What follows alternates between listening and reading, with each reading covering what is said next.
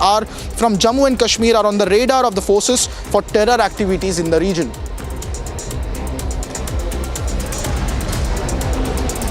Two accused have been arrested after a jeweler was robbed 2 days ago in Katanil, Delhi. He was robbed for a total of 35 lakh rupees. The money has been recovered by the police as well as the weapons that were used for the robbery. All four of the accused fled for different countries after executing the robbery. However, the police arrested them from Jind, Rohtak, Baghpat and Bhadod. 9 individuals have been declared dead after a big attack took place under the Meghnagar in town of Jhabua in Madhya Pradesh. A cement-filled trolley overturned on an eco-van which caused the accident. The accident took place at around 3 o'clock at night. A total of 11 people were on the eco-van and 2 people have been hospitalized in the Thandla hospital.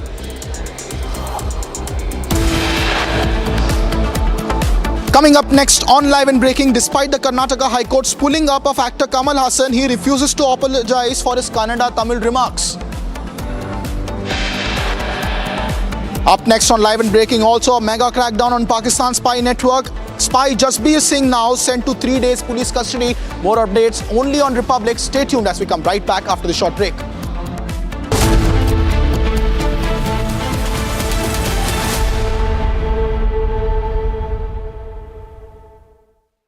Amity University has one of India's largest merit scholarship programs for brilliant students. Over 9,000 students with 90% plus in their 12th boards are currently at Amity, benefiting from the culture of academic excellence and focus on research and innovation. To be with like-minded students who want to be successful, apply at amity.edu/scholarships. MDH की हल्दी मिर्ची धनिया करे कमाल, ये रंग दे, ये खुशबू दे, ये तीखा, ये कम पड़े, क्या निराला MDH masala. This should not come as surprising or shocking. The removal of Bangabandhu Sheikh Mujibur Rahman's picture from the currency notes of Bangladesh. This is part of the well-planned and ongoing effort by the usurper Yunus regime to erase and banish the legacy of the man who is known as the founding father of the Bangladeshi nation. Muijb was the national hero of the 1971 Liberation War. He spearheaded the movement to liberate what was then the eastern wing of Pakistan from the Punjabi hegemony and vice-like grip over power that the western part had over the Bengalis. It is a double jeopardy for the well-meaning Bangladeshis that this is being heaped upon them. Since coming to power, Yunus government has been seeking to systematically remove Muijb from public memory.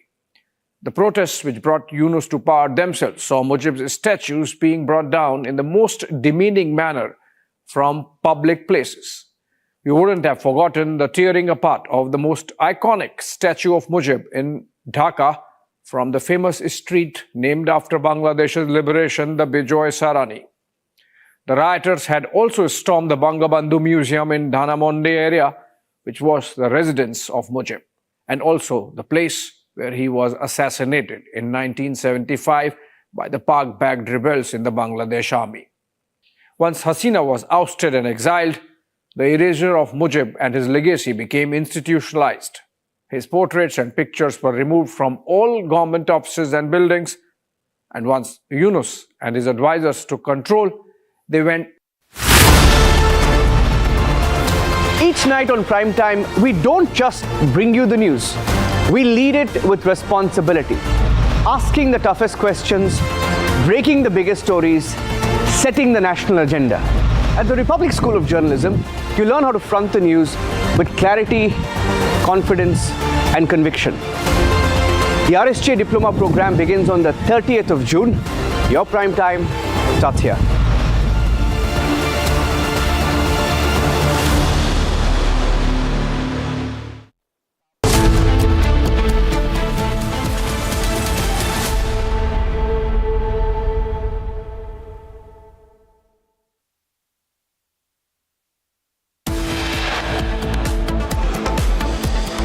Despite Karnataka High Court pulling up actor Kamal Haasan, he refuses to apologize over Kannada remark.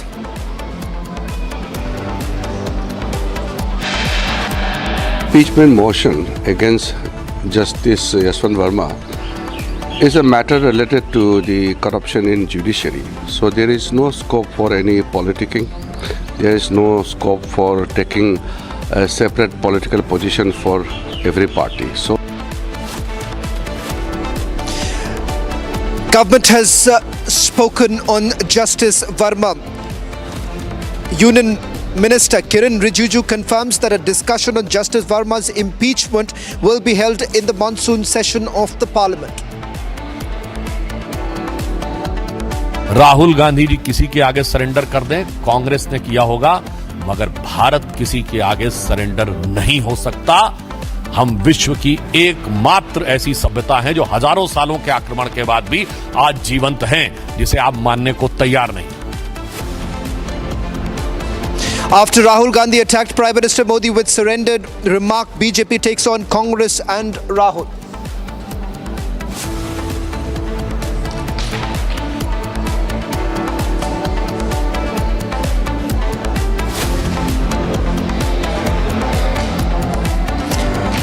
Chief Justice of India B.R. Gawai warns judges taking government posts retirement, says that it shakes public trust in judiciary.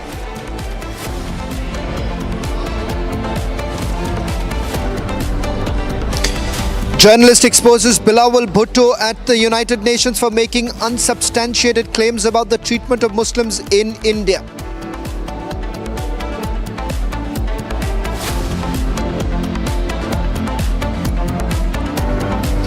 Mega crackdown on Pakistani spy network. Pakistani spy Jasbir Singh sent to 3 days police custody.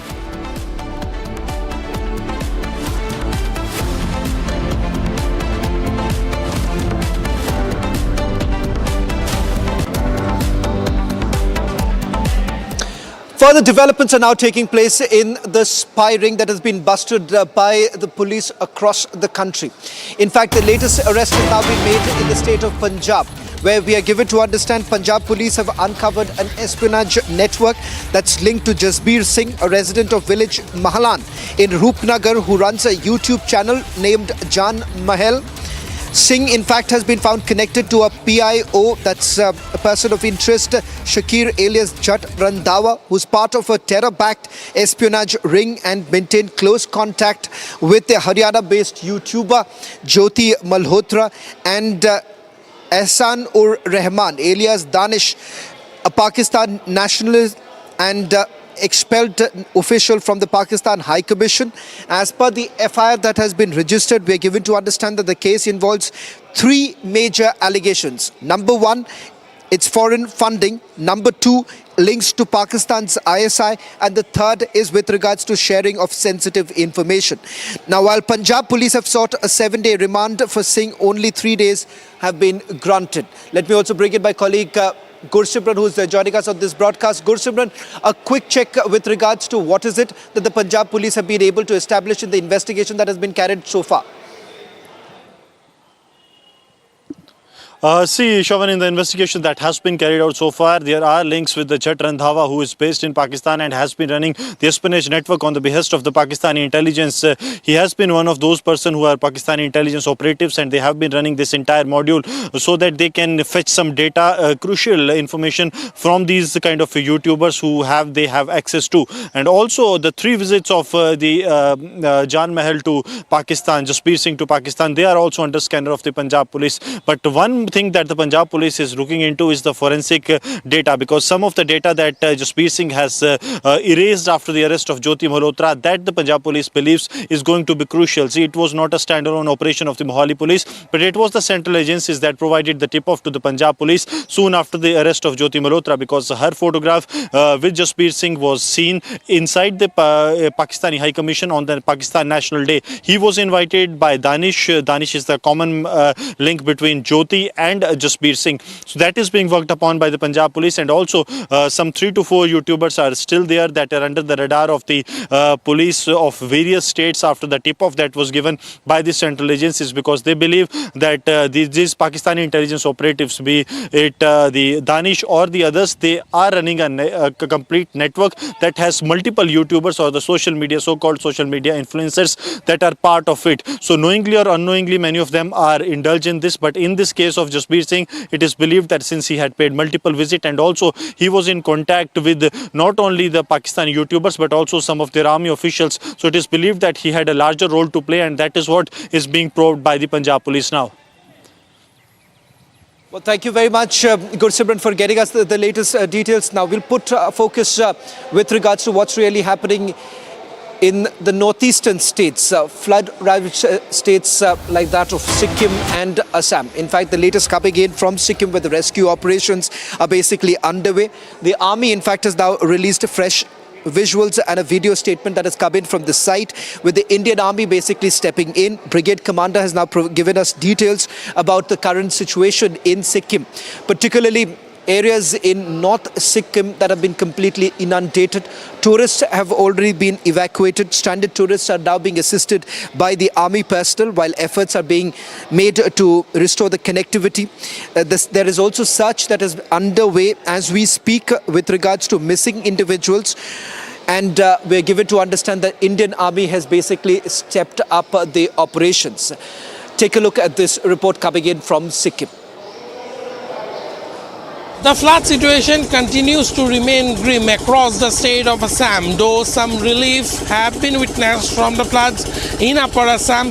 Most parts of Lower Assam as well as the Barak Valley remains underwater.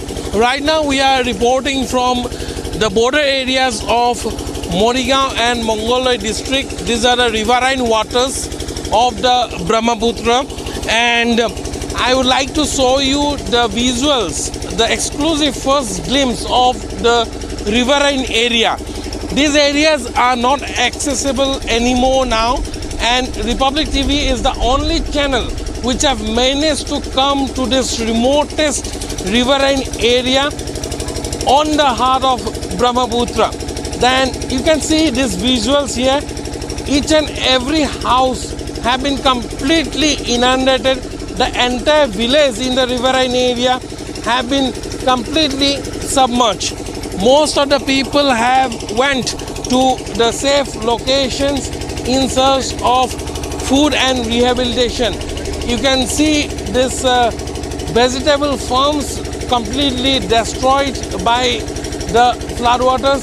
Here, boats are the only way of transportation now, and people are living in immense hardship. Some people have made their homes on the stilted bamboos, and on this bamboo stilts now they are living day or night. It doesn't matter here because all that they can see 24/7 in this riverine area is the rising level of the Brahmaputra.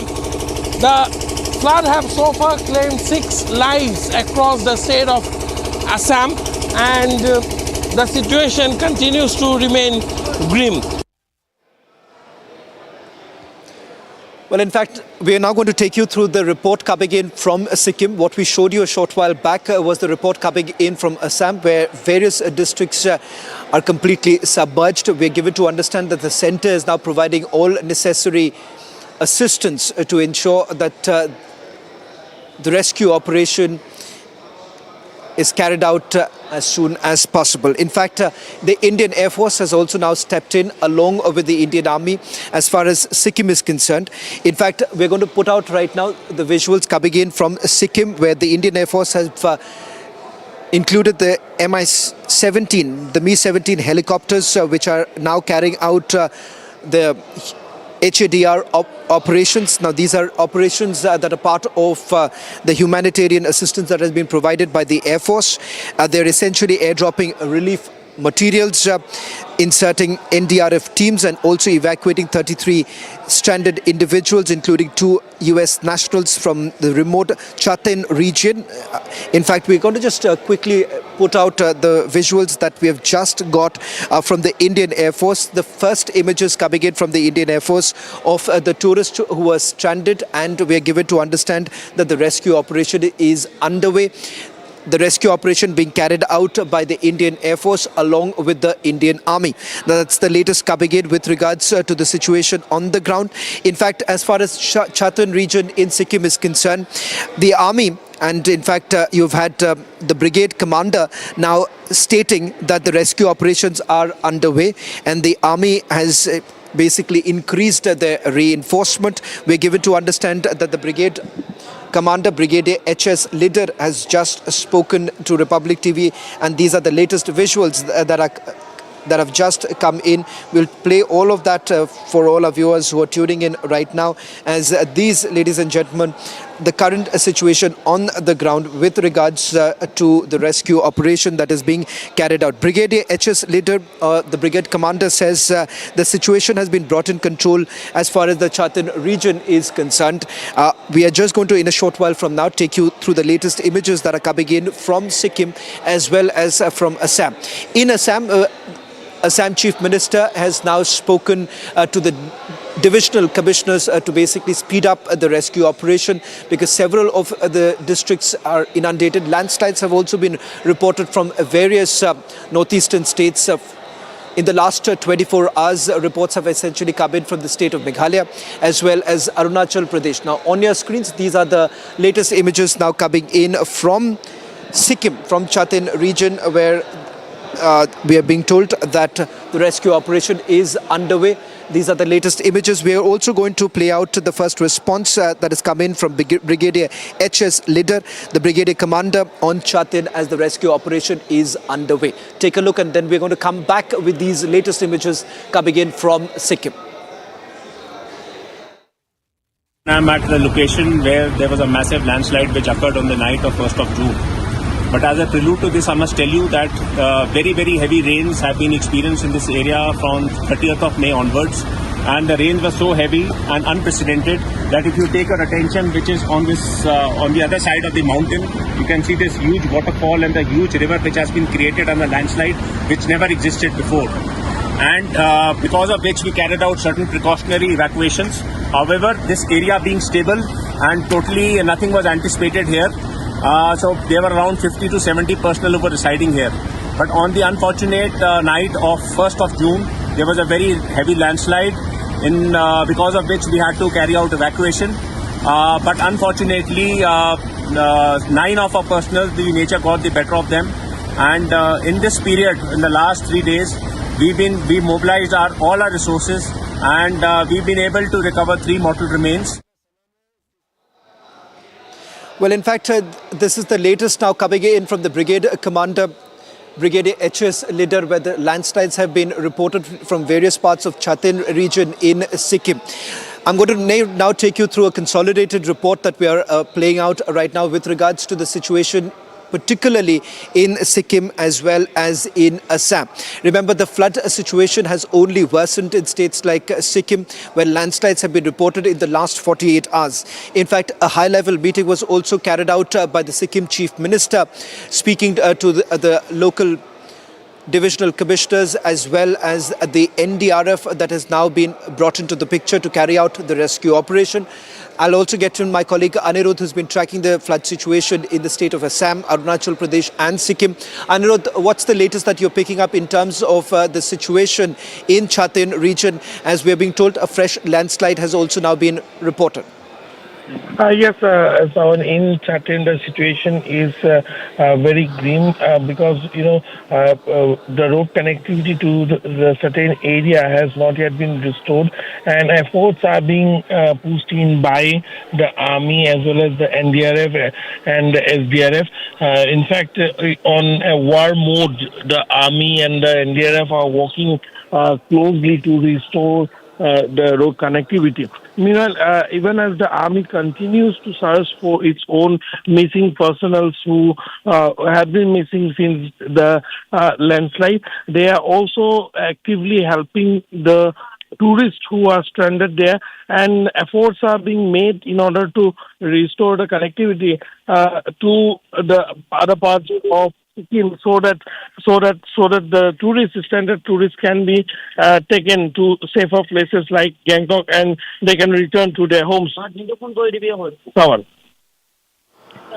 Well, in fact, Anirudh, I'll request you to stay on with us because I'm given to understand that the army has also reached Lachen area where 113 stranded tourists have also been evacuated. If we can also put that out as the breaking news now coming in. 113 stranded tourists have been just evacuated a short while back. We're given to understand that the army personnel have established a walkway, and this walkway is towards the northern Sikkim's Lachen village. Now this village was completely cut off due to the multiple landslides that were triggered by the raid in Mangan district, and there we are being told that 113 tourists were stranded, and in fact they have been evacuated right now.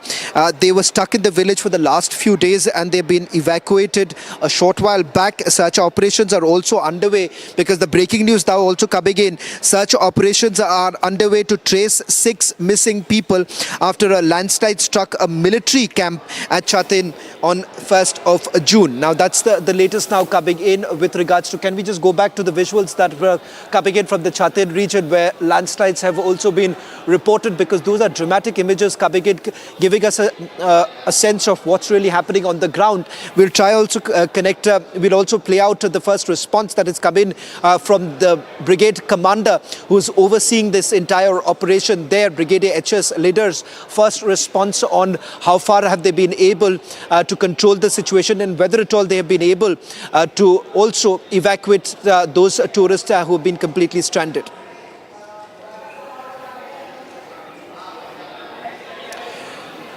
Let's play out the response coming in right now from Brigadier HS leader. Also, as we are getting a confirmation that 113 tourists who have been evacuated from Lachen, that's from North Sikkim. Remember, North Sikkim has been one of the worst affected areas. Brigadier HS leader's first response after we did send a question to the brigade commander with regards to what's the current situation like on the ground. And this is the response coming in from the army commander. I'm at the location where there was a massive landslide which occurred on the night of 1st of June. But as a prelude to this, I must tell you that very, very heavy rains have been experienced in this area from 30th of May onwards. And the rains were so heavy and unprecedented that if you take your attention, which is on this on the other side of the mountain, you can see this huge waterfall and the huge river which has been created on the landslide, which never existed before. And because of which we carried out certain precautionary evacuations. However, this area being stable and totally nothing was anticipated here. So there were around 50 to 70 personnel who were residing here. But on the unfortunate night of 1st of June, there was a very heavy landslide because of which we had to carry out evacuation. But unfortunately, 9 of our personnel, the nature got the better of them. And in this period, in the last 3 days, we mobilized all our resources, and we've been able to recover 3 mortal remains. Well, let me also now take you through these latest images that are coming in from Chatin region as the landslides have just been reported a short while back. We're also getting in the first statement coming in from the Indian Air Force. The Air Force has now responded saying that they have pressed into action Mi-17 helicopters and they're carrying out the humanitarian assistance operations, airdropping relief materials, and they have also brought in NDRF, additional NDRF teams have been brought in. And from another region, from where these latest visuals are coming in, 33 stranded individuals have been taken out. They've been evacuated from the Chatin region. Can we put this breaking news now coming in? A confirmation coming in from the Indian Air Force, 33 tourists stranded individuals, which also includes 2 US nationals. That's the breaking news now coming in. 33 of them have been evacuated from Chatin region, and that's the latest visuals that you see on your screen. Let's fire the breaking news now coming in. We have a confirmation coming in from the Indian Air Force of 33 tourists, including 2 US nationals who have now been saved. They have been evacuated, taken to a safer area. Let me also bring in Anirudh, who's getting us the latest details. Anirudh, another breaking news now coming in. The Air Force has confirmed that 33 tourists have been evacuated, and this includes 2 US nationals. Can you help us understand which are the worst affected areas in Sikkim right now? See, North Sikkim has been the worst affected area as far as these landslides are concerned, and heavy downpour of rain had also been difficult for the Air Force or the Army to use helicopters in the rescue mission. But as the weather condition has improved slightly today, the Mi-17 helicopters were pressed into action, and they have been able to rescue more than 30 stranded tourists, as you have already said. Meanwhile, efforts are also on to clear the roads so that more and more tourists can be rescued. And there were at least close to 1,000 tourists who got stranded, and out of them, more than 100 have been already rescued, and a huge number of tourists are still stranded, and they are being catered by the army, and all the medical assistance are also being provided to them. And as there is an emergency-like situation in North Sikkim and areas like Lassen, which was completely cut off. In fact, Satan was also cut off because multiple minor landslides have also blocked several stretches of the road that goes to Satan and Lassen. So that is the reason why a lot of challenges are being faced, but all the agencies are on war footing, and they have been able to mitigate a lot of the stress that initially which was caused. Sawan.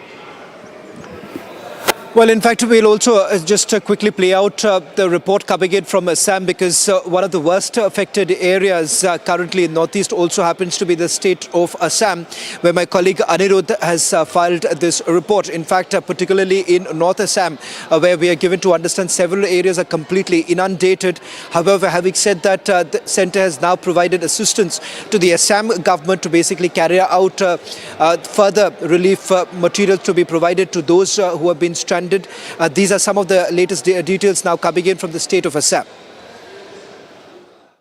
The flood situation continues to remain grim across the state of Assam, though some relief have been witnessed from the floods in Upper Assam.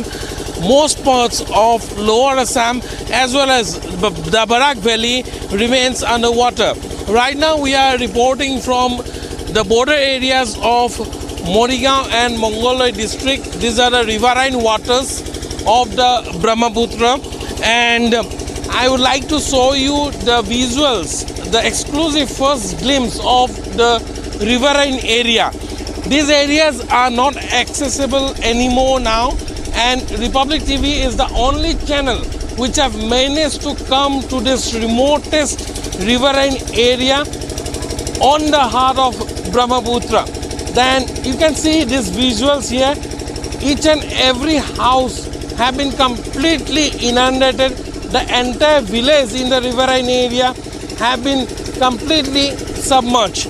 Most of the people have went to the safe locations in search of food and rehabilitation. You can see this vegetable farms completely destroyed by the floodwaters. Here, boats are the only way of transportation now, and people are living in immense hardship. Some people have made their homes on the stilted bamboos, and on this bamboo stilts now they are living day or night. It doesn't matter here because all that they can see 24/7 in this riverine area is the rising level of the Brahmaputra. The flood have so far claimed 6 lives across the state of Assam, and the situation continues to remain grim.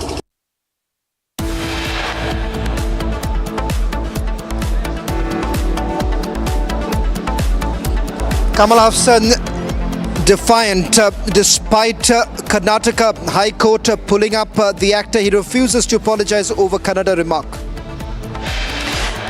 Journalist exposes Bilawal Bhutto at United Nations for making unsubstantiated claims about the treatment of Muslims in India.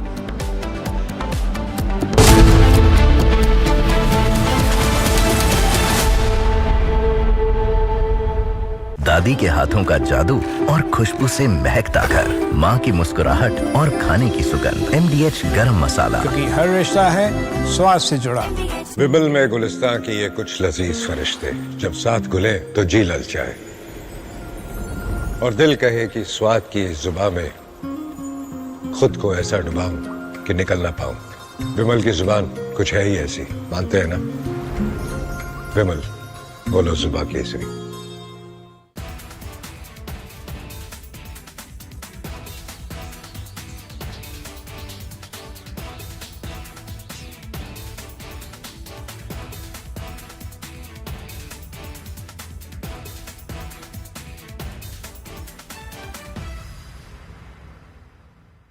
This should not come as surprising or shocking. The removal of Bangabandhu Sheikh Mujibur Rahman's picture from the currency notes of Bangladesh.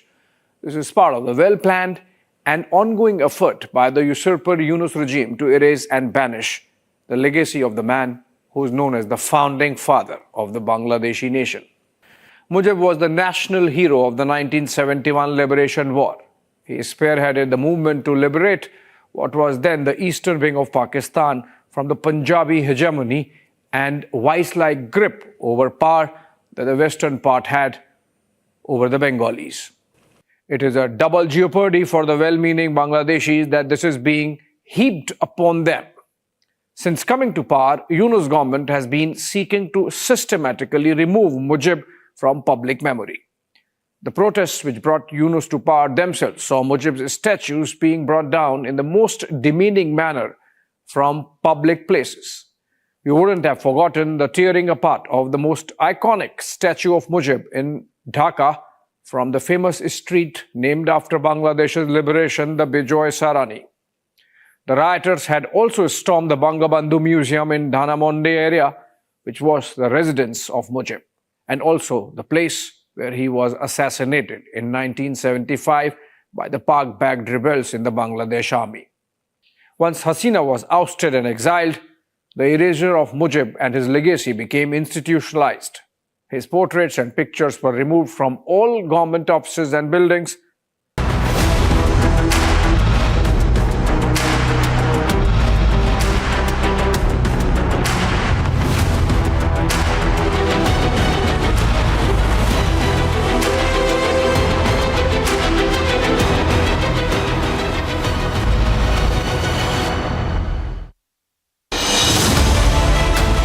Seen it, what it takes to report from the front lines. Accuracy, urgency, courage, responsibilities. At Republic School of Journalism, you'll be trained for that reality. It's not theory, it's live learning inside a working newsroom from the day one. If you want to report the truth when it matters the most, RSJ is where you begin. Course begins on June 30th. Apply now. Amity University has one of India's largest merit scholarship programs for brilliant students. Over 9,000 students with 90% plus in their 12th boards are currently at Amity, benefiting from the culture of academic excellence and focus on research and innovation. To be with like-minded students who want to be successful, apply at amity.edu/scholarships. मेरी नई Hyundai Exter. अरे तुमने भी तो कल नई car ली है ना? उसमें भी तो होगा ना ये वॉइस इनेबल सनरूफ? है ना अंकल?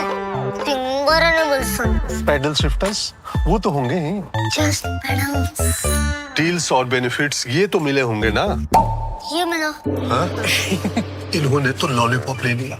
क्या आप भी लेना चाहोगे? बिल्कुल नहीं। तो जल्दी चले आओ हुंडई शोरूम। आपकी फेवरेट हुंडई कार्स पर मिल रही है अमेजिंग डील्स। वैसे लोगे तो आप हुंडई ही, चाहे दिल की सुनो या डील्स की। विमल में गुलिस्तान के ये कुछ लजीज फरिश्ते जब साथ घुले तो जी ललचाए और दिल कहे कि स्वाद की जुबान में खुद को ऐसे डुबाऊं कि निकल ना पाऊं। विमल की जुबान कुछ है ही ऐसी, मानते हैं? विमल, बोलो जुबान कैसी? आधे बाउल दही में 4 चम्मच MDH चटनी पुदीना मसाला डाला, स्टर करो, पुदीना चटनी तैयार। MDH चटनी पुदीना मसाला।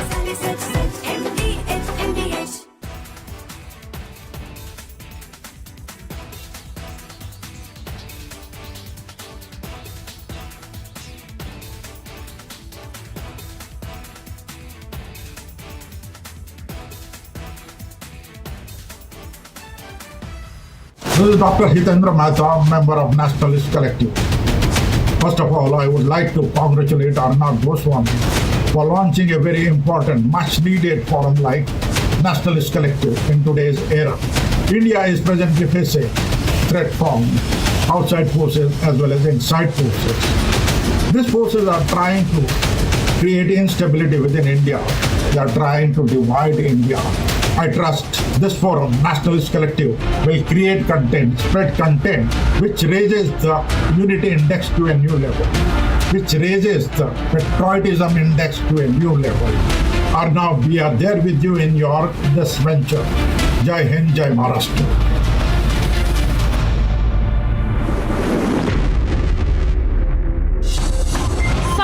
Is here. Is your home ready for the heat? Keep your roof cool and your home comfortable all summer with Roof Cool and Seal.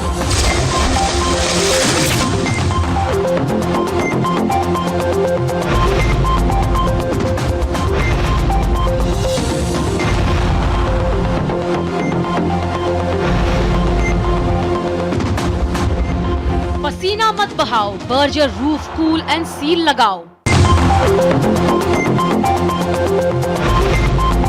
India's largest news headquarters, setting the agenda for Bharat.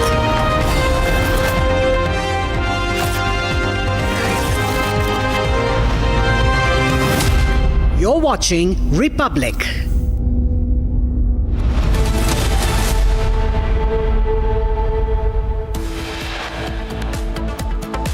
Despite Karnataka High Court pulling up actor Kamal Haasan, he refuses to apologize over the Kannada remark. Impeachment motion against Justice Yashwant Verma is a matter related to the corruption in judiciary. So there is no scope for any politicking. There is no scope for taking a separate political position for every party. So Official confirmation from the centre. Kiran Rijiju, Union Minister, confirms a discussion on Justice Verma's impeachment will be held this monsoon session.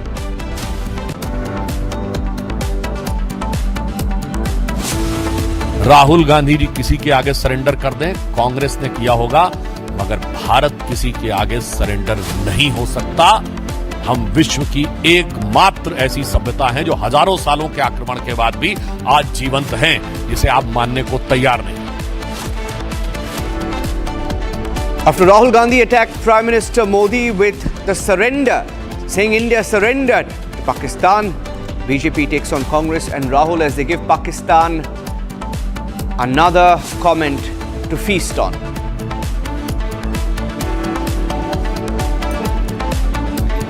Chief Justice of India B.R. Gawai warns judges taking government posts post-retirement, says that shakes public trust in judiciary.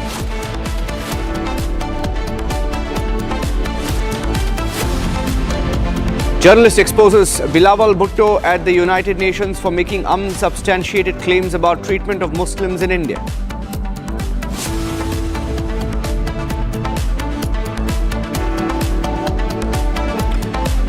Crackdown continues on Pakistan's spy network in India. Another spy, Jasbir Singh, sent to 3-day police custody.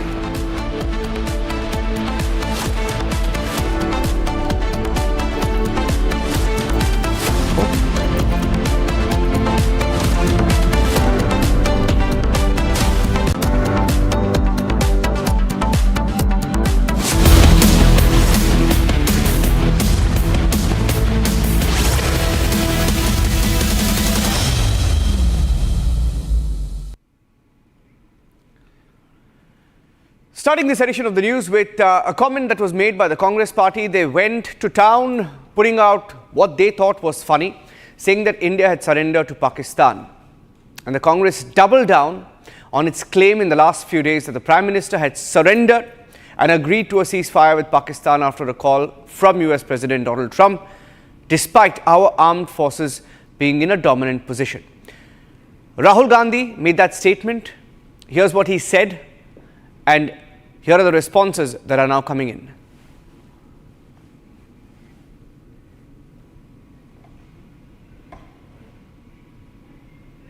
इस वालों को अब मैं अच्छी तरह जानता हूं। इन पर थोड़ा सा दबाव डालो, थोड़ा सा धक्का मारो, डर के भाग जाते हैं ये लोग। जैसे उधर से ट्रंप ने एक इशारा किया, फोन उठाया, कहा मोदी जी क्या कर रहे हो?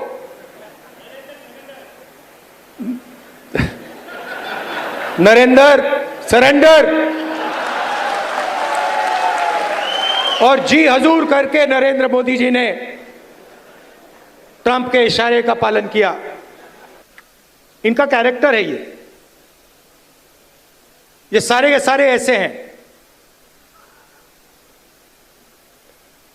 आजादी के समय से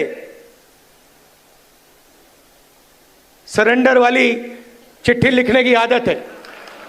एक सेकंड में थोड़ा सा दबाव पड़े, भैया ये लो, कांग्रेस पार्टी सरेंडर नहीं होती है।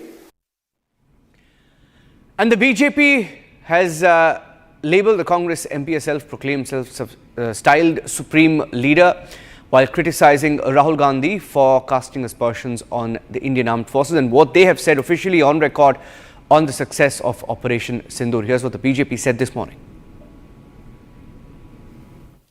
राहुल गांधी जी का यह कहना सेना का सरासर अपमान है। मैं कांग्रेस पार्टी से पूछना चाहता हूं, ऑपरेशन सिंदूर की सफलता की घोषणा सेना ने की है, भारत सरकार ने नहीं की है, भारतीय जनता पार्टी के किसी प्रवक्ता ने नहीं की है। जैसे आपके प्रवक्ता अब अचानक सोकर जागने लगे, अपने जमाने क्या क्या बातें बोले, तो मैं पूछना चाहता हूं, आपने सरेंडर शब्द यूज करके सेना का अपमान किया है या नहीं? क्योंकि सीधे सीधे जब आपने सेना के बयान को सरेंडर से तुलना किया है, इसका मतलब भारत और भारत की सेना का सर झुकाने का वो काम और इसके लिए वो शब्द जो पाकिस्तान की सेना, पाकिस्तान के आतंकवादी संगठन और यूएन सिक्योरिटी काउंसिल के द्वारा डिजिग्नेटेड आतंकवादी जैसे मौलाना मसूद अजहर और हाफिज सईद भी नहीं बन कर पाए हैं, तो आप क्यों उनके मुहाफिज बनने की कोशिश कर रहे हैं? और मैं दूसरा बताना चाहता हूं राहुल गांधी जी से कि अगर आपको यह समझना है सरेंडर, तो याद करिए राहुल गांधी जी केवल 2 साल पहले आप विदेश में गए थे और आपने कहा था, why the defenders of democracy America and Europe are silent and not interfering in India. यह था सरेंडर। 15 जुलाई 2011 को आपने कहा, it's impossible to totally control terrorism. यह था आतंक के आगे सरेंडर। 26/11 के हमले के बाद आपकी सरकार ने शर्म शेख में कहा कि कंपोजिट डायलॉग प्रभावित नहीं होगा आतंकी घटनाओं के साथ। यह था आतंक की मानसिकता के साथ सरेंडर। 1995 में नरसिम्हा राव सरकार के समय एक फोन आया और भारत ने अपना एटॉमिक एक्सप्लोजन रोक दिया, यह था सरेंडर। 1971 में 93,000 प्रिजनर ऑफ वॉर थे। 1971 में 93,000 प्रिजनर ऑफ वॉर थे, फिर भी पीओके क्यों सरेंडर कर दिया? छंब का 160 किलोमीटर का एरिया जीता हुआ क्यों सरेंडर कर दिया? 13,000 किलोमीटर पाकिस्तान के पंजाब और सिंध का जीता हुआ क्यों सरेंडर कर दिया? 54 हमारे सैनिकों को वापस नहीं लिया, उन्हें क्यों सरेंडर कर दिया? 1965 में जीता हुआ हाजीपीर का दर्रा सरेंडर कर दिया।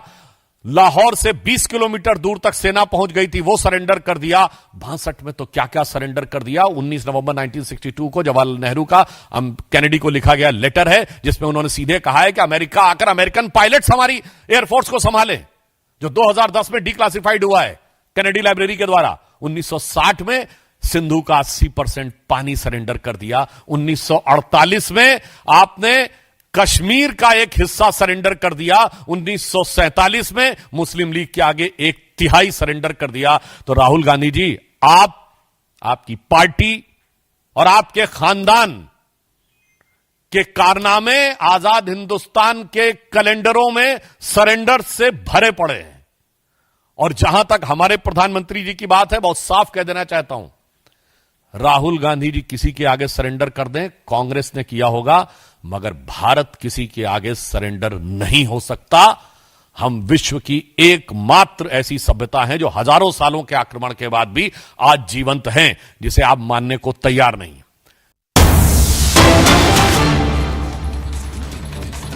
Getting in some breaking news now as Pakistan seeks more funds, begs for more funds. India has opposed the Asian Development Bank, the ADB, funding to Pakistan. India has expressed concerns about misuse of ADB resources by Pakistan and has raised concerns that ADB resources could be used for military purposes by Pakistan. Now, this is not the first time that India has spoken out, especially on the back of Operation Sindhu, after the IMF funding, despite the strict conditions that were put forward by the IF, not this time around, but a year after year, Pakistan has flouted norms, and there is a reason why they're asking for money. They need it for their military. It's clear. Abhishek, can Pakistan be taken at face value, given all the funding over the years and the different conditions that were set? Have they followed any of them? Absolutely not. They should not be taken at their face value, Niranjan, and it's really unfortunate that it keeps happening again and again and again. Remember, 33 years of IMF, out of which 24 years Pakistan has taken loan. Obviously, had they met the conditions, had they used those funds judiciously, they would have come out of this vicious cycle of taking loans, but they have not. Recently, we had Pakistan Prime Minister Shehbaz Sharif, just I think 3 or 4 days back, saying that the nation has become habitual of begging, going out with a begging bowl and seeking loans from organizations and even friendly nations. Also, it has been seen, and this is part of India's, petition, so to say, to the Asian Development Bank, that the number of years, the years in which Pakistan has got these loans, either from the IMF or the ADB, there has been a commensurate spike in their defense budget. Also the fact that if you look at the last 10 years of their financial mismanagement, their tax to GDP ratio has gone down, and it's way below the Asia Pacific benchmark of about 19%. The Pakistani figure is standard at about 9 or 10%. So this is a clear case of absolutely irresponsible government there, fully in the grip and control of the Pakistan army. And so whatever loans they give, given the fungibility, the nature of these loans and the manner in which they can be siphoned off through those development projects. We have seen, for example, some of these funds in Ranchi directly going to what is called charitable organization in Pakistan, but essentially acts as front for fundraising for these terror organizations like the Lashkar-e-Taiba and Jaish-e-Mohammed. So I think it's really unfortunate that again and again those loans keep coming. Maybe there is an element of geopolitics there, and China's role could be there. United States might be winking, but unfortunate that this keeps happening. India, of course, registering its protest like we did in the case of IMF, so this time in the case of ADB also. Thank you for joining us with those inputs, Abhishek. Disturbing, in fact, billions being pumped into Pakistan on the back of Operation Sindhu and the terror attacks that are being carried out on Pakistani soil. Pictures that have shown that terror groups are active once again, especially and even on the sites where India struck. They have started to realign. Moving on to the other fallout of Operation Sindhu, the strikes by India. Technical analysis of the data available with our forces. The Indian Air Force has reportedly destroyed 6 Pakistani fighter jets, including 2 F-16s and a JF-17 Thunder.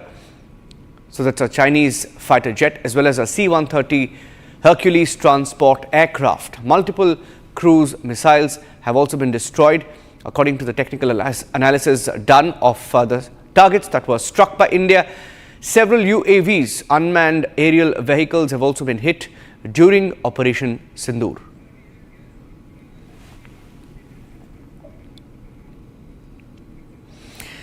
Okay, we have Colonel S.P. Raghav joining us on the broadcast as we get you the details. In fact, more and more details emerging. They continue to emerge. Colonel Raghav, your assessment of the full picture that's now unfolding. All right. During Operation Sindhu on 6 and 7, Pakistan suffered a significant military losses, damaged the headquarters of terrorist university, that is their terror camps, where they were organizing, training, directing, that is 9 training headquarters of militants or terrorists were damaged, and 11 airbase. Pakistan suffered, leading to a substantial losses, and air 6 aircraft, their fighter jets, they were shot down, and 2 high-value aircraft were also suffered losses. Number 3, there is a 10 unarmed combat vehicle were also shot down, and 1 C-130 was also shot down. Besides this, there is a ground installation losses and the forward losses also, the forward areas were in LOC. And there was a significant losses in the POK as well as in the Punjab, as well as it goes to the Sindh. Yeah. That is So I'm getting some more breaking news update. Colonel Raghav, just stay with me, sir. I have another breaking news update that I'm getting in right now, where my colleague Shawan Sen is also joining us with more details. Shawan, is this also being acknowledged now by Pakistan? The number of jets that were shot down, have they gone on record with that number? So, first let me explain, Niranjan, how do we really come to this kind of a conclusion with regards to what the Pakistanis have lost? Now, this is an assessment that has been based on some of the responses that have come in from the Pakistani side. In fact, tenders have already been floated by the Pakistanis with regards to the damages that have been inflicted upon them, particularly about the airstrips. And of course, you also have several of their hangars in these very air bases that have been completely destroyed. And because of that, we are given to understand that there is an initial assessment that has been made by the intelligence agencies here in India. Now, the other important aspect is with regards to what the Pakistani Air Force has also admitted publicly with regards to the damages that have been inflicted upon them. While they say that, this is part of the damage that was inflicted after. This was during the Operation Sindhu, but they basically passed it on by simply saying that we've had more aircraft losses. But the reality is this, that their own tenders that they have basically floated right now is a clear indication of the losses that they have incurred. In fact, they are also putting in some money as far as rebuilding Bahawalpur is concerned at the headquarters. Shawan, there is a breaking news in this regard. Just stay with me because I have a breaking news in exactly this regard, because we're getting in news now that NOTAM, let me tell you what NOTAM is. NOTAM is notice to all airmen. Pakistan has issued a new notice to airmen over Rahim Yar Khan. Over Rahim Yar Khan, the runway is offline till the 20th of June, which is another acknowledgement, another confirmation, Shawan, that they have been hit hard by India even over Rahim Yar Khan. I have the NOTAM, that is the notice to airmen. Basically, airspace over Rahim Yar Khan and the runway will be, shut. There is a restriction over Rahim Yar Khan, the usage of the Rahim Yar Khan airspace. And from the details that I have, the runway is not available for flight operations due to work in progress, WIP, or work in progress, which is a confirmation and admission that their airbase was hit hard. The runway was destroyed in the precision strikes. Shawan. Well, in fact, multiple airstrips, not just Rahim Yar Khan, Nurian Khan base, also the Skardu airstrip, all of them have been completely damaged. Now, the worst has been inflicted upon Skardu, because remember, from Skardu, they essentially carry out all such operations. In fact, remember, when the swarm of drones that we saw coming towards the northern side, most of it was actually coming in from Skardu. We are given to understand that over the next couple of months, not just 1 or 2 months, several months put together, the airstrip in Skardu will be completely non-functional. This is in Pakistan-occupied Kashmir. So what we are given to understand is that tenders have now been floated where they have given a contract period of 6 months to basically redraw these airstrips, make them functional as soon as possible. But if you simply go by the tenders, they are not going to be operational for the next couple of months, which, remember, cripples their entire air functioning. In fact, their air operations, particularly in Pakistan-occupied Kashmir, has been completely crippled. And they are basically looking at alternative sites to ensure that some sort of surveillance can be carried out from those very areas. There have been multiple meetings that have now been called by the Pakistani Air Force. In fact, there was a joint committee meeting that was conducted in Pakistan to basically look into how they can perhaps salvage the situation, because they are in no position to be able to complete the work in the next few weeks. Yeah. In fact, we had those videos and photos also with us, Shawan, and which was also shared and acknowledged by the Pakistani media, the Pakistani reporters as well of the Rahim Yar Khan Airbase when we struck it. It was completely flattened. You will remember those pictures. Now, these are also some other pictures of the Rahim Yar Khan Air. That is the runway that you see there. Precision strikes on the runway. There is a precision of the strike that was conducted by our armed forces, hitting the runway, hitting critical military infrastructure. And the impact has been such that it's still under repair. They have closed airspace over Rahim Yar Khan till the 20th of June, which means another almost 2 weeks. 2 weeks and more. 2 weeks and more, the runway will remain shut. And this is a big setback for Pakistan. Shawan is still with us. We'll try and go across also to Major General J.D. Bakshi, who will be joining us live. But Shawan, coming back to you, this was one of the... And the Prime Minister had also made that statement. Shawan, the Prime Minister had made that statement saying that Rahim Yar Khan Airbase is an ICU. You remember that statement he made a few days back when the first time when he spoke, I think it was in the Bikaner rally. The Prime Minister said Rahim Yar Khan Airbase is an ICU. Right? These are acknowledgements that are being done almost a month into the strikes. Well, in fact, the other important aspect is that in part of their propaganda material, they inadvertently perhaps let the world know that they've got struck at various other places, not just the places that we spoke about. And additionally, about 7 to 8 such locations where they've actually got hit. And that is the reason why the Pakistanis are in complete trouble at this point in time. Because remember, their air operations, particularly as far as Rahim Yar Khan is concerned or Noor Khan base, these are bases that have been completely demolished. And this is not very far away from their military headquarters. And that is the reason why, remember, they are in a worried situation. Now, there are several reports also suggesting that the Americans had actually stepped in for some sort of an assistance. Now, these are reports really coming in. The Pakistanis have not really spoken much about it. But having said that, remember the clear picture basically emerging right now, that their air operations have now been crippled to such an extent that over the next few months, not just 1 month, over the next few months have taken a huge toll. And that is the reason why these tenders have now been floated by the Pakistanis, where the clear tender, contract terms that have been put, that over the next few months itself, they are supposed to complete the work. They've invited the contractors.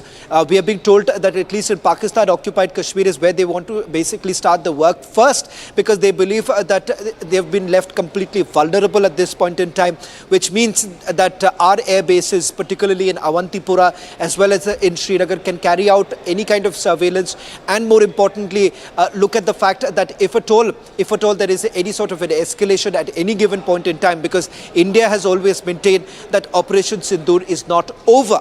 And that is the reason why for them, for the Pakistanis right now, it is clearly a situation where they're extremely vulnerable. They've also reached out to the Chinese, as what we are being told. There have been meetings that have taken place over the last 48 hours with the Chinese, seeking for some sort of an assistance on this entire issue. Yeah. Okay, Shawan, thank you for joining us. In fact, the first time that they shut the runway was, immediately after the strikes. They said that the runway is inoperational till the 6th of June. Today is just the 4th, and they're saying it's still inoperational till the 20th, which tells you that they're in a bad shape, essentially. Let's move on now. And we have a big story lined up. The Chief Justice of India, B.R. Gavai, has defended the collegium system and has also cautioned judges accepting post-retirement jobs. Well, he is defiant. Kamal Haasan, actor, politician, despite being pulled up by the court, getting slammed, he's defending his statement that Kannada was born out of Tamil. What a shame.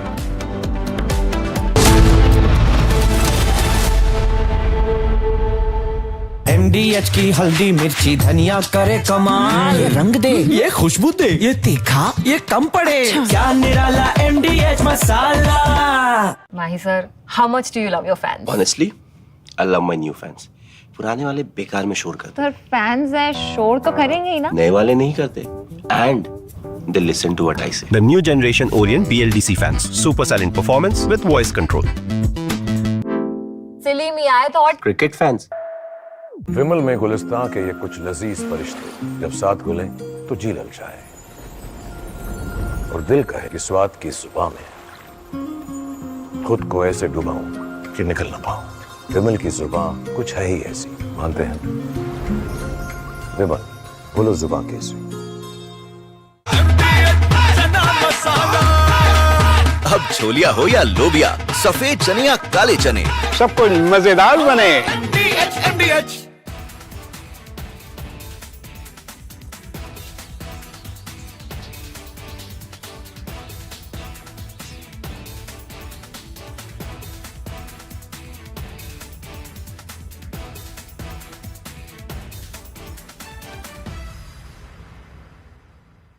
This should not come as surprising or shocking. The removal of Bangabandhu Sheikh Mujibur Rahman's picture from the currency notes of Bangladesh.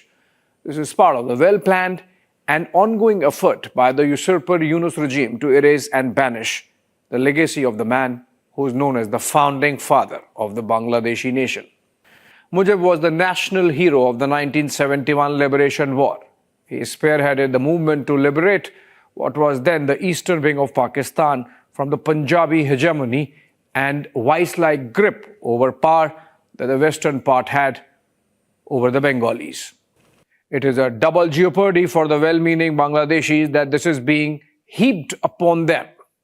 Since coming to power, Yunus government has been seeking to systematically remove Muijb from public memory. The protests which brought Yunus to power themselves saw Muijb's statues being brought down in the most demeaning manner from public place.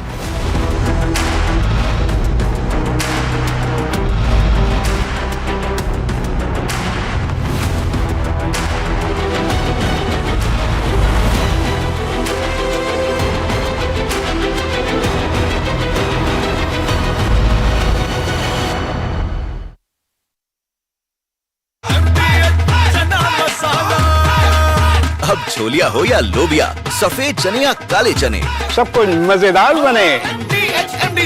विमल में गुलिस्तां की ये कुछ लजीज फरिश्ते जब साथ घुले तो जी ललचाए और दिल कहे कि स्वाद की इस जुबान में खुद को ऐसा डुबाऊं कि निकल ना पाऊं। विमल की जुबान कुछ है ही ऐसी, मानते हैं ना? विमल, बोलो जुबान Kesari. This should not come as surprising or shocking. The removal of Bangabandhu Sheikh Mujibur Rahman's picture from the currency notes of Bangladesh. This is part of the well-planned and ongoing effort by the usurper Yunus regime to erase and banish the legacy of the man who is known as the founding father of the Bangladeshi nation. Muijb was the national hero of the 1971 Liberation War. He spearheaded the movement to liberate what was then the eastern wing of Pakistan from the Punjabi hegemony and vice-like grip over power that the western part had over the Bengalis. It is a double jeopardy for the well-meaning Bangladeshis that this is being heaped upon them. Since coming to power, Yunus government has been seeking to systematically remove Muijb from public memory. The protests which brought Yunus to power themselves saw Muijb's statues being brought down in the most demeaning manner from public places. You wouldn't have forgotten the tearing apart of the most iconic statue of Muijb in Dhaka from the famous street named after Bangladesh's liberation, the Bijoy Sarani. The rioters had also stormed the Bangabandhu Museum in Dhanamonde area, which was the residence of Muijb, and also the place where he was assassinated in 1970.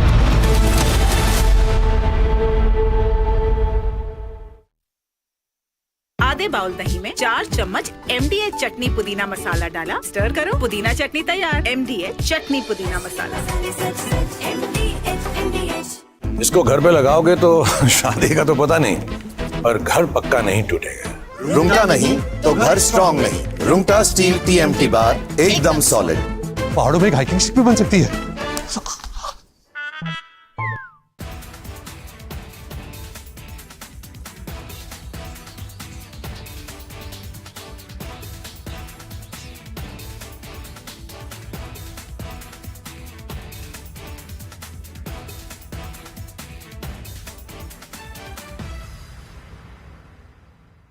This should not come as surprising or shocking. The removal of Bangabandhu Sheikh Mujibur Rahman's picture from the currency notes of Bangladesh. This is part of the well-planned and ongoing effort by the usurper Yunus regime to erase and banish the legacy of the man who is known as the founding father of the Bangladeshi nation. Muijb was the national hero of the 1971 Liberation War. He spearheaded the movement to liberate what was then the eastern wing of Pakistan from the Punjabi hegemony and vice-like grip over power that the western part had over the Bengalis. It is a double jeopardy for the well-meaning Bangladeshis that this is being heaped upon them. Since coming to power, Yunus government has been seeking to systematically remove Muijb from public memory. The protests which brought Yunus to power themselves saw Muijb's statues being brought down in the most demeaning manner from public places. You wouldn't have forgotten the tearing apart of the most iconic statue of Muijb in Dhaka from the famous street named after Bangladesh's liberation, the Bijoy Sarani. The rioters had also stormed the Bangabandhu Museum in Dhanamonde area, which was the residence of Muijb, and also the place where he was assassinated in 1975 by the Pak-backed rebels in the Bangladesh army. Once Hasina was ousted and exiled, the erasure of Muijb and his legacy became institutionalized. His portraits and pictures were removed from all government offices and buildings, and once Yunus and his advisors took control, they went systematically after other markers of Muijb legacy. The national holidays to mark his birth and death anniversaries, for example, were scrapped.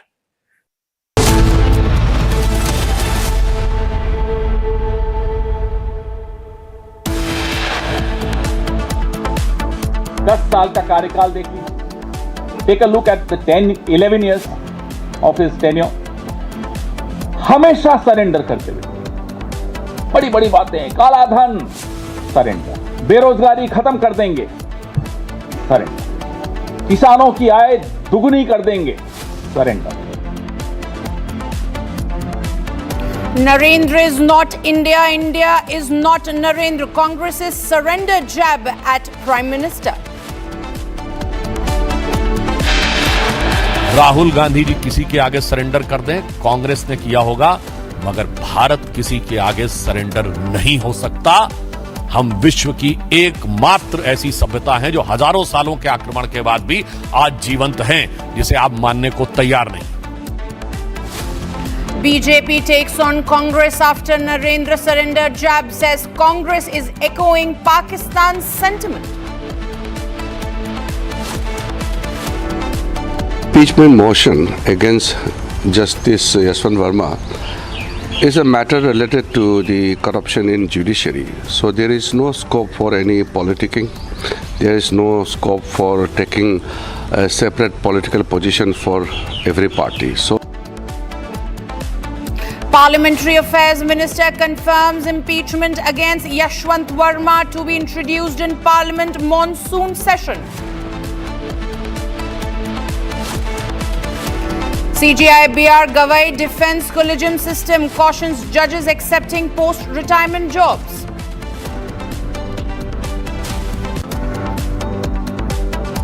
Despite Karnataka High Court pulling up actor Kamal Haasan, he refuses to apologize over Kannada remark.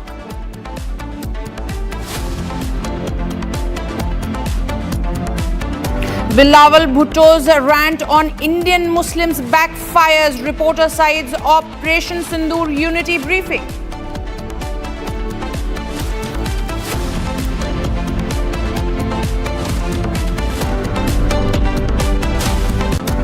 Welcome back, viewers. We are getting breaking news at the moment. According to sources, the BSF Jawan confronted people who were trying to illegally enter into Indian territory through the Chapai Nawabganj border area Now, when this was happening, the BSF Jawan stopped them to enter into the territory. He stopped them from entering the territory just because they were in large numbers.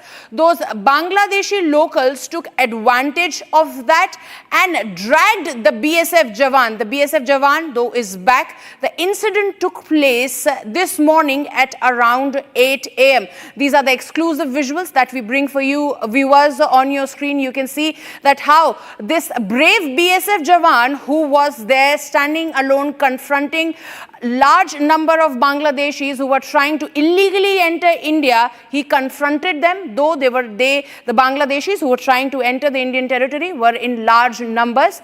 They dragged him to their side. However, the BSF Jawan came back and is now fine. The incident took place around 8 a.m. in the morning. Joining me live on this broadcast is my colleague Akhil. Akhil, you've got that news break for us. Tell us more about what really transpired today at around 8 a.m. when these Bangladeshi nationals were trying to illegally enter Indian territory.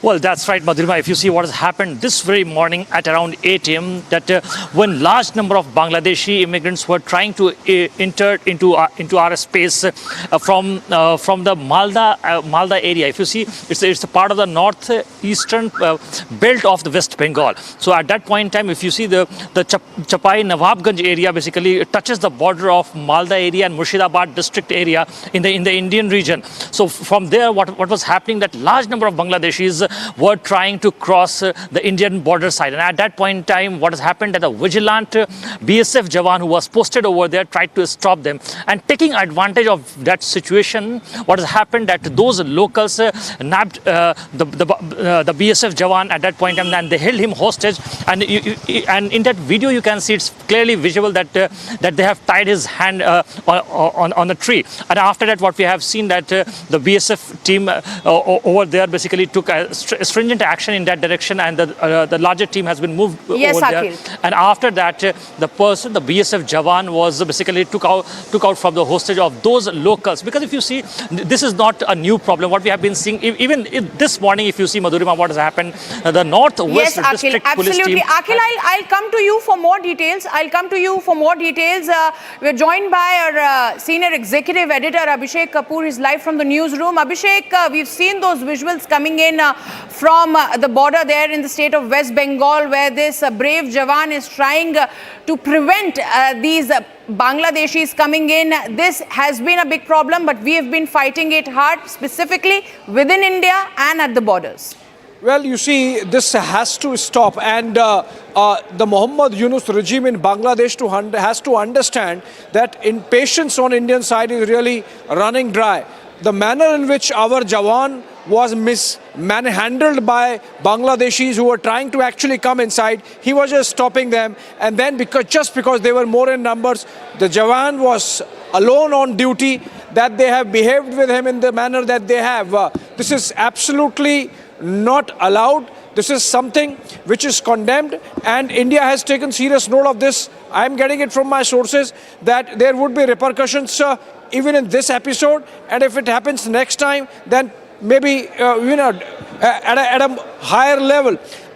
What we are seeing is that while we are carrying out this campaign to get as many Bangladeshis living illegally in India back to Bangladesh, some people there are not liking this. We have seen those rabid radical elements, making speeches against that, and that's also getting reflected in the manner in which Dhaka is winking when our Jawan is manhandled like this at one of those border crossings from where these illegals were trying to get in. So I think this is something which should be, brought to the notice of authorities there in Dhaka, that they have to tell the border guards Bangladesh to behave better. Though of course the Jawan is back. He was rescued, so to say, by the Bangladeshi side and given back. But the way this whole issue of illegals is really panning out, something has to be done by Dhaka, and they better do in a time-bound manner. Kishala is joining us from our Kolkata newsroom. Kishala, How many times has it happened that over the last month we have seen while we are trying to push illegal Bangladeshis back on the other side, there is resistance coming in from those people who are trying to get in, resistance coming in from people who are being sent back, and in fact resistance coming in even from border guards Bangladesh. Well, in fact, Abhishek, this happened last week only twice. Illegal Bangladeshis were being pushed back, and there were problems not only in West Bengal but in Assam as well. There was almost a clash between both the sides where they were not agreeing to take these illegal Bangladeshis back in Bangladesh. So they were just discarding them, and we were trying to push them back because they were illegally trying to infiltrate our land. Now, this particular video, which has been also viral in the social media, we see that the Bangladeshis who tried to infiltrate in the Indian side in Choppa in Nambauganj area on the Bangladeshi side, and in the Indian side, this is the Malda-Murshidabad border. So this is already a sensitive border.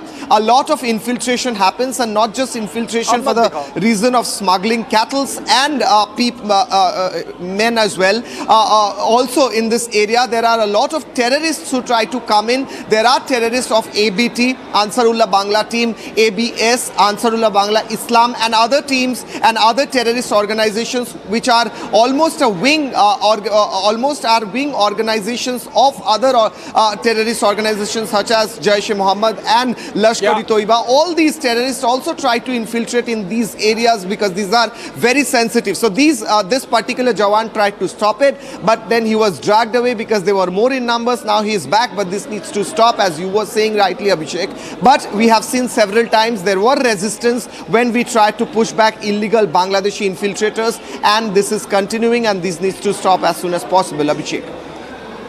Right. I think this is happening even as there is a parallel campaign going on to nab as many of these illegal Bangladeshis who are living across the country. In fact, early in the morning there was an episode in Delhi where the law enforcement agencies crackdown, zeroed down on a place where many of these illegal Bangladeshis were living. For more on this, let's go to Akhil again. Akhil is getting more information. Akhil, from where in the national capital these Bangladeshis have been apprehended? How many are there in numbers? For how long were they living? And what happens next? Are they being deported immediately? Well, absolutely, Abhishek. This is a fresh development that we have seen this very morning, that Northwest District DCP Bhisham Singh has made a press conference, and in that he has clearly mentioned that there were 18 Bangladeshis who were living in the Northwest District area for a very long time. And if you see in that, what we have seen, that there were 4 women as well. And prior to that, if you see in the Southwest District, which is headed by DCP Sridhar Chaudhary, what has happened that last week 88 Bangladeshis were basically identified from that very district. And if you see, out of those 88 people, what we have got to learn, that some of them were even living in those areas for approximately 15 to 16 years. So this is not a new menace which we have been witnessing.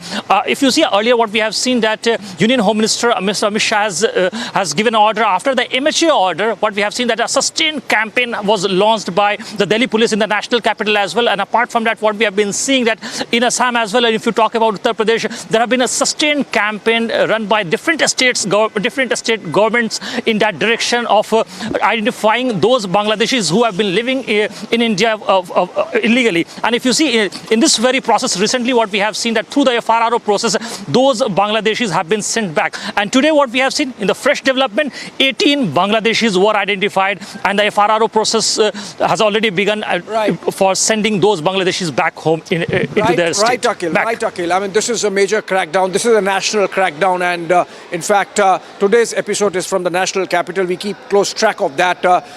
For the time being, I'm handing it over back to Madhurima in the studios. Well, moving on, viewers, Elon Musk, father of tech billionaire Elon Musk, is set to visit the Ram Temple in Ayodhya today, accompanied by his daughter Alexandra Musk. Their itinerary includes visit to the Ram Temple and the nearby Hanuman Giri Temple. Now, Republic spoke to Elon Musk. Take a look at this interview.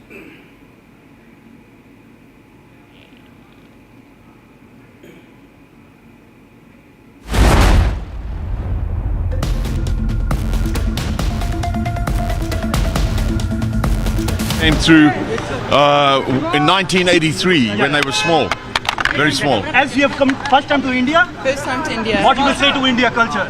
Oh, it's wonderful. It's amazing. I'll be back very, very soon.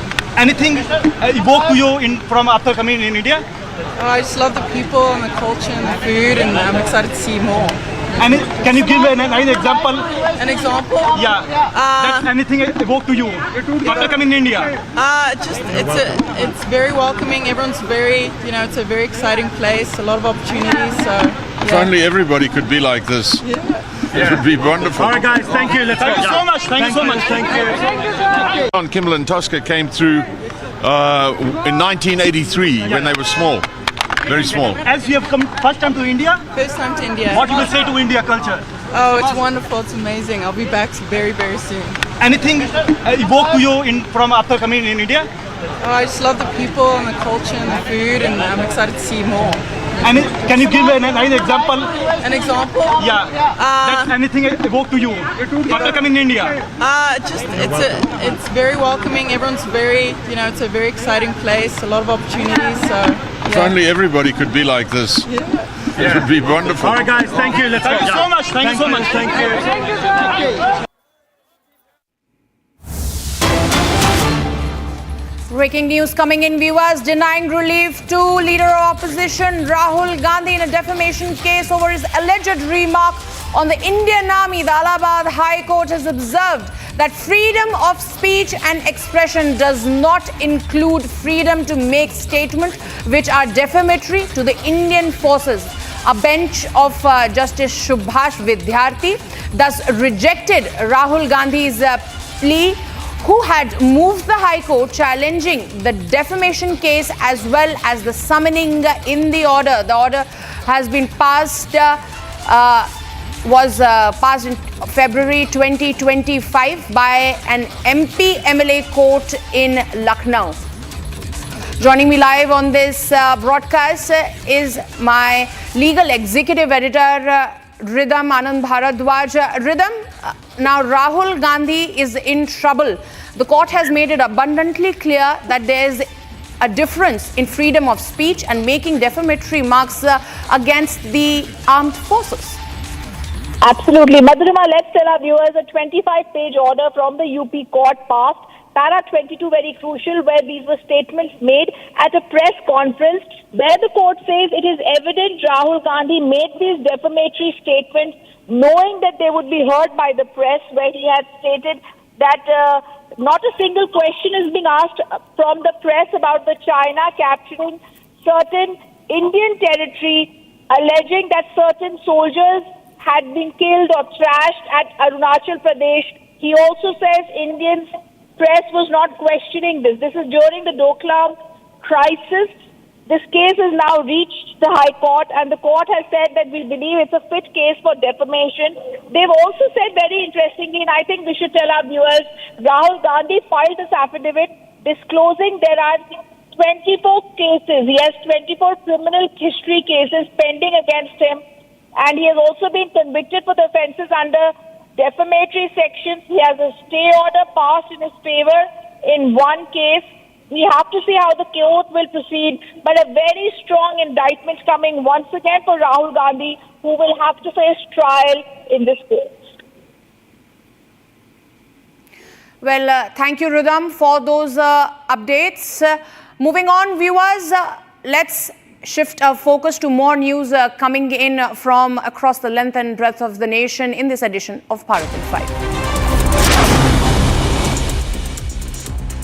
In a major crackdown on Bangladeshi infiltration, the foreigner cell of Northwest District Police has apprehended 18 Bangladeshi nationals found to be illegally residing in the national capital. In a proactive and intelligence-led operation, a successful raid was carried out as part of ongoing efforts to identify and act against unauthorized foreign nationals residing in the national capital. Out of total apprehended 18 Bangladeshi Bangladeshis national. 6 were adults, 12 were children who violated the provisions of the Foreigner Act of 1946 and other relevant immigration laws. The police have also seized one smartphone with banned IMC app and 4 Bangladeshis national ID cards.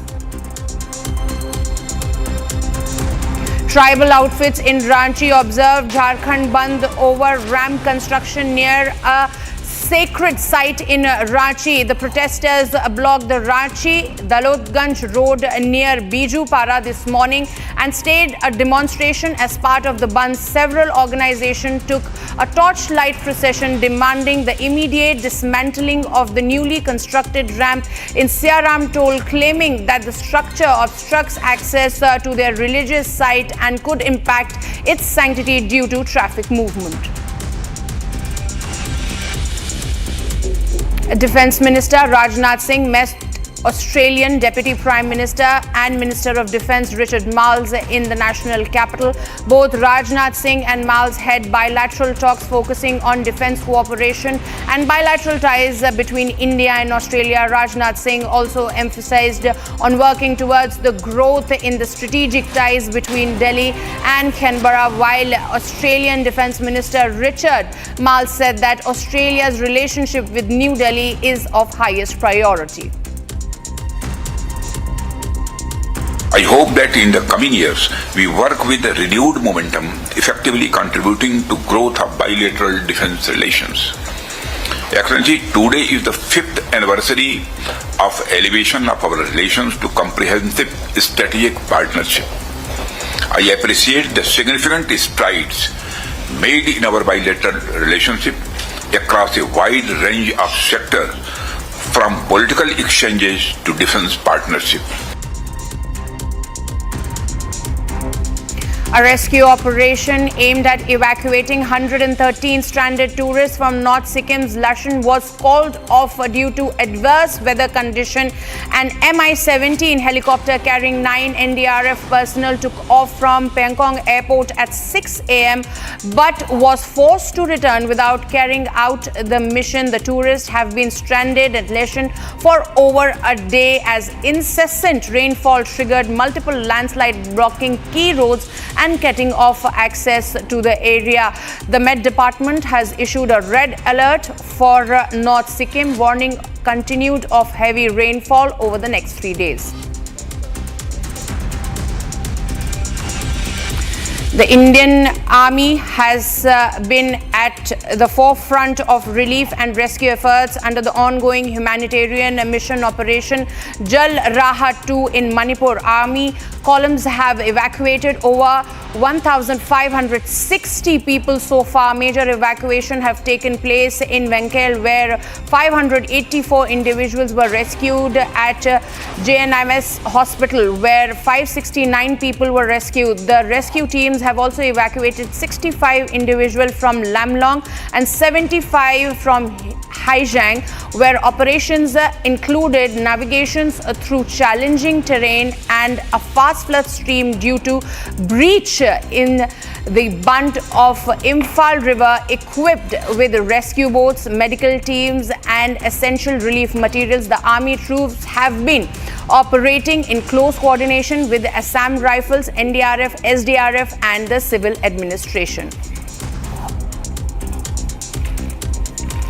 Protest over border fencing turned violent in Manipur's Senapati, and the office of Superintendent of Police was vandalized and his official vehicle was overturned by agitated protesters. According to sources, a scuffle broke out following a confrontation allegedly triggered by non-compliance from the Superintendent of Police, leading to a heated scuffle. The student leaders alleged that the district SP gave order to CRPF personnel to load the gun and threatened the student leaders, that led to overturning of his vehicle.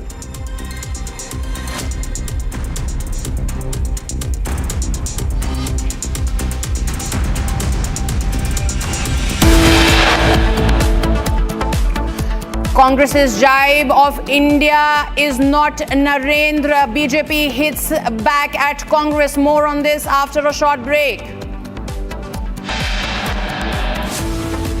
BJP takes on Congress after Narendra surrender jab, says Congress is echoing sentiments of Pakistan.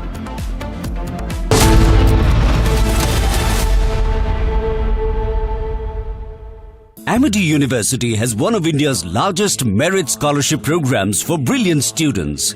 Over 9,000 students with 90% plus in their 12th boards are currently at Amity, benefiting from the culture of academic excellence and focus on research and innovation.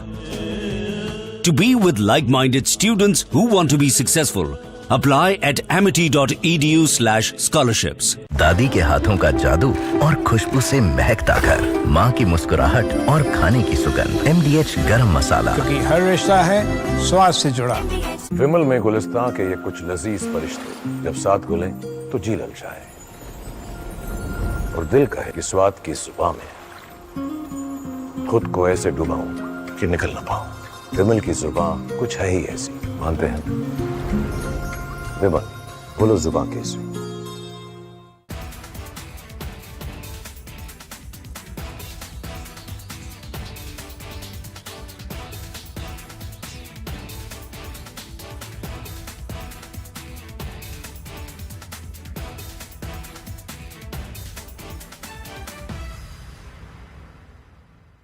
This should not come as surprising or shocking, the removal of Bangabandhu Sheikh Mujibur Rahman's picture from the currency notes of Bangladesh. This is part of the well-planned and ongoing effort by the usurper Yunus regime to erase and banish the legacy of the man who is known as the founding father of the Bangladeshi nation. Muijb was the national hero of the 1971 Liberation War. He spearheaded the movement to liberate what was then the eastern wing of Pakistan from the Punjabi hegemony and vice-like grip over power that the western part had over the Bengalis. It is a double jeopardy for the well-meaning Bangladeshis that this is being heaped upon them. Since coming to power, Yunus government has been seeking to systematically remove Muijb from public memory. The protests which brought Yunus to power themselves saw Muijb's statue.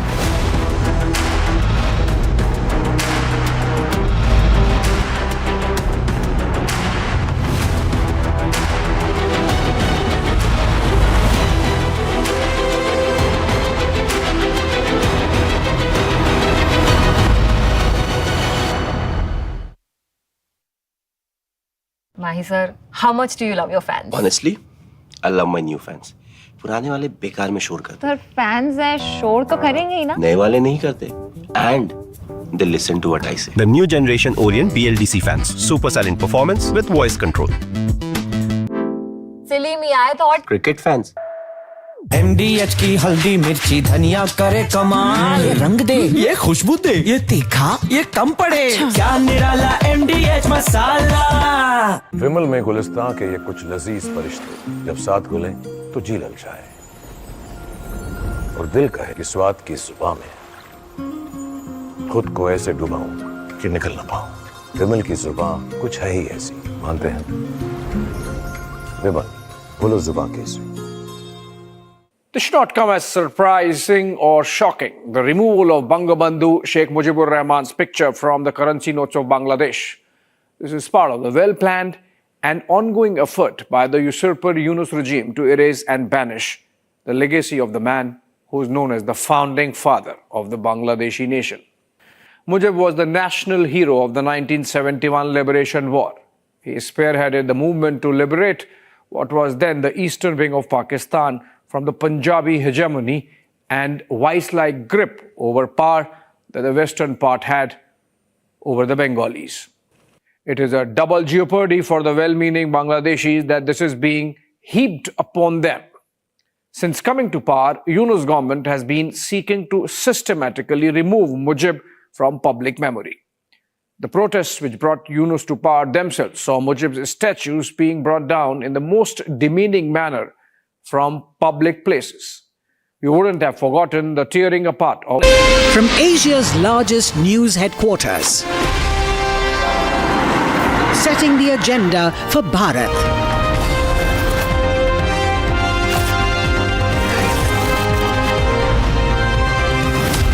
You're watching Republic.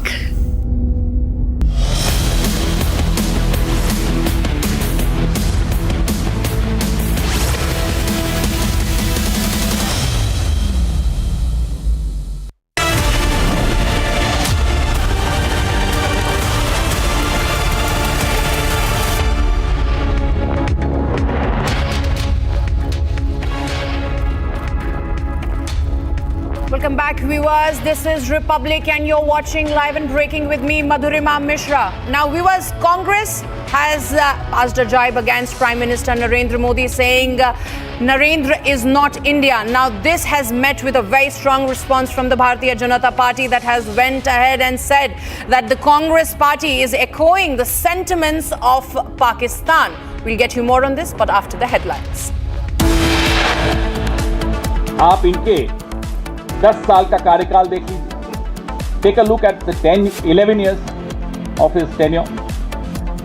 हमेशा surrender करते हुए बड़ी बड़ी बातें, काला धन surrender, बेरोजगारी खत्म कर देंगे सरेंडर, किसानों की आय दुगुनी कर देंगे सरेंडर.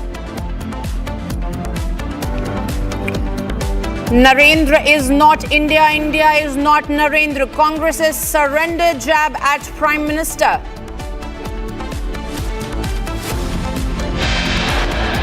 राहुल गांधी जी किसी के आगे सरेंडर कर दें, कांग्रेस ने किया होगा, मगर भारत किसी के आगे सरेंडर नहीं हो सकता. हम विश्व की एकमात्र ऐसी सभ्यता हैं जो हजारों सालों के आक्रमण के बाद भी आज जीवंत हैं, जिसे आप मानने को तैयार नहीं. BJP takes on Congress after Narendra surrender jab, says Congress is echoing Pakistan's sentiment.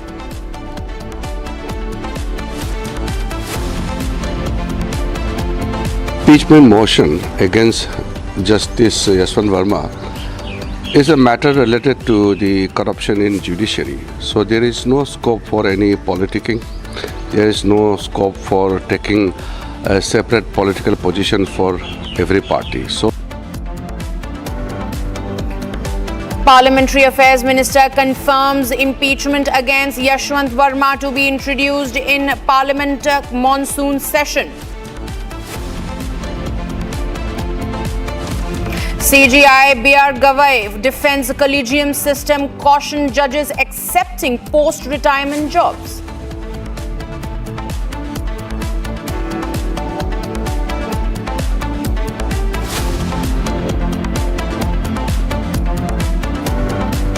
Despite Karnataka High Court pulling up actor Kamal Haasan, he refuses to apologize over Kannada remark.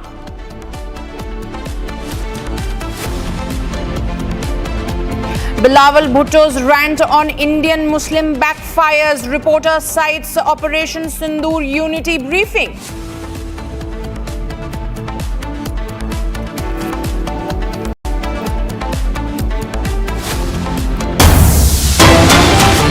Viewers, breaking news coming in a controversial move. The interim government of Bangladesh has issued an ordinance amending the National Freedom Fighters Council Act, redefining the term freedom fighter and effectively excluding Sheikh Muijb Rahman, the founding father and the leader of liberation war, along with 4 national leaders of Mujibnagar government from official recognition as freedom fighters. The amended law, issued by the Ministry of Law and Justice and Parliamentary Affairs, reclassifies them as collaborations of the liberation of war and introduces sweeping changes to 10 sections of the original act. This move comes days after Sheikh Mujibur Rahman's face was dropped from Bangladeshi currency notes. So yet another controversial move by the interim government led by Yunus, where they are making an attempt to change the history.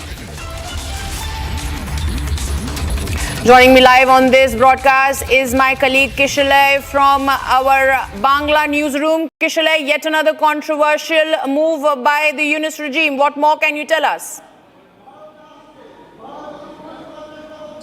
Well, it's not just controversial, but it's shocking. The whole liberation war of Bangladesh, which is also known as Mukti Juddho in Bengali, was started by this man. This man was the primary figure of Mukti Juddho, or the liberation war of Bangladesh, Bangabandhu Mujibur Rahman. Sheikh Mujib Rahman was the person, was the key force behind the whole movement that brought in the freedom of Bangladesh with the help of India at that point of time in 1971.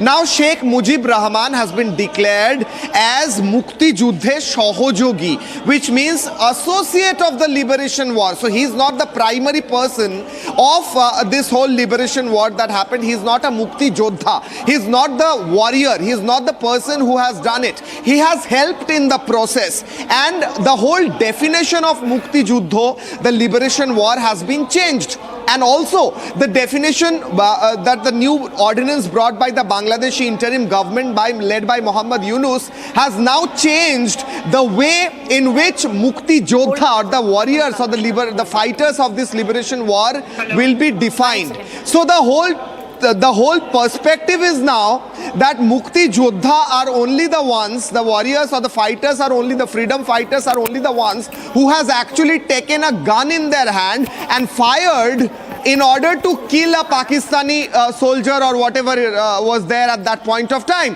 So a person who has not held a gun will not be considered as a Mukti Jodha or a freedom fighter according to the new law or ordinance. That's what our sources are telling us in this new ordinance. So Sheikh Muijb Rahman, the key force behind this whole liberation war of Bangladesh, the war of independence of Bangladesh, India helped him, and in 1971 Bangladesh separated from Pakistan and got its independence. Now he is only a helping hand in the process of that liberation and not the key person. This is how they are distorting the history and destroying all the evidences or all the historical facts, and now creating a new history of their own. That is what Muhammad Yunus is doing. Back to the studio.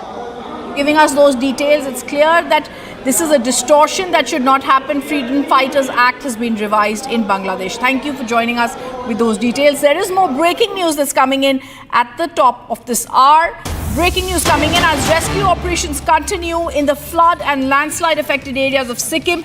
The army has released fresh visuals and a video statement from the site, with the brigade commander providing a detailed update on the situation. Stranded tourists are being assisted by army personnel. Efforts are being made to restore connectivity the area. Meanwhile, the search for missing individuals remains ongoing as part of the coordinated rescue and relief operations. Is the top focus that we have at this time. I'm also going to be joined by GP Sharma on the story, but we continue to stay with the Sikkim rescue.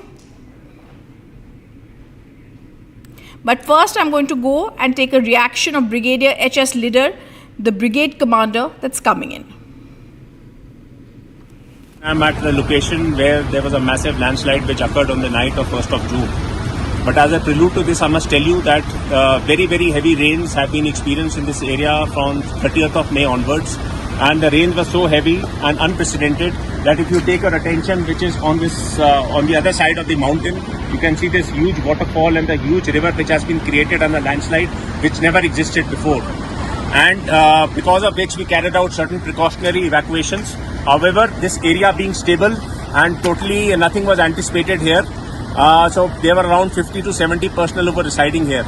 But on the unfortunate night of 1st of June, there was a very heavy landslide, because of which we had to carry out evacuation. But unfortunately, 9 of our personnel, the nature got the better of them. And in this period, in the last 3 days, we mobilized all our resources, and we've been able to recover 3 mortal remains. I'm now joined by our guest who's joining us live, GP Sharma, SkyMet President. Mr. Sharma, what do you think will be the situation like in Sikkim in the next 10 to 15 days? 10 to 15 days in the monsoon season over that area, particularly Sikkim, Sub-Himalayan, West Bengal region, the weather conditions, they change quickly, rapidly. They never stay stable for longer durations. That's what has happened now also. It was the just onset phase of monsoon, and whenever the southwest monsoon ingresses and advances over these parts, obviously it gives heavy to very heavy rainfall. To tell you, yes, it was like last 2-3 days of May and 1st of June, it was a very, very heavy rainfall. But relatively, the situation has improved now as far as the rains are concerned. Okay, whether it is the northeast floods or the Sikkim The rains have definitely reduced now. Intensity and the spread of the rains have both reduced. There are some reasons for that, okay? But then the complexity of weather conditions in that pocket is because of the difficult terrain as such and the geographical features of the terrain. Even if after the rains stop, the water bodies, the catchment areas, the water flow from those areas, that continues. So therefore, it takes quite some time to improve the flood situation, which is what is happening at the moment. As far as Sikkim is concerned, this rescue operation, obviously the aeroplanes are able to, helicopters are able to take off. They are landing on the site, close to the site. Weather conditions will surely improve over that area. Okay. But then the altitude of that region, which is about 10,000, 12,000 feet in Lachin and that area, that adds to the degree of difficulty. Okay. Yes. The weather conditions during daytime, definitely they improve a little, say in the forenoon hours, afternoon, but then later on they pack up again. Okay, that's the situation, yeah. That's right. And this is something we'll continue tracking with you, Mr. Sharma. Also, thank you for being with us here. The Army's conducted rescue operations in Sikkim. The condition in the next few days is going to be seen. Also, individuals that are missing are going to continue to be searched for. It's going to be a part of the coordinated rescue and relief operation. Because the other top focus now, in a major update that's coming on the Noida Thar Road rage case, SHO Shyam Babu Shukla and outpost in charge Jagmohan Singh have been suspended. They tried to play havoc. They tried to hide this incident from their senior officials.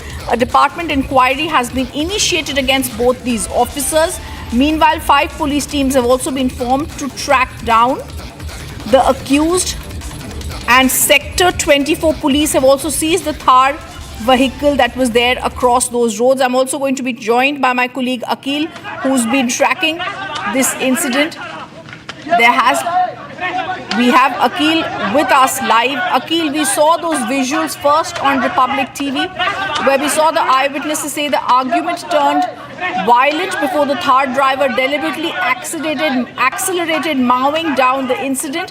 What are the details you are picking up? Because now we're told that the SHO tried to hide this incident, this indiscipline, this negligence. He was trying to hide it from the senior officials. Well, that's right, Rhythm. If you see at this point in time what has happened, that the SHO of that region has been suspended by the by the Gautam Budh Nagar Police Commissionerate. Because if you see, the incident took place on 2nd of this month.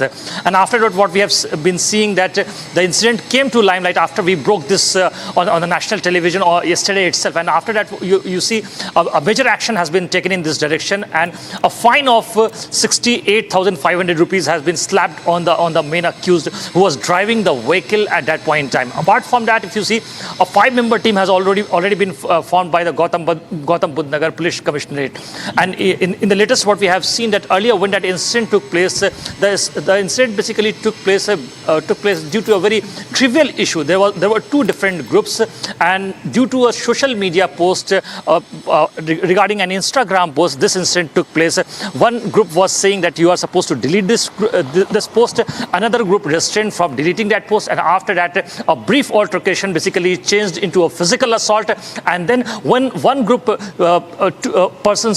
people were there in that group, they were trying to move away from the Sector 24 police station jurisdiction. At that point in time, there were 18 to 19 people from the second group. They basically moved in that direction and they thrashed him. After thrashing him, what we have seen that an SUV was used, and the SUV deliberately tried to mow down that person. And after that, what we have seen that the person fell into a pit nearby. And in this case, what we have seen, the Noida police team is still trying to find out the main accused where he is right now. But the vehicle that was used by the accused has already been seized by the Noida police. The physical altercation out on the street, and there's negligence from the police, has to be probed properly. Thank you, Akil, for giving us those details. Moving on, 2 days from now, Prime Minister Narendra Modi will travel to Jammu and Kashmir to inaugurate what is a shot of nothing and engineering marvel. The inauguration of the Chena Bridge, the world's highest railway bridge, will be followed by the opening of the Katra-Srinagar Vande Bharat train service. Here's what you need to know.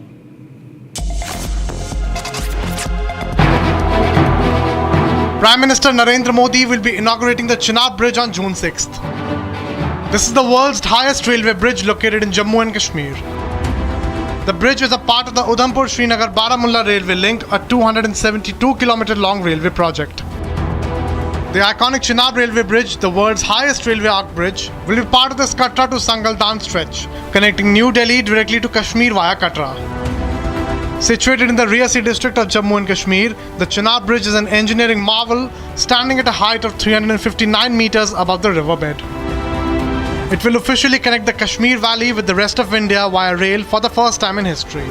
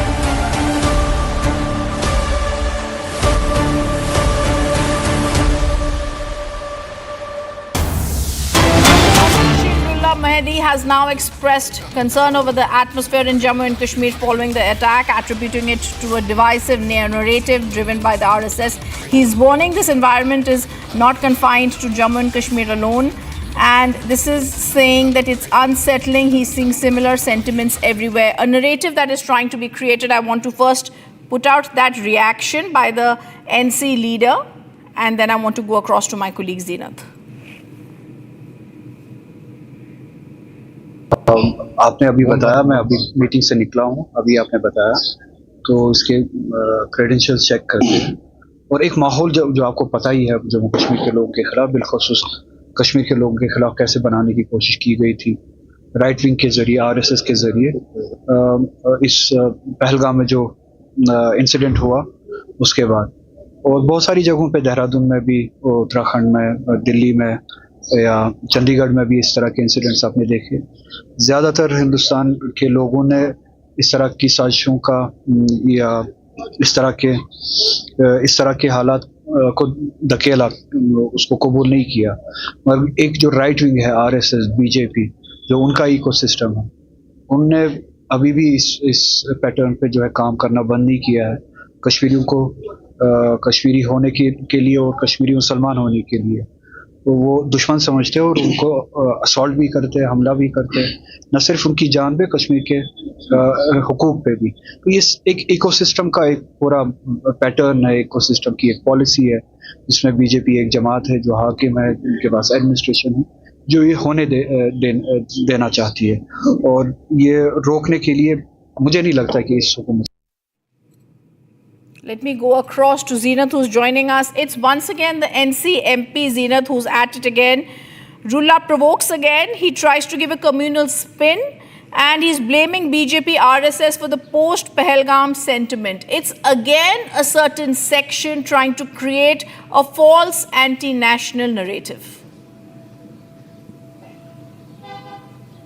See, Rhythm, we need to understand that the NC has neither distanced itself from the NC MP rather or not have denied the statements that have time again come from the NC MP from the Budgam. We have been seeing the statements like this coming from Agarola. This time he was making a statement that the post-Pahalgam attack, there has been a narrative that has been created by BJP and its right-wing RSS that they feel that the Kashmiri and being the Kashmiri Muslim, they feel that they are the enemies and they have an agenda for which they try to push Kashmiris to the wall. Although the kind of narrative that the BJP and RSS has created in the mainland, the people have have rejected that idea. But he also has also targeted the BJP, saying the vicious atmosphere is being created if you're a Kashmiri Muslim. Now the question is that on the one side we are saying the Chief Minister Omar Abdullah, who comes from the National Conference and is also Aga Ruler as a part of the National Conference mandate for which they won this seat from the Budgam. We are seeing that distance is being maintained. No distance is being maintained, nor the denial has been made from the National Conference when NC MP has been making these statements, because the Omar Abdullah we have been seeing time again now after he was elected as the Chief Minister of Jammu and Kashmir. He has been rubbing shoulders with the power corridors. He has been in the meetings. He has been in the meetings of the Prime Minister. He has been has met the Home Minister and has been taking all the privileges from the central government, and in fact had been praising that we have to walk the talk with the central government. Now comes the same MP from the same party is taking in another line when it comes targeting central government. All right, thank you for giving us those details, Zina. There is more breaking news that's coming in right now. We're also going to go Dogra Front activists staged a protest in Jammu against Punjab Chief Minister Bhagwant Mann for mocking Operation Sindhu. The protest erupted after Mann had questioned operation and took a one nation, one husband jibe. Punjab Chief Minister Bhagwant Mann drew fire from the BJP after he directed a cross remark at Prime Minister Modi over Operation Sindhu. He cited the PM's invocation of the Indian airstrikes to avenge the Pahalgam attack, restoring the honor of the Sindhu. He also questioned if it was part of a one nation scheme in the most cross manner. We're also going to try and go across to those elements that we have. But Mann mocks Operation Sindhu. And this is the worst manner in which the Aam Aadmi Party can try and trivialize the Operation Sindhu that brought us immense pride and patriotism. Let us listen in to that shocker coming in from Punjab Chief Minister Bhagwant Mann. ਐ ਯਾਰ ਸੰਦੂਰਾਂ ਦੇ ਨਾਂ ਤੇ ਵੋਟਾਂ ਮੰਗਦੇ ਨਹੀਂ ਸੰਦੂਰ ਦਾ ਜਿਹੜਾ ਮਜ਼ਾਕ ਉੱਡਿਆ ਉਹ ਨਹੀਂ ਦੇਖਿਆ ਤੁਸੀਂ ਵੀ ਮਤਲਬ ਅਸੀਂ ਸੰਦੂਰ ਵੀ ਭੇਜਾਂਗੇ ਹਰ ਘਰ 'ਚ ਤੁਹਾਡੇ ਘਰੇ ਆਊਗਾ ਫਿਰ ਤੂੰ ਲਾ ਲੇਗਾ ਫਿਰ ਕਹਿ ਦੇਂਗਾ ਵੀ ਆ ਲੈ ਮੋਦੀ ਦੇ ਨਾਂ ਦਾ ਸੰਦੂਰ ਲਾ ਲਾ ਇੱਕ ਵਨ ਨੇਸ਼ਨ ਵਨ ਹਸਬੈਂਡ ਇਹ ਸਕੀਮ ਹੈ ਐ ਯਾਰ ਸੰਦੂਰਾਂ ਦੇ ਨਾਂ ਤੇ ਵੋਟਾਂ ਮੰਗਦੇ ਨਹੀਂ ਸੰਦੂਰ ਦਾ ਜਿਹੜਾ ਮਜ਼ਾਕ ਉੱਡਿਆ ਉਹ ਨਹੀਂ ਦੇਖਿਆ ਤੁਸੀਂ ਵੀ ਮਤਲਬ ਅਸੀਂ ਸੰਦੂਰ ਵੀ ਭੇਜਾਂਗੇ ਹਰ ਘਰ 'ਚ ਤੁਹਾਡੇ ਘਰੇ ਆਊਗਾ ਫਿਰ ਤੂੰ ਲਾ ਲੇਗਾ ਫਿਰ ਕਹਿ ਦੇਂਗਾ ਵੀ ਆ ਲੈ ਮੋਦੀ ਦੇ ਨਾਂ ਦਾ ਸੰਦੂਰ ਲਾ ਲਾ ਇੱਕ ਵਨ ਨੇਸ਼ਨ ਵਨ ਹਸਬੈਂਡ ਇਹ ਸਕੀਮ ਹੈ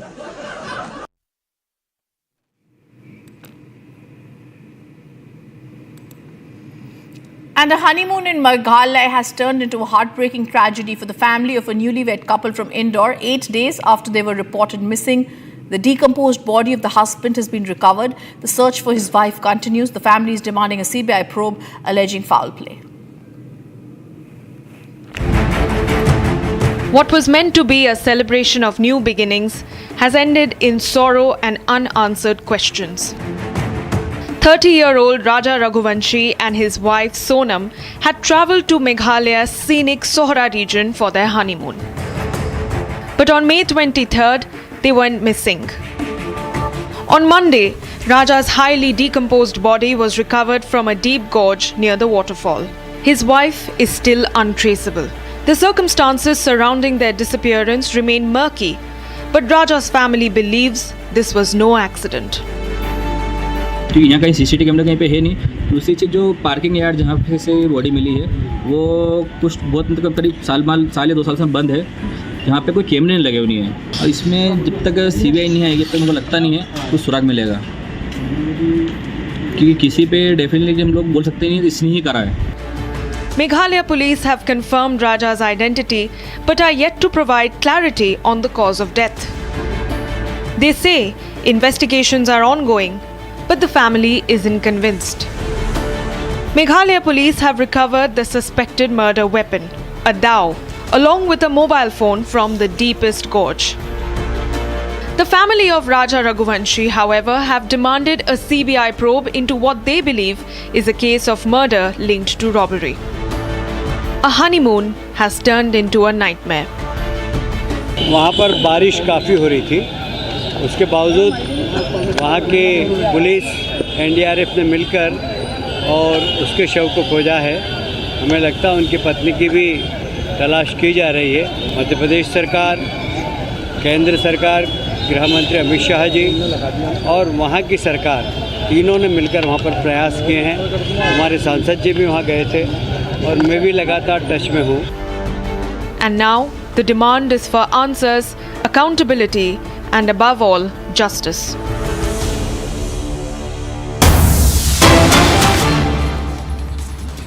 And there's a breaking news coming in. BJP leader JP Nadda has now attacked Rahul Gandhi, saying Rahul Gandhi calling the unmatched valor and courage of the Indian army a surrender is not only unfortunate but also a grave insult to the Indian army, the nation, and 140 crore Indians.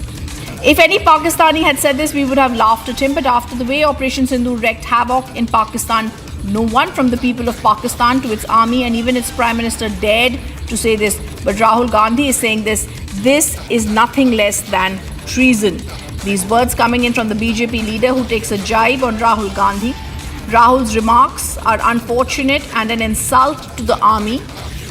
The BJP chief JP Nadda condemns Rahul Gandhi's controversial remarks on the Indian army and says that this is a grave insult to the nation and to the 140 crore Indians. We're going to track that story coming up after a short break. Bilawal Bhutto's rant on Indian Muslims backfires. Reporter cites Operation Sindhu Unity briefing. And Parliamentary Affairs Minister confirms impeachment motion against Yashwant Verma to be introduced in Parliament monsoon session.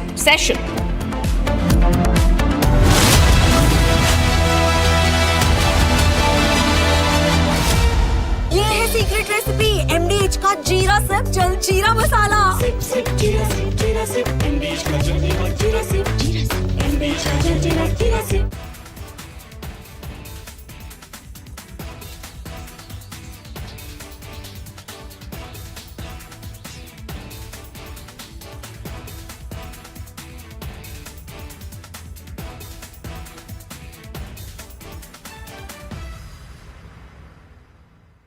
This should not come as surprising or shocking. The removal of Bangabandhu Sheikh Mujibur Rahman's picture from the currency notes of Bangladesh. This is part of the well-planned and ongoing effort by the usurper Yunus regime to erase and banish the legacy of the man who is known as the founding father of the Bangladeshi nation. Muijb was the national hero of the 1971 Liberation War. He spearheaded the movement to liberate what was then the eastern wing of Pakistan from the Punjabi hegemony and vice-like grip over power that the western part had over the Bengalis. It is a double jeopardy for the well-meaning Bangladeshis that this is being heaped upon them. Since coming to power, Yunus government has been seeking to systematically remove Muijb from public memory. The protests which brought Yunus to power themselves saw Muijb's statues being brought down in the most demeaning manner from public places. You wouldn't have forgotten the tearing apart of the most iconic statue of Muijb in Dhaka from the famous street named after Bangladesh's liberation, the Bijoy Sarani. The rioters had also stormed the Bangabandhu Museum in Dhanamonde area, which was the residence of Muijb, and also the place where he was assassinated in 1975 by the Pak-backed rebels in the Bangladesh army. Once Hasina was ousted and exiled, the erasure of Muijb and his legacy became institutionalized. His portraits and pictures were removed from all government offices and buildings, and once Yunus and his advisors took control, they went systematically after other markers of Muijb legacy. The national holidays to mark his birth and death anniversaries, for example, were scrapped. The father of the nation was being reduced to just another political participant of the Bangladesh Liberation War. By the way, does Muijb's assassination date ring a bell? He was killed on August 15 in 1975, which is also India's Independence Day. The Pakis were sending a message that when India celebrates, Bangladesh should be mourning. Though Muijb cut his teeth with the student politics of Jinnah's Muslim League and was active participant in the Pakistan movement, He realized early the fallacies and failures of the ideology. He turned a rebel. We don't just get you the headlines, we report on them. We get information from the highest level of sources. We get you news from the men in uniform, from those on the front. At Republic School of Journalism, you will learn how real reporting is done on the ground and in real time. The RSG Diploma course begins on June 30th. If you want to lead the story, start here.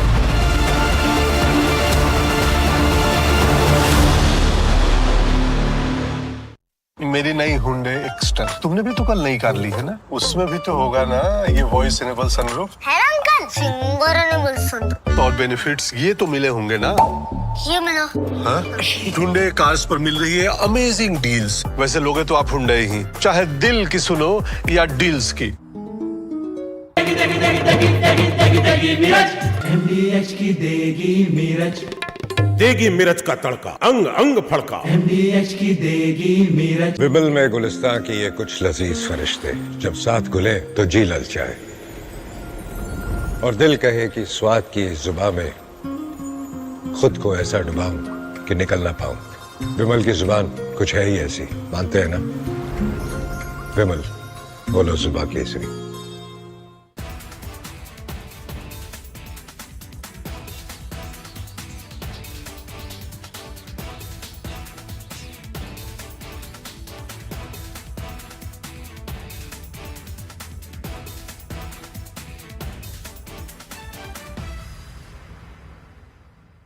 This should not come as surprising or shocking. The removal of Bangabandhu Sheikh Mujibur Rahman's picture from the currency notes of Bangladesh. This is part of the well-planned and ongoing effort by the usurper Yunus regime to erase and banish the legacy of the man who is known as the founding father of the Bangladeshi nation. Muijb was the national hero of the 1971 Liberation War.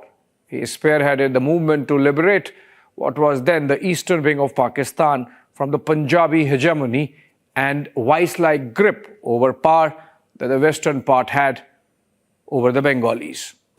It is a double jeopardy for the well-meaning Bangladeshis that this is being heaped upon them.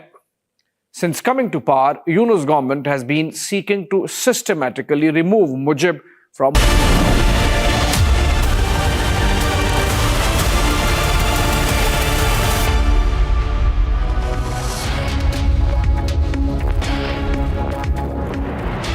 Welcome friends to this 4:30 p.m. live and breaking. And is the Congress party suffering from a foot in the mouth disease? Because when they speak, somehow it ends up going against the tide of national sentiment, as it happens in the case of surrender jibe of Rahul Gandhi, when the nation is proud of its armed forces, is in fact looking up to them for the manner in which they have taught Pakistan a lesson. Rahul Gandhi somehow sees surrender. The BJP, of course, hitting back at the Congress. That's our focus. Breaking coming in on the other side. Let's begin with the headlines. आप इनके 10 साल का कार्यकाल देख लीजिए. Take a look at the 11 years of his tenure. हमेशा surrender करते हुए. बड़ी बड़ी बातें, काला धन सरेंडर, बेरोजगारी खत्म कर देंगे सरेंडर, किसानों की आय दुगुनी कर देंगे surrender.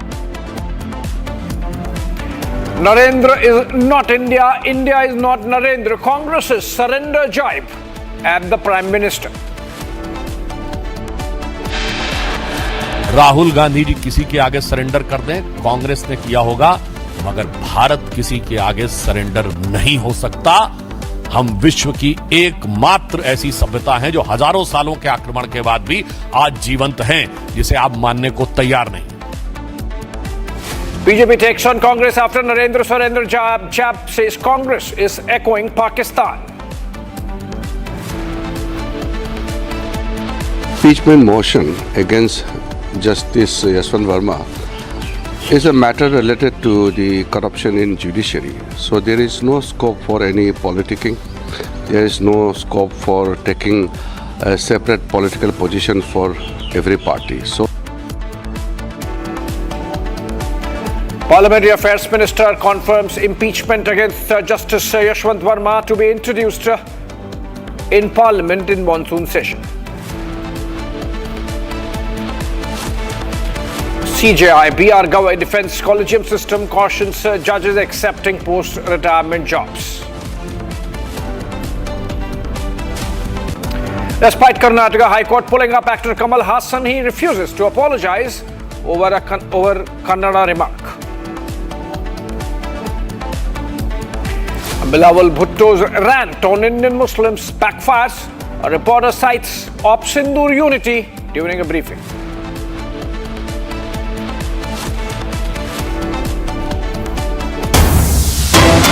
All right, let's begin with a breaking news development, which is on the Narendra surrender jibe of the Congress party. BJP President JP Nadda has now launched a sharp attack on the Congress leader Rahul Gandhi, accusing him and his party of having a legacy of surrender. In a strongly worded post on X, Nadda says, Rahul Gandhi, you may be used to surrendering, your party may have done it, your leaders may have done it, because that's your history, but India never surrenders. Nadda went on to list several instances where, according to him, the Congress surrendered, from the handling of the 1962 war with China to the Shimla Agreement of the 1971, after the 1971 victory, the Indus Waters Treaty, and even during India's independence, when, as he claims, Congress gave in to the Muslim League.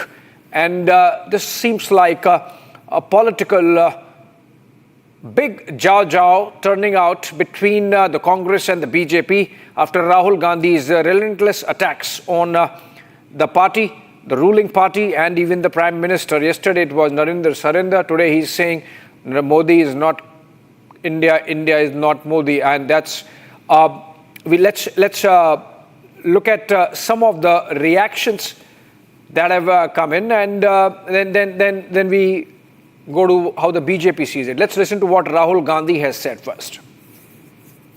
BJP RSS वालों को अब मैं अच्छी तरह जानता हूं.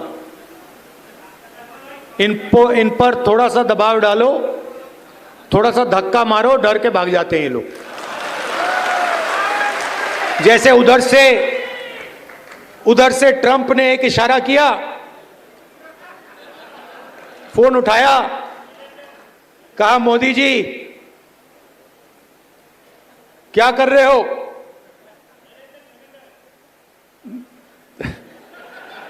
Narendra surrender, और जी हजूर करके नरेंद्र मोदी जी ने ट्रंप के इशारे का पालन किया. इनका कैरेक्टर है ये सारे के सारे ऐसे हैं. आजादी के समय से सरेंडर वाली चिट्ठी लिखने की आदत है. एक सेकंड में थोड़ा सा दबाव पड़े, भैया ये लो, कांग्रेस पार्टी सरेंडर नहीं होती है. All right, taking a cue from his leader, Congress's Pawan Khera, in fact, added to this and said a country's identity cannot be conflated with that of the Prime Minister. Listen in.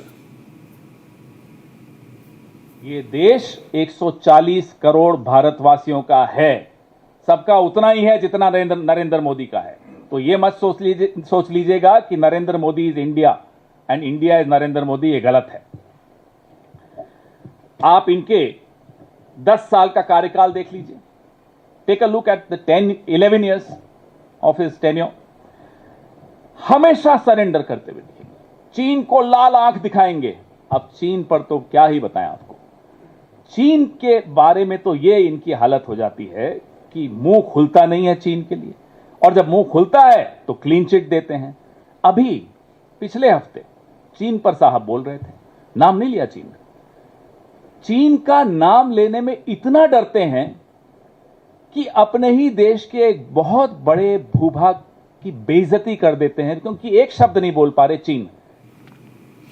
All right, BJP, of course, hits back at Congress, labeling the Congress MP a self-proclaimed, self-styled supreme leader, and criticized him for casting aspersions on the Indian armed forces and the success of Operation Sindhu, the military's response to the Pahalgam terror attack. Listen to Sudhanshu Trivedi of the BJP. Rahul Gandhi जी का यह कहना सेना का सरासर अपमान है। मैं Congress party से पूछना चाहता हूं, ऑपरेशन सिंदूर की सफलता की घोषणा सेना ने की है, भारत सरकार ने नहीं की है, भारतीय जनता पार्टी के किसी प्रवक्ता ने नहीं की है। जैसे आपके प्रवक्ता अब अचानक सोकर जागने लगे, अपने जमाने क्या क्या बातें बोले, तो मैं पूछना चाहता हूं, आपने सरेंडर शब्द यूज करके सेना का अपमान किया है या नहीं? राहुल गांधी जी, केवल 2 साल पहले आप विदेश में गए थे और आपने कहा था, why the defenders of democracy America and Europe are silent and not interfering in India. यह था सरेंडर। 15 जुलाई 2011 को आपने कहा, it's impossible to totally control terrorism. यह था आतंक के आगे सरेंडर। 26/11 के हमले के बाद आपकी सरकार ने शर्म शेख में कहा कि कंपोजिट डायलॉग प्रभावित नहीं होगा आतंकी घटनाओं के साथ। यह था आतंक की मानसिकता के साथ सरेंडर। 1995 में नरसिम्हा राव सरकार के समय एक फोन आया और भारत ने अपना एटॉमिक एक्सप्लोजन रोक दिया। यह था सरेंडर। 1971 में 93,000 प्रिजनर ऑफ वॉर थे। 1971 में 93,000 प्रिजनर ऑफ वॉर थे। फिर भी पीओके क्यों सरेंडर कर दिया? छंब का 160 किलोमीटर का एरिया जीता हुआ क्यों सरेंडर कर दिया? 13,000 किलोमीटर पाकिस्तान के पंजाब और सिंध का जीता हुआ क्यों सरेंडर कर दिया? राहुल गांधी जी, आपकी पार्टी और आपके खानदान के कारनामे आजाद हिंदुस्तान के कैलेंडरों में सरेंडर से भरे पड़े हैं। All right, moving on to another breaking development coming in as part of ongoing Operation Sindhu against Pakistan. India has vehemently opposed any Asian Development Bank financing and to Pakistan and expressed deep concerns about potential misuse of those ADB funds by Pakistan, especially for military spending rather than development. Remember, this comes on the back of reports that Pakistan is all set to get about $800 million worth of loan or development funding from the Asian Development Bank, Manila-based bank. This comes on the back of about $2.4 billion coming in from the IMF. It's really unfortunate that it's happening. Let's go to Shawan Sen for more on this in the newsroom. He's going to join us live in just about 20 seconds time. And this objection that India took is essentially because these financial institutions remain oblivious of the manner in which Pakistan indulges with terror and perhaps even siphons off these funds for terror-related activities. In fact, Shawan is joining us from the newsroom for more on this. Shawan, just about 10 days back, we had IMF issuing a $2.4 billion worth of loans to Pakistan, and now the ADB. India, of course, objects. You think we should take it to the next level and be more proactive in terms of making sure that at the upcoming FATF plenary, Pakistan is clearly grey listed? Well, in fact, one of the key concerns that was raised by India was with regards to what are the funds really being used for? How exactly is it being utilized? As far as the ADB funds are concerned, remember, whether at all it has been used for development projects or not, India has essentially highlighted that large amount of the fund that has essentially been received by Pakistan has been diverted for military expenses. And not just military expenses, it has eventually been used by terror groups. Now, that is something that India has also highlighted at multiple platforms. Secondly is with regards to how there has been a clear decline in the GDP as far as Pakistan is concerned, and it does not consummate with the funds that have essentially been received over the last several years. Now remember, these funds that have essentially come to the Pakistanis are not a one-off loan. In fact, there have been multiple tranches of loans that have been given to the Pakistanis. What India has essentially been able to do is basically correlate each of the funds that have been received by Pakistan and where it has been diverted. If I take you to one more important point that India has basically raised, it has basically highlighted the fact that there has been poor implementation and the fact that it has largely been used for purposes that they have cited but have not actually used it for. And that is the reason why, remember, what India has essentially done has taken it to the next level with regards to the fact that how Pakistan has essentially misused this. Something that they have raised this during the FATF plenary too. All right, thank you so much, Jawan, with those updates. India, of course, going to pursue this at FATF also to make sure that once Pakistan is grey-listed, these kind of loans do not come or become more expensive. Moving on for now. And the national capital, where 13 members of the Parbatya Chattagram Jana Samiti. Okay, this is information from Tripura, in fact, a breaking news development where 13 members of have been held for illegally entering India. These are essentially Bangladeshis, members of the Parbatya Chattagram Jan Samiti, and this is a tribal political party from Bangladesh's Chittagong hill tracts. They were detained in Tripura for illegal entry. The group, 11 men, 2 women, they were apprehended from a rented house near Tripura Medical College in Hapania. They allegedly crossed into India seeking medical aid after being injured in an armed clash with rival groups or group UPDF on May 14 in Bagachari, Rangamati. In fact, we have our Bangla newsroom. Okay, we'll try and connect with our Bangla newsroom in a bit and then perhaps come back to the story. But moving on for now, back to New Delhi, where Prime Minister Modi met with the Deputy Prime Minister of Australia, Richard Marles. Both leaders had a productive discussion on deepening the India-Australia comprehensive strategic partnership. Remember, the two nations are also part of the Quad, and in fact, they are marking their 5th anniversary of the comprehensive strategic partnership. The Deputy Prime Minister Marles, he's also the Defence Minister of Australia, earlier had delegation-level talks with Defence Minister Rajnath Singh, and the two leaders, in this case Prime Minister Modi and the Deputy Prime Minister, discussed sharing vision for a stable, secure and prosperous Indo-Pacific. And that vision essentially continues to guide the collaboration between the two nations, India and Australia, both part of Quad, both part of the larger Indo-Pacific cooperation tie-up, and the Deputy Prime Minister of Australia there meeting Prime Minister Modi. The picture coming in from Prime Minister's office. Moving on. All right, 2 days from now, Prime Minister Narendra Modi will travel to Jammu and Kashmir to inaugurate what is nothing short of an engineering marvel. The inauguration of the Chenab Bridge, the world's highest railway bridge, will be followed by the opening of the Katra-Srinagar Vande Bharat train service. Here's all that you need to know about this engineering marvel made by India.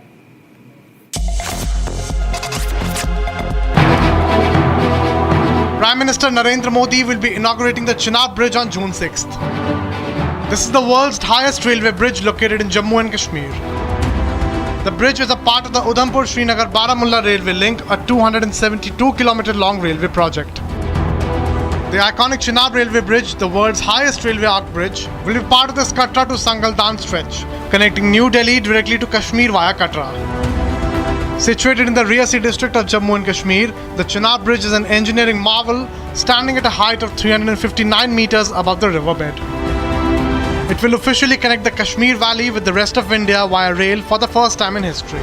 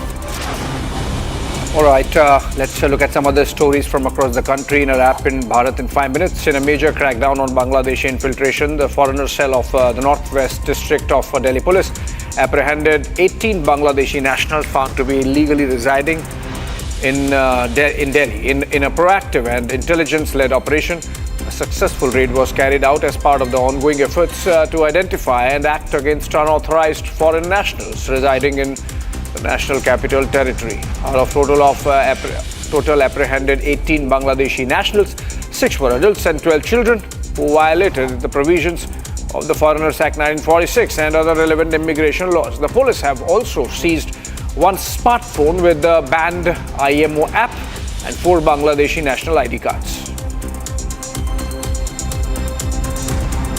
Tribal outfits in Ranchi observed Jharkhand Bandh over ramp construction near a sacred site in Ranchi. The protesters blocked the Ranchi-Daltonganj road near Bijupara this morning and staged a demonstration as part of the Bandh. Several organizations took out a torchlight procession demanding the immediate dismantling of the newly constructed ramp in Siram Toli, claiming that the structure obstructs access to their religious site and could impact its sanctity due to traffic movements. Defence Minister Rajnath Singh met Australian Deputy Prime Minister and Minister of Defence Richard Marles in the national capital earlier in the day. Both Rajnath Singh and Marles held bilateral talks focusing on defence cooperation and bilateral ties between India and Australia. Rajnath Singh also laid emphasis on working towards growth in strategic ties between New Delhi and Canberra, while the Australian Defence Minister said Australia's relationship with New Delhi is of highest priority.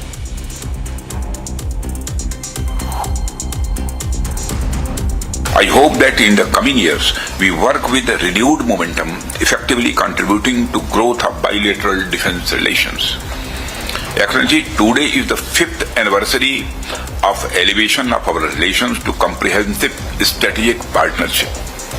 I appreciate the significant strides made in our bilateral relationship across a wide range of sectors, from political exchanges to defence partnership.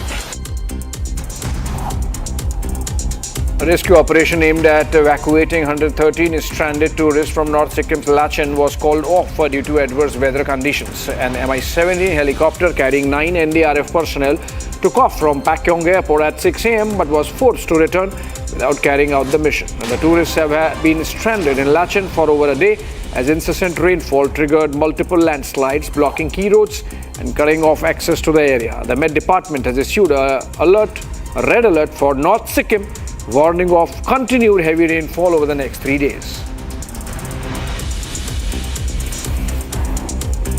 The Indian Army has been at the forefront of relief and rescue efforts under the ongoing humanitarian mission Operation Jal Rahat 2 in Manipur. Army columns have evacuated over 1,500 people so far.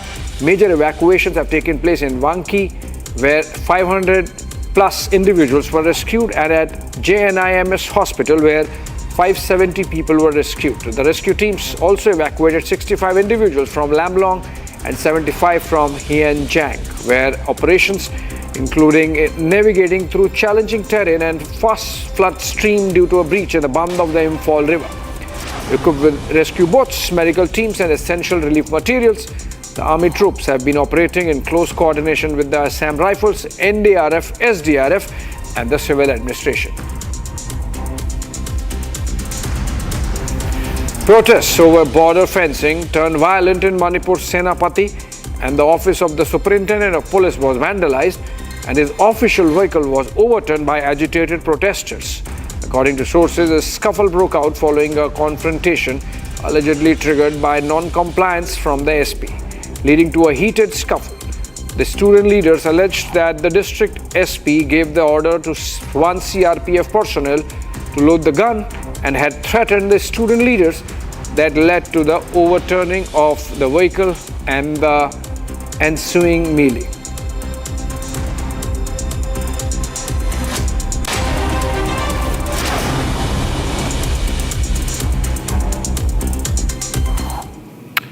All right, Tesla CEO and billionaire Elon Musk slams Donald Trump's tax cut and spending bill and called it massively outrageous. This comes a week after Musk left Trump administration, criticizing what he called the bill as either could be beautiful or big, not the two together.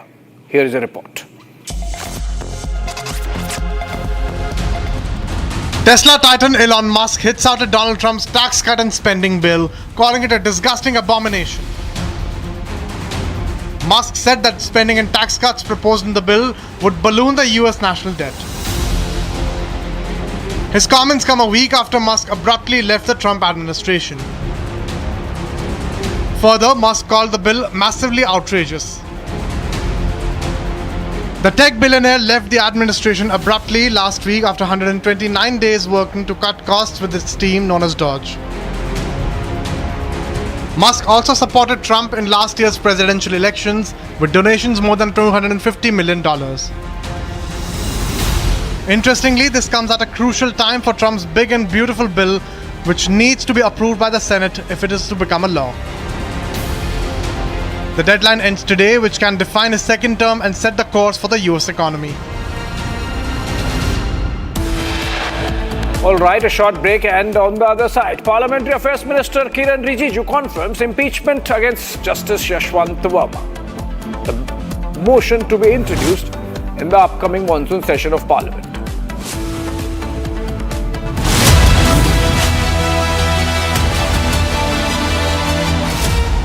Secret recipe MDH का जीरा SIP जल जीरा मसाला SIP SIP जीरा SIP MDH का जल जीरा SIP MDH का जल जीरा SIP. This should not come as surprising or shocking. The removal of Bangabandhu Sheikh Mujibur Rahman's picture from the currency notes of Bangladesh. This is part of the well-planned and ongoing effort by the usurper Yunus regime to erase and banish the legacy of the man who is known as the founding father of the Bangladeshi nation. Muijb was the national hero of the 1971 Liberation War.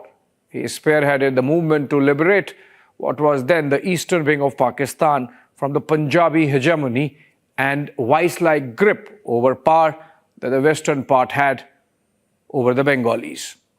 It is a double jeopardy for the well-meaning Bangladeshis that this is being heaped upon them. Since coming to power, Yunus government has been seeking to systematically remove Muijb from public memory. The protests which brought Yunus to power themselves saw Muijib's statues being brought down in the most demeaning manner from public places. You wouldn't have forgotten the tearing apart of the most iconic statue of Muijb in Dhaka from the famous street named after Bangladesh's liberation, the Bijoy Sarani. The rioters had also stormed the Bangabandhu Museum in Dhanamonde area, which was the residence of Muijb, and also the place where he was assassinated in 1975 by the Pak-backed rebels in the Bangladesh army. Once Hasina was ousted and exiled, the erasure of Muijb and his legacy became institutionalized. His portraits and pictures were removed from all government offices and buildings, and once Yunus and his advisors took control, they went systematically after other markers of Muijb legacy. The national holidays to mark his birth and death anniversaries, for example, were scrapped. The father of the nation was being reduced to just another political participant of the Bangladesh Liberation War. By the way, does Muijib's assassination date ring a bell? He was killed on August 15 in 1975, which is also...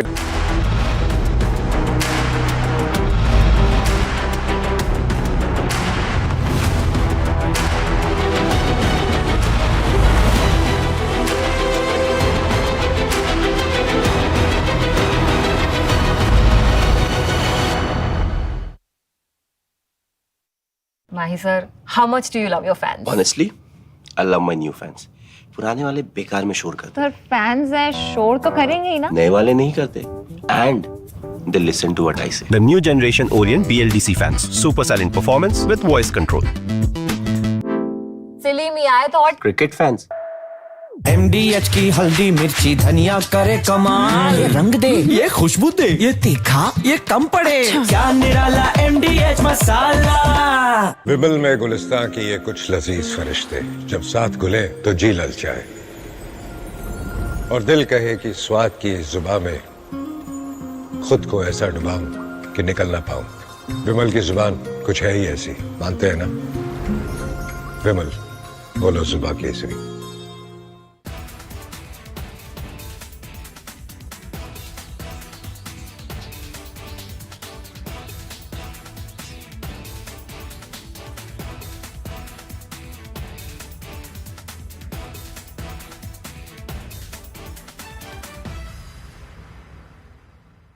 This should not come as surprising or shocking. The removal of Bangabandhu Sheikh Mujibur Rahman's picture from the currency notes of Bangladesh. This is part of the well-planned and ongoing effort by the usurper Yunus regime to erase and banish the legacy of the man who is known as the founding father of the Bangladeshi nation. Muijb was the national hero of the 1971 Liberation War. He spearheaded the movement to liberate what was then the eastern wing of Pakistan from the Punjabi hegemony and vice-like grip over power that the western part had over the Bengalis. It is a double jeopardy for the well-meaning Bangladeshis that this is being heaped upon them. Since coming to power, Yunus government has been seeking to systematically remove Muijb from public memory. The protests which Summer is here. Is your home ready for the heat? Keep your roof cool and your home comfortable all summer with Roof Cool and Seal.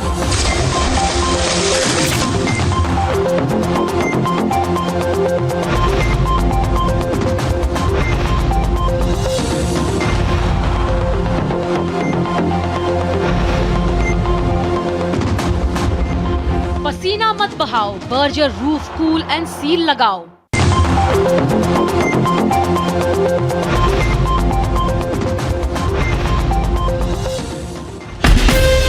From Asia's largest news headquarters, setting the agenda for Bharat.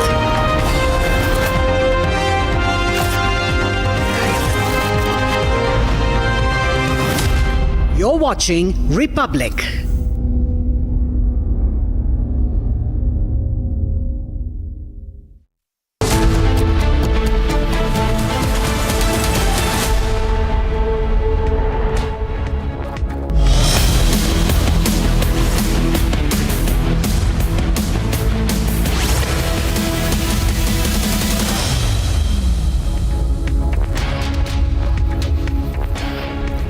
Thank you for joining us here on Republic TV. It's 5 p.m. and getting you the headlines this Wednesday evening on Republic.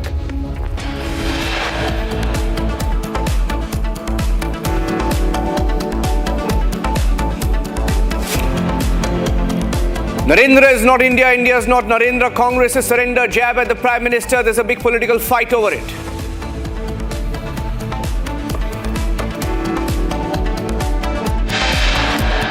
Rahul Gandhi ji किसी के आगे surrender कर दें, कांग्रेस ने किया होगा, मगर भारत किसी के आगे सरेंडर नहीं हो सकता। हम विश्व की एकमात्र ऐसी सभ्यता हैं जो हजारों सालों के आक्रमण के बाद भी आज जीवंत हैं, जिसे आप मानने को तैयार नहीं। BJP takes on Congress after Narendra surrender jab, says Congress, echoing Pakistan, arming Pakistan.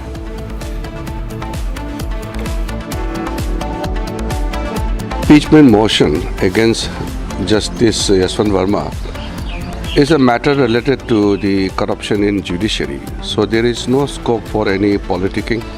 There is no scope for taking a separate political position for every party. So Parliamentary Affairs Minister confirms that impeachment against Yashwant Verma will be introduced Parliament session in a few weeks from now.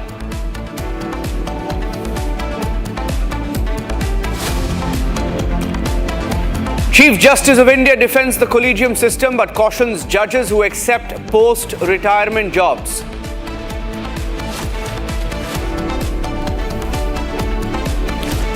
Despite the Karnataka High Court pulling up actor and politician Kamal Haasan, he refuses to apologize over the Kannada derived from Tamil comment.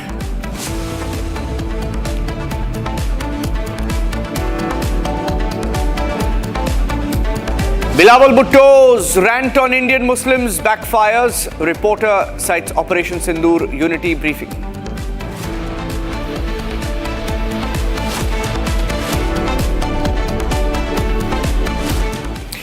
Getting in some breaking news on the caste census that was announced by the government. According to sources, we are getting in details now that the nationwide caste census will begin in 2 phases. While the national rollout is scheduled to start from the 1st of March 2027, the process will begin earlier from October 2026 itself. And this process will begin mostly starting from the hilly northern states of Himachal Pradesh, in regions like Ladakh, Jammu and Kashmir, Uttarakhand, and this early start is aimed at ensuring that the census can be completed simultaneously across the country.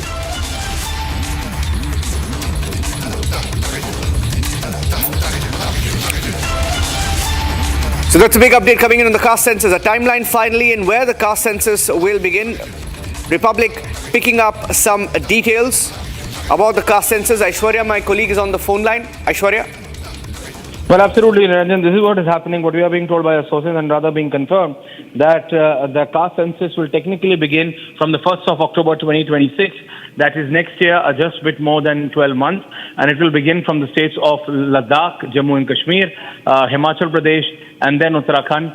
And then within the next 12 months, that is 2027, it will begin nationally. What we are being told that the government intends to begin in the hilly states of northern India and also in certain states of northeast a year prior, or to be very specific, 10 months prior, is because they want nationally the caste census to conclude together. That is in the year of 2029.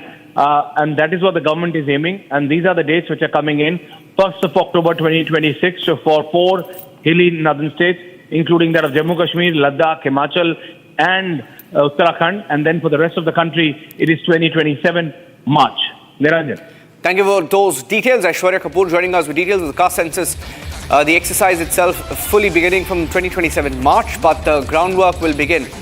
In fact, it's on October 2026 is when it will begin in some northern states.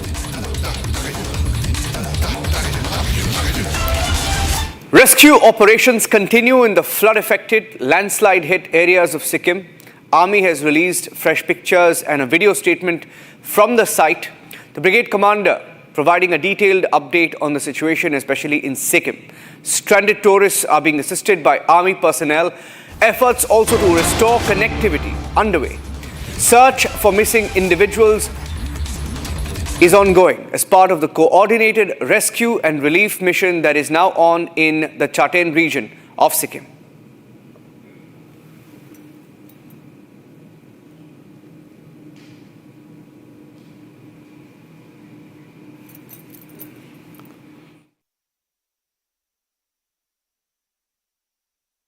I'm at the location where there was a massive landslide which occurred on the night of 1st of June. But as a prelude to this, I must tell you that very, very heavy rains have been experienced in this area from 30th of May onwards.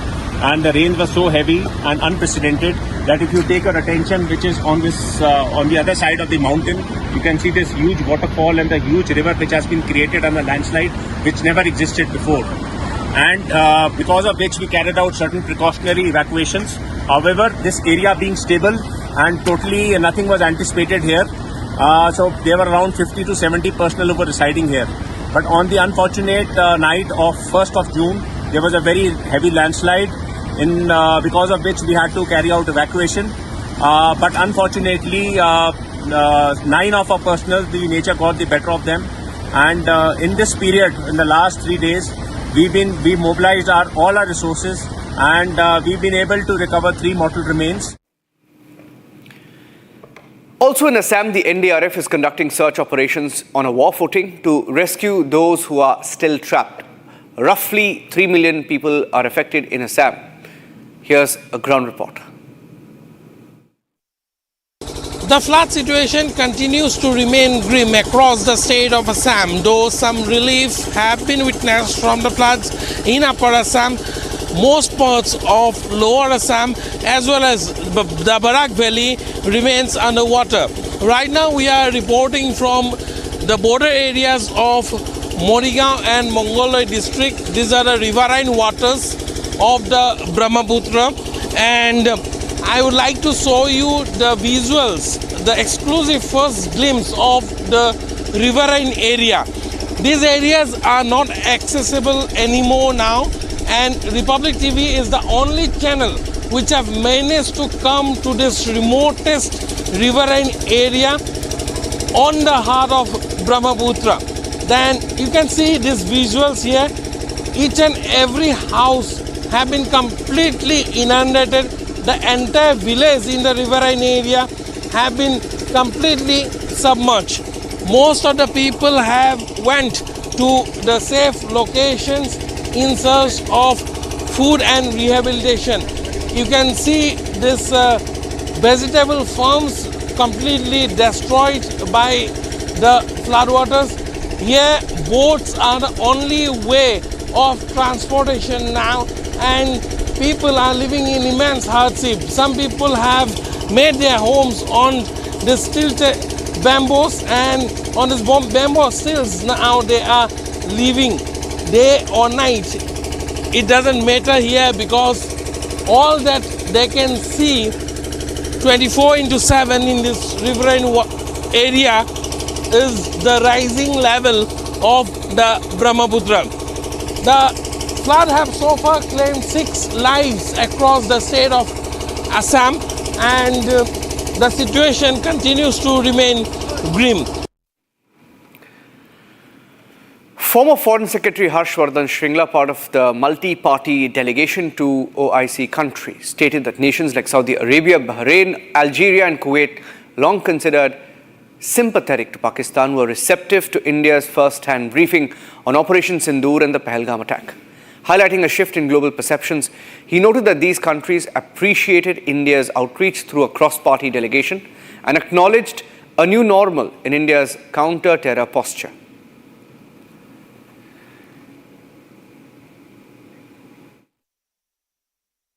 So you're right in saying that all of these countries are members of the Organization of Islamic Countries, the OIC, and they all are also influential in many other multilateral and international forums. For example, Kuwait, Bahrain and Saudi Arabia are members of the Gulf Cooperation Council. They also, GCC is a member of the Financial Action Task Force.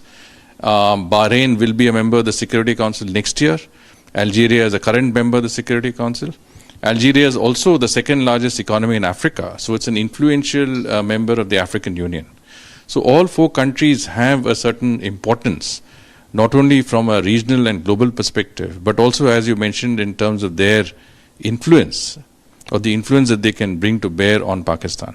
So from that perspective, I think all of these 4 countries were receptive to our first-hand briefing of them on Op Sindoor, the heinous attack at Pahalgam, our response and our future policy with regard to terrorism as in a new normal. I have to say, of course, that the fact that we had a high-level all-party parliamentary delegation visiting these countries also had its own resonance, because all of these countries, I think, appreciated the fact that India had sent a delegation all the way to their countries to brief them in person. Secondly, of course, my own sense as someone who's been in diplomacy for the past almost 4 decades is that there is a great change in the way many of these countries view India. Our relationship with the Gulf countries, in the past has been one of, a certain level of mutual suspicion and indifference. Please tell us about the entire visit and how you had gone ahead and exposed Pakistan. At the outset, let me tell you that it's a great feeling to come back to Indian soil. And having said that, let me tell you that we had gone to 5 countries, as you know. We went to Japan. Thereafter, we went to the Republic of Korea, then Indonesia, then Singapore, then Malaysia. And in every country, one heartening thing was that all segments of population had tremendous regard for the efforts of India, which is making giant strides on the path of progress. And they did appreciate our case. And the case was April 22nd in Pahalgam. Reprehensible act of terrorism took place, and we all in one voice talked about the fact that Pakistan has been peddling lies and creating false propaganda as far as Operation Sindhu is concerned. And we have to set the narrative right. So we put the facts before them straight away. We talked to them about the zero tolerance for terrorism, which is our policy now. We talked about the new normal that we are talking of. And at the same time, I must tell you that we did request them, they being the member of the Organization of Islamic Countries and the Financial Action Task Force, we did request them to put forth our views on terrorism and the role of Pakistan in instigating terrorist activities in India in these forums, since we are not members of these forums. So I think the best part was that all the countries have their own set of internal issues, but despite that, all the countries issued unconditional statements in favor of India, and they understood the plight of India. We also tried to talk about our complete focus on development. We are trying to become a developed nation by 2047. That is the agenda before us set by Prime Minister Modi and his government. Getting in a story now from Mumbai, pictures now coming in of a fight that reportedly broke out between security staff and drivers over a parking issue at the Mumbai International Airport. The CISF there present at the scene trying to resolve the matter. The Mumbai police have also registered a case and detained a few individuals. The investigation is underway. Here are some of the pictures that came in, and let me go across to my colleague Sandeep, also joining us with the details. Sandeep. See, Niranjan, this dispute broke out between the cab drivers out there on the Chhatrapati Shivaji Maharaj International Airport and the security staff of the airport out there that is managed by Crystal Group of companies. And in fact, there was a dispute between them, and in fact, following which the verbal spat, the clashes broke out, and in fact, a physical attack was also done, happened between the cab drivers and the Crystal staffers out there. And following which the CISF has to intervene, and later on all these individuals who were involved in this very kind of a physical attack, they were detained by the Mumbai's Sahar police station, and following which an FIR has already been registered in this case. Notices have been served and investigations are underway by the Mumbai police right now.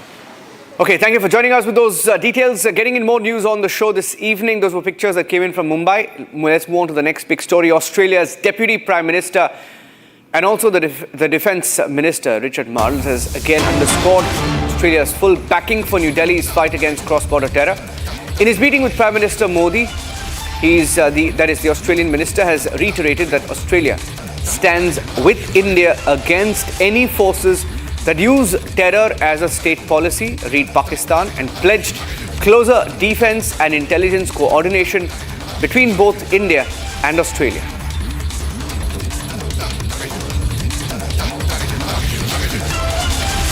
Statement that's coming from the Deputy Prime Minister and the Defence Minister Richard Marles, who's in India, has scored his country's backing for India's fight against cross-border terrorism without referring to Pakistan directly. He said that his country would stand with India against anybody, any nation that uses terror as state policy, and pledged closer defence, intelligence coordination. Australia, also a member of Quad, already has a close security understanding with the Indian establishment.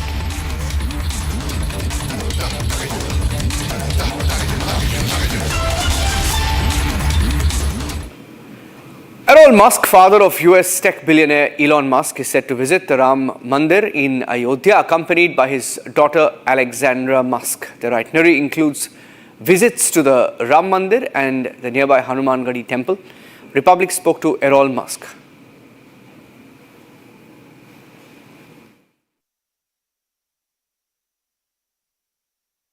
John Kimmel and Tosca came through in 1983 when they were small. Very small. As you have come first time to India? First time to India. What you will say to India culture? Oh, it's wonderful. It's amazing. I'll be back very, very soon. Anything evoke to you from after coming in India? Oh, I just love the people and the culture and the food, and I'm excited to see more. And can you give an example? An example? Yeah. That anything evoke to you after coming in India?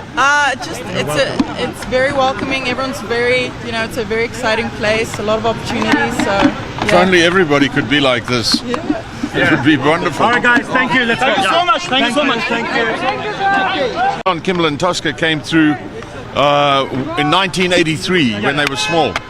Very small. As you have come first time to India? First time to India. What you will say to India culture?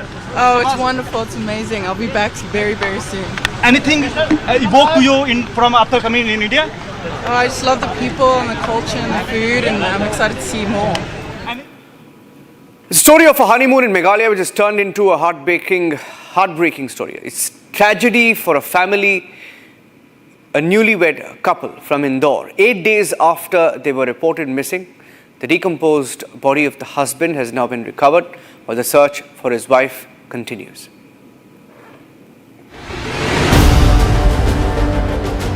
Three young men, Amritpal, Husanpreet and Jaspal, who had been kidnapped in Iran a month ago, have finally been rescued by the local police from Tehran, the capital of Iran. The youths belonging to Hoshiarpur, Sangrur and Navan Shahar in Punjab had gone completely out of contact for several days. The families had no clue about their whereabouts until one call brought the much needed relief. The families received their message of safety, bringing tears, prayers and overwhelming emotions back home.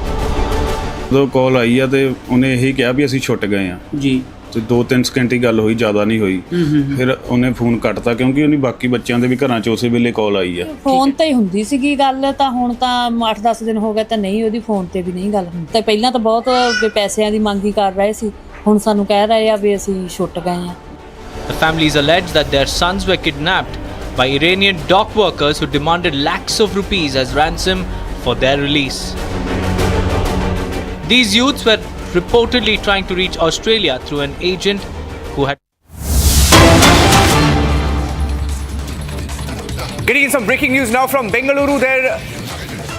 As crowds gather in large numbers, fans of RCB gather in large numbers, we're getting in reports that there has been a stampede that has been reported in Bengaluru as the people of Bengaluru, fans gathered in large numbers, thousands of them gathered for a victory march. There's been a stampede and some reports suggesting that a few lives have been lost. We are waiting to get more details. There is a stampede-like situation at the Chinnaswamy Stadium. There was a victory parade that was scheduled to take place this evening. Getting in reports of a stampede that has taken place right outside the Chinnaswamy Stadium. Some reports suggesting that a few people are also injured. Now, these are not confirmed reports. Once again, these are not official. These have not been confirmed. We are waiting for official details to come in. But from the initial reports that we have through our Republic Kannada teams as well, we hear that a few people are critically injured. A few people are critically injured. We don't have the exact details of how many were stuck in the stampede, but this was right outside the Chinnaswamy Stadium as thousands of fans gathered to get a glimpse of their fans, of their stars who won the IPL trophy last night after 18 years. It was the first trophy win for RCB. Now, these are very, very disturbing images that are coming in, ladies and gentlemen, from Bengaluru. We are hearing that this stampede was at the Chinnaswamy Stadium during the RCB victory celebrations. Some numbers suggesting that over 25 people are injured. The condition of 6 people believed to be critical. There are some reports that suggest or put that number of those who fell, who were trapped in that situation outside the Chinnaswamy Stadium at 3, saying that 3 lives have been lost, but this is not on record. Okay, we have a first report coming in that at least 3 people have died in the stampede. At least 3 people have died in the stampede in the RCB victory march in Bengaluru, ladies and gentlemen. Heartbreaking pictures coming in of young people who had gathered there to cheer on, to get a glimpse of the team that won the IPL trophy. And this is exactly what we didn't need at this point of time. Now, these are first pictures coming in of those who are injured being taken into the vehicles, being rushed to emergency centers and hospitals close to the Chinnaswamy Stadium. And very disturbing images, ladies and gentlemen. Just viewer discretion is advised. We are picking up these pictures from our Republic Kannada channel and the local media in Bengaluru, from news agencies, and from the initial reports we are hearing that at least 3 people have died. At least 3 people. We don't have an official detail or coming in, or official statement that is coming of how this happened, the circumstances that led to the stampede. But from the initial pictures that we have, this is the Chinnaswamy Stadium, and you saw thousands of people lined up on the sides of the Chinnaswamy Stadium. This is on MG Road. This is the heart of the city, and this is where the Victory March was scheduled to take place. Look at that. Those are images that you're seeing there of the situation in Bengaluru, where thousands of people have gathered in that entire area. And that is the entrance of the Chinnaswamy Stadium that you see there, right opposite the Cubbon Park. And the police presence, there are hundreds of policemen, not sure about the kind of arrangements that were in place to check the crowds that were gathering. But there was a victory march that was scheduled to take place at the Chinnaswamy Stadium. And these are very, very, very, very disturbing images that are now coming in, ladies and gentlemen. Stampede during the RCB victory celebrations in Bengaluru. And from the first details that we have, I'm getting in details that at least 3 people have lost their lives in the RCB victory march. The cricket team landed this afternoon, and the cricket team is being felicitated, and this is something that nobody expected. Large crowds had gathered at the stadium right outside, lining up the footpath outside the Chinnaswamy Stadium. Look at that. That's the footpath, ladies and gentlemen. That's the Chinnaswamy Stadium. You had a shot there where you saw hundreds and thousands of people lined up along the boundary wall of the Chinnaswamy Stadium, trying to cross over the fence. That is the main road. In fact, it's otherwise a very, very crowded road that leads on to MG Road and goes towards the more business districts of Bengaluru. And just when these people had gathered, these fans, thousands of them, you can see some of them trying to revive those who were caught in that stampede. And these are images that are now coming in, and very tragic reports that we have picked up this evening, that at least 3 people, at least 3 lives have been lost, ladies and gentlemen. We're waiting for more details. This was meant to be an RCB victory celebration, and we are still trying to get some details of what kind of arrangements were made to ensure that such a large crowd that had gathered there, were there enough measures taken to ensure that there was adequate arrangement to control the crowd. Now, look at those pictures. In one of those pictures, you can see people who had gathered along the Chinnaswamy Stadium trying to jump over the fence, trying to jump over the footpath and get into the road as the bus perhaps was passing by. And 3 people we are hearing. Over 20 people injured, that's the number that I have right now. According to reports, once again, these are not official details that we have, but we are going by reports that over 20 people are injured, and at least 3 lives have been lost in the stampede outside Bengaluru's Chinnaswamy Stadium. There were celebrations inside the stadium. In fact, a few minutes back, there was a felicitation that was held for the RCB team at Vidhana Sauda, which is the secretariat. At the secretariat, the team was honored as the champions of RCB, and thousands of people had gathered. There are some drone pictures also that we have. I'll try and get those aerial pictures that show you the kind of crowds that had gathered there. Now, what we don't know is how many people had. Okay, there are some live pictures coming in from Republic Kannada. I'd like to go across to those pictures. These are live pictures from Republic Kannada. Once again, ladies and gentlemen, look at that. That's a live shot. Live shot from Republic Kannada. This is the situation inside. Look at that. The situation outside. People are trying to jump over the stadium. That's the fence. They're trying to jump over the fence. Thousands of people are outside trying to jump. Okay, ladies and gentlemen, Chinnaswamy Stadium is the main stadium. This is the RCB home stadium, and this is where all the RCB players were brought. They were to be felicitated inside the stadium. They were taken to the Vidhana Saudha and then brought inside the stadium in a bus. And thousands of people, you can see in one of those pictures that you just saw, a live shot where people were trying to jump over the stadium. We are not sure whether that was because of seats being filled inside the stadium or whether they were denied entry for some other reason. Now, at the Chinnaswamy, look at that. That's a shot of the kind of the crowds that had gathered there. Hundreds of them trying to jump over the fence. There are some barricades also placed there. We'll also try and go across to our reporters from the Republic Kannada team. The police there seen in this particular visual. In this shot, the police trying to stop the crowds from entering. Another shot that you saw, the live shot of those who are injured being carried on shoulders to perhaps get first aid treatment. Now, from the initial details that we have, 20 people are injured. Now, that's another shot of the Chinnaswamy, one of the gates of the Chinnaswamy stadiums. Look at that. There's a lathi charge there. Lathi charge as the gates are shut. This is the stadium where the RCB team is being felicitated inside. Inside the stadium, felicitation ceremony is on. Outside the stadium, thousands of fans have gathered trying to enter, and in their attempt to enter the stadium, as large crowds gathered, look at that, they're slamming the gates shut, and in that stampede, at least 3 lives have been lost. Over 20 people have been injured.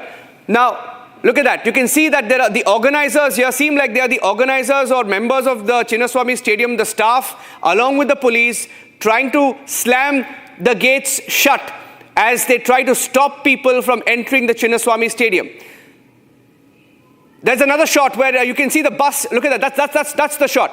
That's the shot where, that's the live shot that you see, ladies and gentlemen, where you can see that they're trying to shut the gates as... Okay, that's another live shot that I have there. Live shot of people trying to climb over that pole. Okay, that's a live shot from inside the stadium. So we're getting different shots from both inside and outside the stadium. Now, initially it appears that the entry was free inside the stadium, and those who were not being allowed inside because of the crowding, the large number of crowds that had gathered, they were kept outside. And just as the gates were being shut,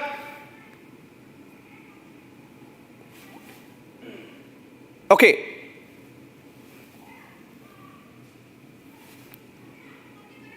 Okay, these are live pictures coming in, more pictures coming in from Republic Kannada. So we're getting in live updates, constant updates. So we're trying to get you as many pictures as possible. This latest picture coming in of another person who was caught in the stampede, who was injured in the stampede, being taken and being helped by some of the fans there, being taken to the gate to get first aid treatment. Now this is a live shot that came in a few minutes back. And we are playing out pictures as we get them from the Republic Kannada team. And in this shot, okay, that's a live shot of the bus. The first shot of the RCB bus as it was entering. So that's the first shot that we have of the RCB bus entering the Chinnaswamy Stadium. So this was perhaps minutes before the stampede or moments before the stampede when the bus was entering the Chinnaswamy Stadium. That's the first shot that I have.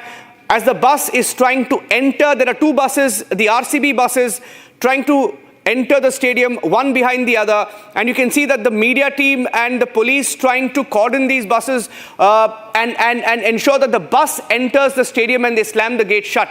And that's perhaps also the time when those who were stuck inside, the fans, were trying to enter the gates and were caught in the stampede. Okay, these are 2 shots, one inside the stadium on the left of your screen.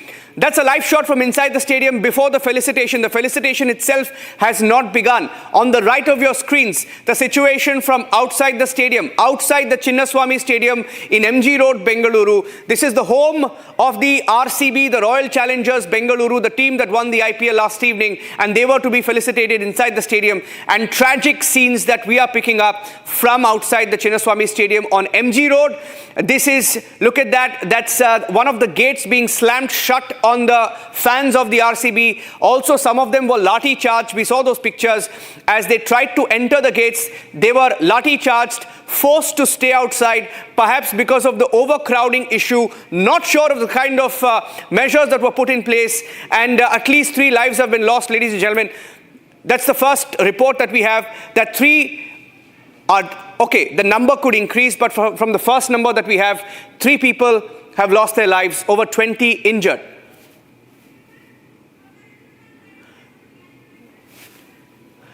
Okay, my colleague Shawan is also joining us live on the broadcast. We're picking up more details from different sources. The Republic Kannada team trying to get us all the minute-by-minute updates. Initial reports also suggesting that seven have died in the stampede. Shawan, that number has gone up. I don't have the full details in hand. You were in the newsroom. What more are you picking up? How many people are injured, or how many casualties are we looking at here? Well, in fact, we can now confirm that 7 reported dead, 50 injured. Now, what we have on your screens, these are just minutes before the felicitation actually was supposed to take place. Now, there is a clear mismanagement if you simply go by the images that we've just got into our newsroom, because it appears that as the bus was basically moving out, that's when the gates were basically being closed. And on your screens right now, this was the very moment when you see that this area was basically cordoned off. But it appears that as the players were basically moving inside the stadium, the gate was being closed. There was an entourage of media that was also present there. And as fans were basically trying to move closer to the gate, and when they had abruptly shut the gate, and we are given to understand that led to a massive chaos. As of now, as far as the numbers are concerned, 7 people are dead is what we are being told. Some fresh visuals are also coming in, Niranjan, right now. Shawan, I have a confirmation that there was a lathi charge that precipitated the situation. I saw that picture, that video of the police lathi charging, which perhaps also led to the situation getting out of hand. It was already out of hand, and there was a lathi charge that just turned the situation. I mean, it just went out of hand. And these are pictures of the bus entering the Chinnaswamy Stadium. Entering the Chinnaswamy Stadium. Shawan is also here. Shawan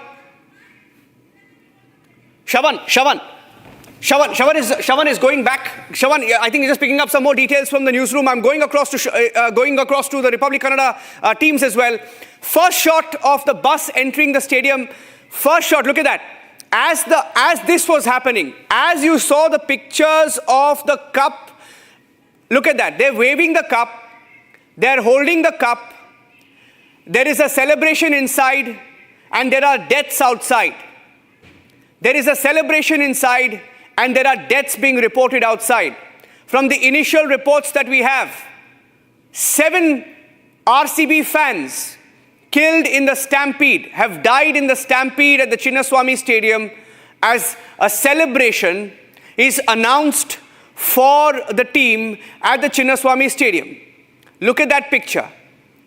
They're all entering the stadium, and these are live pictures coming in. I'm picking up these pictures from the Republic Kannada team as well. Now, I'm not sure whether the players know what is happening, but this is appalling. The kind of arrangements that have been made. Why were fans lathi charged? Initial reports putting it at 7 deaths due to the stampede. Over 20 people injured, at least 26 injured. Inside the stadium, there is a celebration. Buses are being brought. Thousands of people outside, some trying to jump over the Chinnaswamy Stadium compound. I'm not sure about the kind of police arrangements that were in place at all. Was this planned? What kind of police deployment was made? What kind of arrangements were made for the fans to gather in an orderly manner? Look at that. That is at the Chinnaswamy Stadium. At the Chinnaswamy Stadium, where there is a felicitation that is on. There is a correction, ladies and gentlemen. That's not the stadium. That is Vidhana Saudha on the left. That is Vidhana Saudha on the left. That is not the stadium. I'll just correct that in a second. That is Vidhana Sauda. That is not the stadium on the left side. That is not the stadium. That is the Vidhana Sauda, the Secretariat. These are pictures of the celebration at the Secretariat that happened earlier this afternoon. And this afternoon, the players were first, after they landed in Bengaluru, they were given a 5-star welcome, hero's welcome by the Deputy Chief Minister of Karnataka, whose name is D.K. Shivakumar. And then they were all brought here to the Vidhana Sauda, and all the political leaders were present to give these cricketers a 5-star gathering, a 5-star felicitation. Look at that. Those are pictures of them celebrating. And thousands of people had gathered even outside the Vidhana Sauda. There is an aerial shot. I'll try and get that aerial shot. And on the right, while all of that was happening, we don't have the exact number, but the capacity of the Chinnaswamy Stadium is minimum 50,000.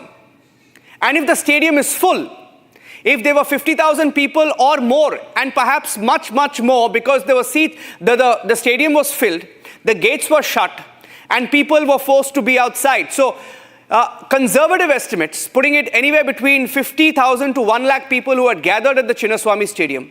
And these are the pictures from outside. We've seen at least 10 to 15 people being carried away after being caught in the stampede. Visual after visual coming in from outside the stadium. Visual after visual coming in from outside the stadium as they are stuck in that stampede that was caused at the Chinnaswamy Stadium, where the RCB players are being felicitated right now. We just saw the bus entering a few seconds back. And, okay, I'm getting in an updated number. And Republic Kannada is reporting that 11 people have died in the stampede, ladies and gentlemen. This is an initial report that I have.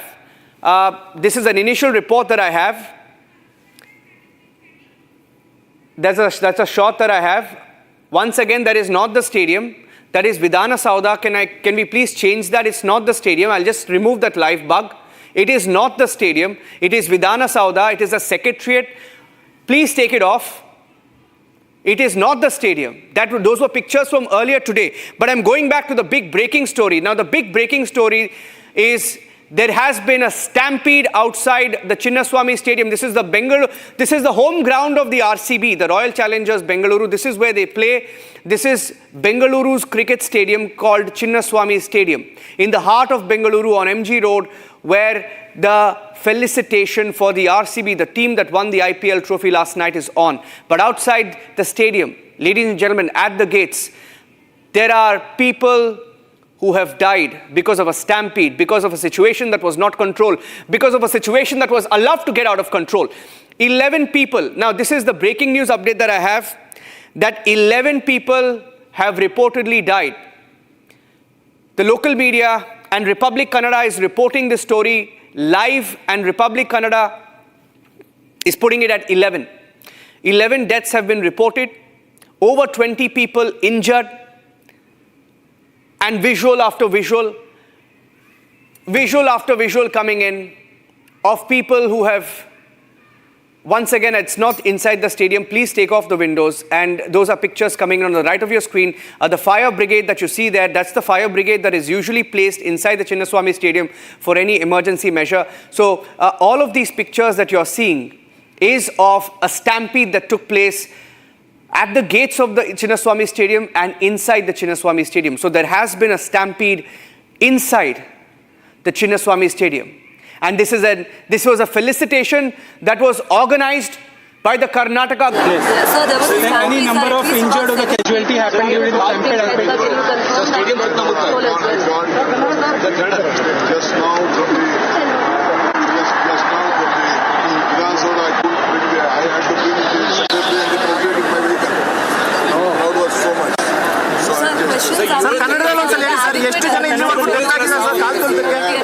How did a lapse like this happen, sir? We had arranged more.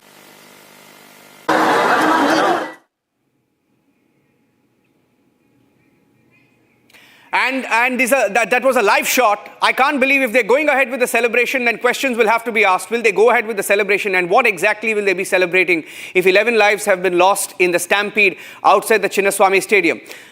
Those are pictures that you're seeing on the left of your screens. The Karnataka state government decided to felicitate the RCB team outside. Now, this is a picture that came in from Vidhana Sauda a little while back. When they landed at the airport, they got a welcome. They were brought first to the Vidhana Sauda. This is the secretariat where they got a hero's welcome. And even here, thousands of people had gathered. From here, the buses carrying the players were taken inside the Chinnaswamy Stadium. And that is where the felicitation was to be held. And thousands of fans were also allowed entry inside the stadium. But what a tragic turn of events, ladies and gentlemen. Now, if they go ahead with this celebration, now that will be the biggest tragedy. 11 lives have been lost. We don't know the kind of situation that is outside, because minute by minute, we're getting in live updates of the situation outside the stadium. We're getting in live updates that 11 lives have been lost and 10 of them are in the ICU. I repeat that, 10 of them are in the ICU according to the reports that we're getting in from Republic Canada.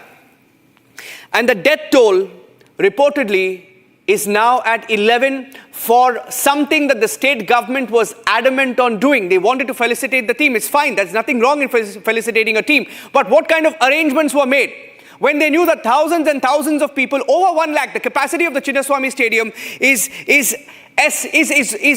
50,000, at least 50,000. Now, if the gates were shut, that means the stadiums and the stands were full. Now, if the stadium and the stands were full, how many people actually gathered at the stadium? Now, that is a question that we will have to ask. Now, if this was a state government organized event, state government organized felicitation, what kind of measures did the state government of Karnataka take to ensure that the fans were safe, to ensure that the people were not caught in a stampede-like situation? Now, after 11 lives are lost, will they still go ahead and celebrate? And what will they celebrate? Will they celebrate 11 lives being lost? Over 50 injured in the stampede. We have another update. That number, which was 26 earlier, we're getting in an update now that 54 fans have been injured. 11 fans have lost their lives in the stampede at the Chinnaswamy Stadium in Bengaluru, as the state government decided to hold this last-minute felicitation. This last-minute felicitation, the team won the trophy last night. They decided this morning that there will be a celebration. They decided this morning that all of them will be brought in front of the Vidhana Sauda and there will be a huge trophy ceremony. And then they decided that they will all be then taken to the Chinnaswamy Stadium. And then inside the Chinnaswamy Stadium, which is a cricket stadium, home of the RCB, they decided that they will allow fans, that they will get somebody from inside the stadium, that they will line up all the fans inside without having made adequate arrangements. And there are many pictures that we have received, visual after visual, sequences on the right of your screens that you're seeing of tragedy unfold outside the stadium. Now, this is a shot from inside the Chinnaswamy Stadium where those who are caught in the stampede are being taken out. Now, the tragedy is that most of the victims here are youngsters. Let me go across to Smita. Smita is joining us from the Republic Kannada newsroom. Smita, what is the update that you have? Where did the stampede happen? Give us the details.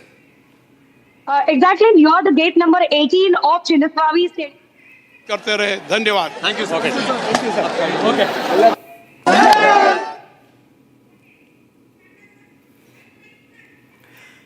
Okay. Smita, go ahead. Smita, go ahead. Yes. If you're hearing that there was a huge crowd and the gates of the Chinnaswamy Stadium was completely locked. But once the gates were opened, we got to hear that near the gate number 18 of Chinnaswamy Stadium, there was a huge stampede.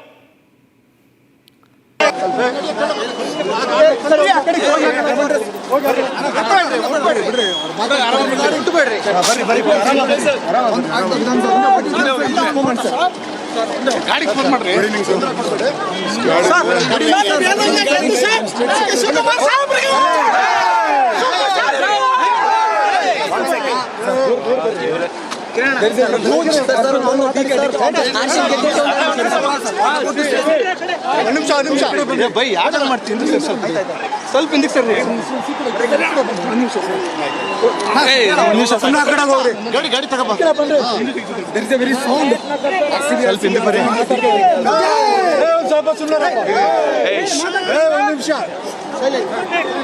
See, the entire Karnataka is excited. We are very happy to all the Karnataka youngsters and all the section of the people, from old age to youngsters. They prayed, they loved, they gave their strength, and after 18 years long, we could succeed. And I would like to congratulate Mr. Kohli, who stood like a rock for this. His loyalty to Karnataka has paid royalty. He has given his heart, he has given his love, he has given his youth and all his strength to this success. I hope this will be the beginning, and days to come, the years to come, we are going to achieve the same cup remains with RCB. Okay, that was the chief minister. That was the deputy chief minister of Karnataka when he gave a soundbite outside the Vidhana Sauda. Now, tragically, you just heard people behind him shout slogans praising him, and not a single word was said about the tragedy. Now, we are not sure whether this was before the stampede or after the stampede, but if this was after the stampede and not a single question was asked and not a word spoken on the stampede, then it is tragic, because this was a state government organized event. State government organized event, and this was at the Vidhana Sauda, and all of them as we speak are inside Bengaluru's Chinnaswamy Stadium.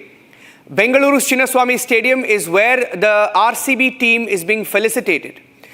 11 players who played the game last night, 11 fans have died in the stampede. 11 players being felicitated inside the stadium. 11 fans have died in the stampede. Smita is coming live. I'm going across to Smita. Smita is joining us live from the Republic Kannada team. Smita, tell us about where the stampede took place. Smita.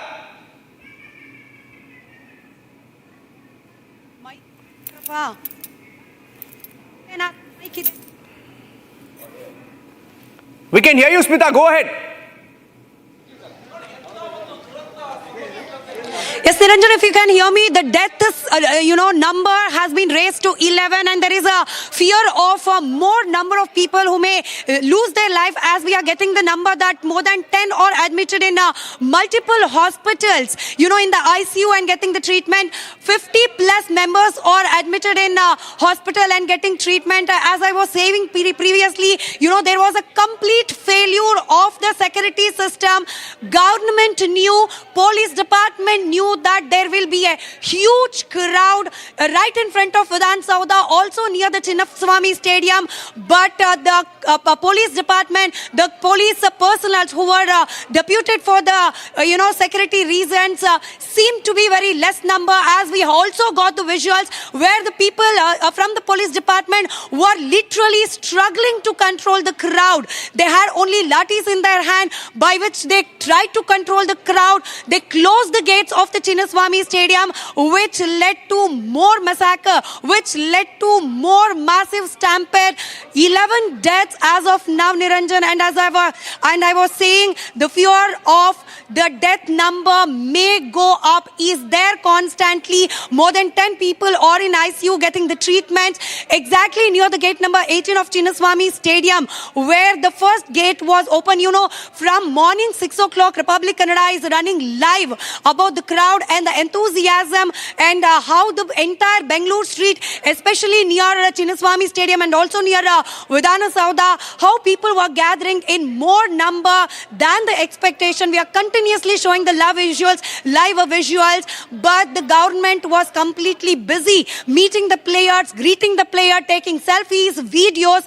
Didn't the government, especially the Home Ministry, notice that the crowd is, gathering beyond the expectation? beyond the range of the capacity of the police personnel who are deputed there for the security reasons? Couldn't the government, could have taken more measure instantly to increase the police or to, divert the crowd is the biggest question which is haunting us. Now, even we heard D.K. Shivakumar, the Deputy Chief Minister of Karnataka, reacting to the media. He didn't mention the death. He didn't mention the stampede. He only said that it is a pride moment for all the Kannadigas, especially for the government of Karnataka, to host an event with all the RCB players in Chinnaswamy Stadium and also near Vidhan Sauda. But unfortunately, D.K. Shivakumar, seems to be blindfolded. He didn't even mention about the death. He said that, yes, there was a, lapse in the security and the other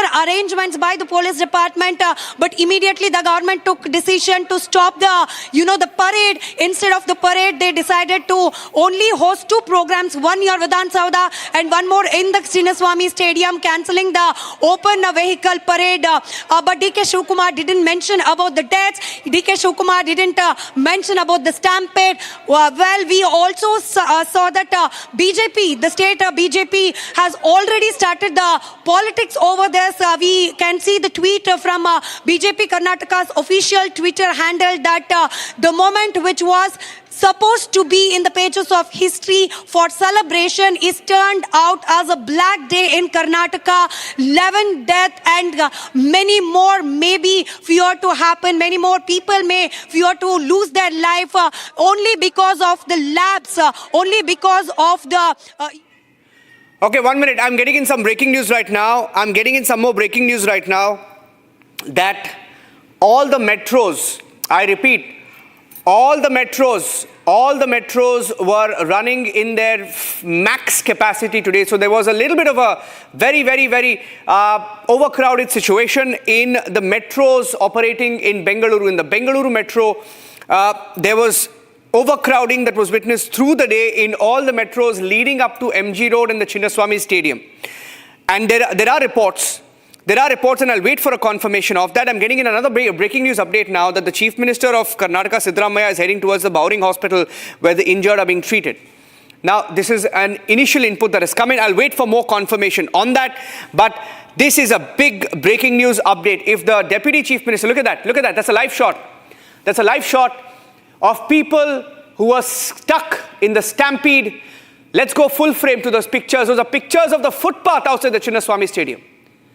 Do we have an audio of that? Do we have an audio of that? Please put up the audio. I'll translate over it. Go full frame on that.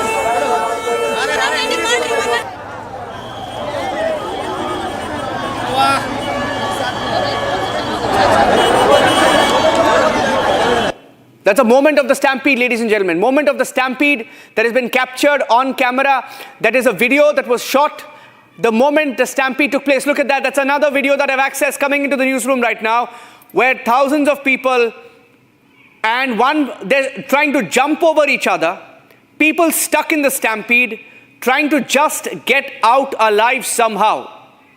That is the stampede video that I've just accessed coming into our newsroom, and on the right of your screen, the aftermath of how they try to revive them. But this is the moment that shows you how many, look at that, you just saw that youth jumping over, being pulled out of the stampede, of the overcrowding situation, of the stampede situation, as hundreds of people had gathered there. In this shot itself, there are hundreds of people. Overall, anywhere between 50,000 to 1 lakh, perhaps more than 1 lakh. We don't have the number. Now, this was the situation outside the Chinnaswamy Stadium in Bengaluru a few hours back. And that's the stampede video that has just come in. Hundreds of people trying to pull each other out of that situation. You saw another shot of the footpath right outside the Chinnaswamy Stadium, where people just moments after the stampede trying to just get out alive, trying to gather their breath after the crowds had moved away. I have Muthu joining me. Muthu is live. Muthu, what is the latest update, Muthu? So we have, as of now, we got the 11 people who are in crowd, they are dead.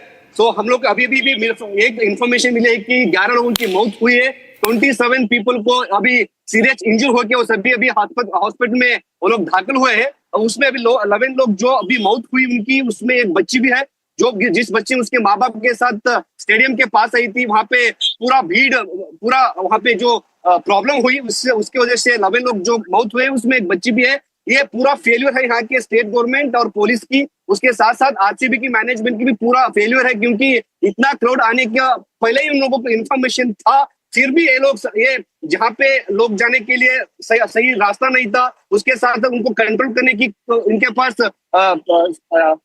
जो कोई इनका member भी नहीं था वहां पे। इसके साथ किसी को भी इंजर हुआ तो उन लोगों को ट्रीटमेंट देने के लिए यहाँ पे हॉस्पिटल का कुछ भी लोग भी नहीं थे।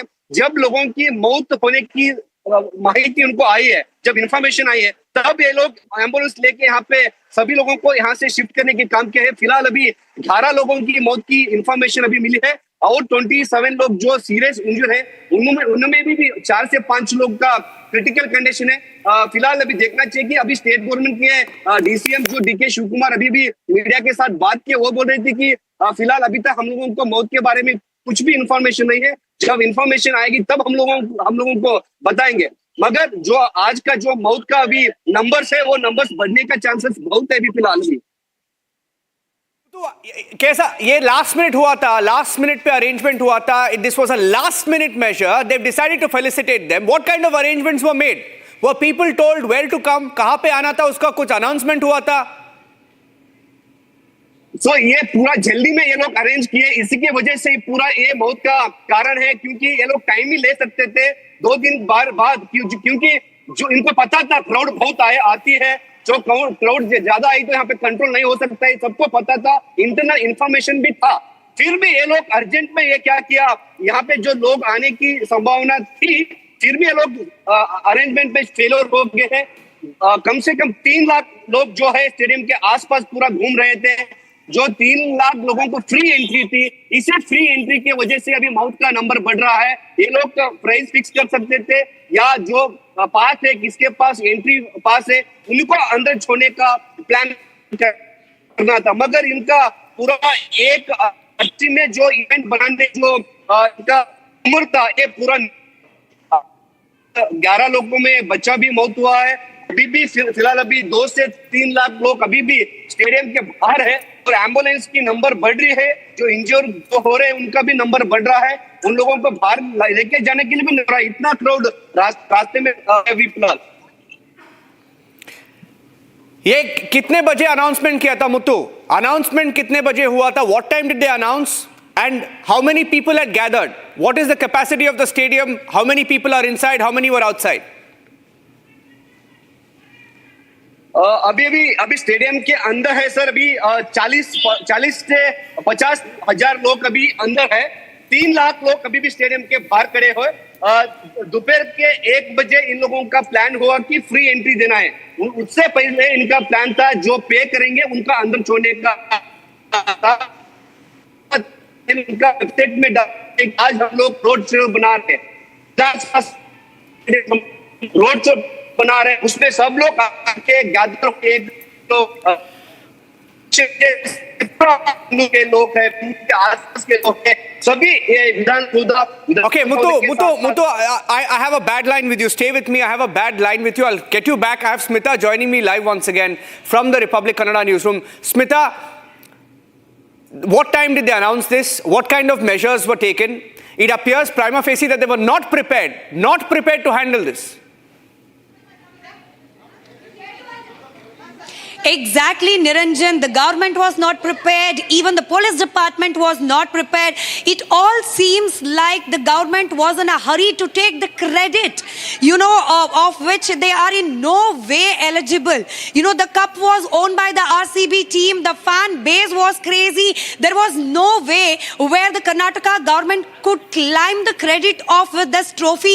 But it was very clearly visible that the Karnataka Congress government was in a hurry to claim the claim the credit of facilitating and giving this awards and also to run a huge show in the Chinnaswamy Stadium. We have seen DK Shivkumar, the Deputy Chief Minister, being very actively commenting on the social medias. He himself ran to HAL airport to pick the players who came from Gujarat, but didn't he just for 1 minute sat down and thought what will be the arrangement arrangements in such short notice? What will be the, the crowd controlling measures to be taken for such a huge crowd? Niranjan, we are getting visuals continuously from yesterday night till 11:30 that police were literally failing to control the crowd. Just when the RCB fans got the news that RCB has won the trophy after 18 years, we saw almost all Bangalore streets were crowded. People were dancing crazy. Even we also got the visuals from yesterday night that when police personnel tried to clear the crowd from the streets, even the crowd lifted the policeman. They halted the police vehicle. This was the craziness that people were showing. And when the government announces that the players along with the trophy will come to Bangalore and people can see them directly, didn't the government... Okay, 1 minute. I have the IPL chairman on the phone line with me right now. Arun Dumal. Are you, Mr. Dumal, are you there? Yeah. Mr. Dumal, this is tragic. Did IPL give permission for any of this to happen? Very, very tragic indeed. I just got to know about this news. We were all going back from Ahmedabad after a great game, but it is indeed very sad, and I would like to convey my heartfelt condolences to all the families who lost their loved ones. Very, very sad indeed. We had no knowledge of any victory parade. I don't know who organized it, how it was planned, and how it went through. But very sad indeed, and Sir, I hope... Mr. Dumal, will you let the celebration continue? Why can't you tell RCB to call off the celebration? What is there to celebrate when 11 people have died? No, I have no knowledge who's organizing it, what is their program. I will check into the facts and I'll speak to all concerned. This can't be a moment to celebrate now with all these loss of life. I need to check up and find out how did it all get organized. Is there anything you can do to speak to the RCB? Why can't IPL speak to RCB and ask them to call it off? There is a lot of anger. People are asking, how can you celebrate when 11 people have died, over 50 injured? Definitely, we will speak to it. I have no knowledge of who organized it and how it got organized, but we will look into it. I am very sure BCCI, IPL, KSC had no role to play in this. Whether people came on their own, they were called, we have no knowledge of this, but we will speak to them and, get it sorted. But my last question, Mr. Dumal, when there is a celebration involving an IPL team, does the IPL not have to be informed about the celebration? No, this was nothing. It is not part of the IPL. IPL has finished last night with them winning the trophy. Now, all of them were supposed to go back home. Few of the players are required to fly to England to play the test series. We have no knowledge of who organized this event and what is happening there. I've just got the news from your reporter only. Now, I'm also hearing, Mr. Dumal, because Arnab also wants to, just ask you a couple of questions. He's just coming on the line. But this was a state government organized event in Karnataka. This was called in the last minute. Now, I just heard you say that you've just got the information and you will find out and that the BCCI will also release a statement. Is that correct? BCCI and IPL will give out some sort of a communication on this? Definitely, since we've just got to know about it, like I told you, all the officials would be going back from Ahmedabad to their respective cities. Yeah. In between this tragic incident has happened, we got to know about it. And we have no knowledge as to who has organized it and how it got organized, whether people came on their own, hearing the story that the trophy is coming there. So we have no knowledge of it, and we'll find out. Sir, this is a repute of the game at stake here, Mr. Dumal. So I want to ask you as the IPL chairman. That is why I started with this thing that we can't celebrate when you have this kind of loss of life. Exactly. And, I would like to convey my heartfelt condolences to all the families. And, we'll speak to all the RCB management. We have no knowledge as to is it still going on, what is the program like. So I can confirm to you that it's still going on. It has not been called off. Okay. We'll speak to them and we'll check with them what is the program like. How did it happen? Okay, that's a breaking news update there. Mr. Arun Dumal saying that he will speak. Okay, Arnab wants to ask you a question, Mr. Dumal. Arnab is on the line. Arnab. Mr. Dumal, this is Arnab Goswami here. Yes, Mr. Dumal, this is Arnab Goswami here.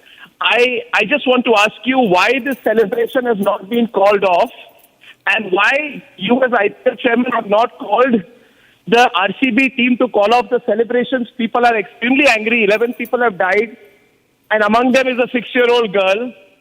Why is the celebration not being called off, Mr. Dhumal? What is there to celebrate? I told you, reporter, I just got to know about it. There was no plan of any such celebration. We are all going back from Ahmedabad to our respective cities. No, I know, but you can call the RCB team right now to call it off, Mr. Dhumal. You can call them right now.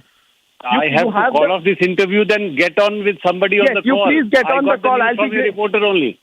Thank you. So we're sharing with you. I request you tell them because this is sending a very wrong message. Thank you, sir. Yeah. Thank you. Thank you. Okay, big breaking news update. Arun Dhumal, IPL chairman, saying he's going to get off the phone line after speaking to Arnab, getting off the phone line, saying I'm going to make a call, saying there is nothing to celebrate. IPL saying they were not informed of any celebration at all. Not informed by RCB, not informed by anybody about the celebration. They are against any celebration after 11 lives have been lost in the stampede. Smita continues to be with us. Smita, where are those who are injured being taken? How many people are injured, Smita? 50 plus people were badly injured. Out of them, 10 were in ICU. And as we are getting, many were taken to Bowring Hospital, where Chief Minister Siddaramaiah will also be visiting the hospital very soon. And a few others were taken to nearby private hospital, where we got the information from the official sources from the hospital that in that private hospital, 4 were brought death. Niranjan, 4 were brought death straight from Chinnaswamy Stadium, where, crores of RCB fans wanted to witness, the moment of historious victory, but the entire Bangalore, I'm saying this out of great concern and out of great sadness, that entire Bangalore turned out to be a massacre spot where more than 11 people lost their death, who just simply went there to watch their favorite players, just went there to see the trophy which they were waiting for 18 years. But only because of the mismanagement of the police department and also the home ministry, and also, let me tell it very clearly, the urgency by the state government. I'm getting a live shot. Innocent people. I'm getting a live shot. I'm getting a live shot. I don't know whether there's an audio on that. Virat Kohli is speaking, which means the celebration is on.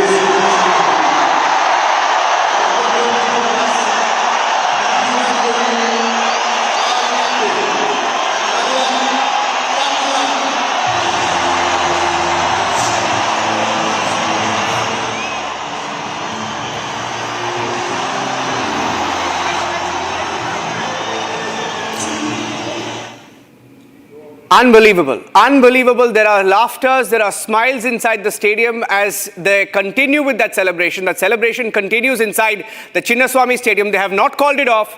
They have decided to go ahead with that. And despite 11 lives being lost outside, and that number could increase, over 10 people in the ICU, 11 people have died, and the celebration is still on inside the Chinnaswamy Stadium. That's a live shot that you just saw.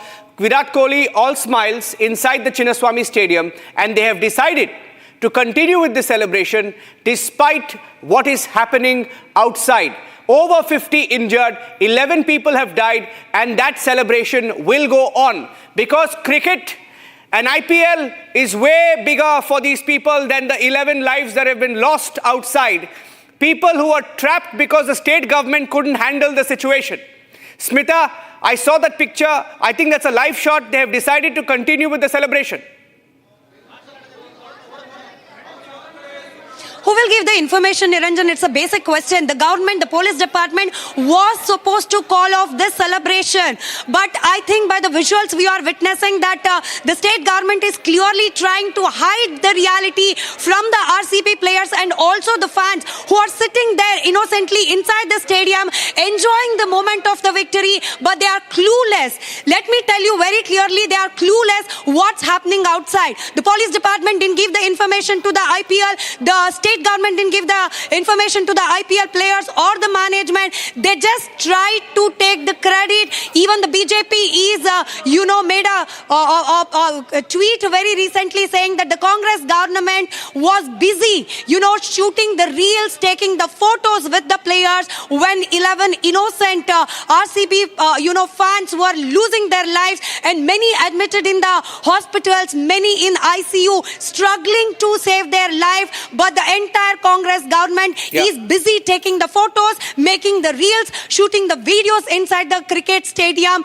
And I guess even the IPL players and the management is left without any clue. The state government is trying to cover up the whole event. We also heard DK Shivkumar very smartly not reacting much on the incident, only reacting that it is a pride of Kannadigas, it is the pride of Karnataka, and it's the pride of their government to have the cup and the trophy and the winners on the ground. This is what exactly the Deputy Chief Minister, who knew that stampede has happened, who knew that people are losing their life, reacted only about the victory, reacted only about the trophy, but very smartly he tried to cover up entire stampede, entire people losing life. He just tried to cover up, and he just decided to continue the celebration. The visuals are on the screen. What more tragic scenes I'm getting in some more breaking news updates. 1 minute, Smita. There is a breaking news update. The BJP has called for the resignation of DK Shivakumar, the Deputy Chief Minister of Karnataka, who was in the front, right in the front, and all his fans,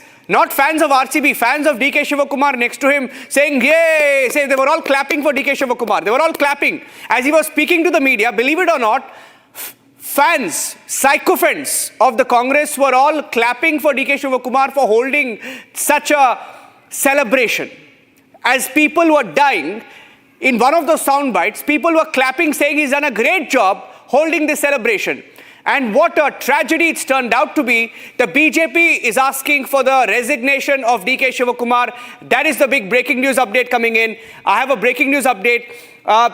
And I'm also hearing about the metros being overcrowded. Metros being overcrowded. There were some reports that even the metro to Vidhana Sauda, metro to Chinnaswamy Stadium, reports of them extremely overcrowded. And there was some situation there. Any update on that, Smita?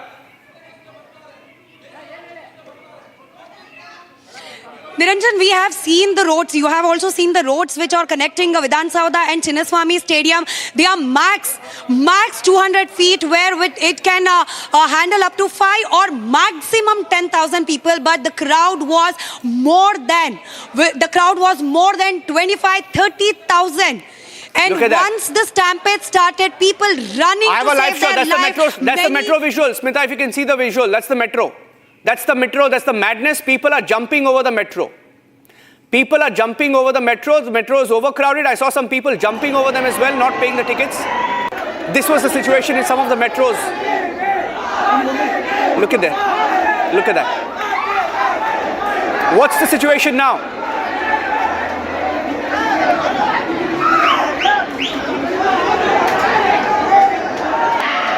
Smita?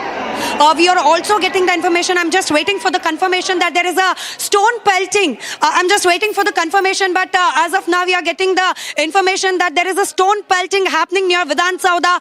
People are getting more and more angry on the mismanagement of the government.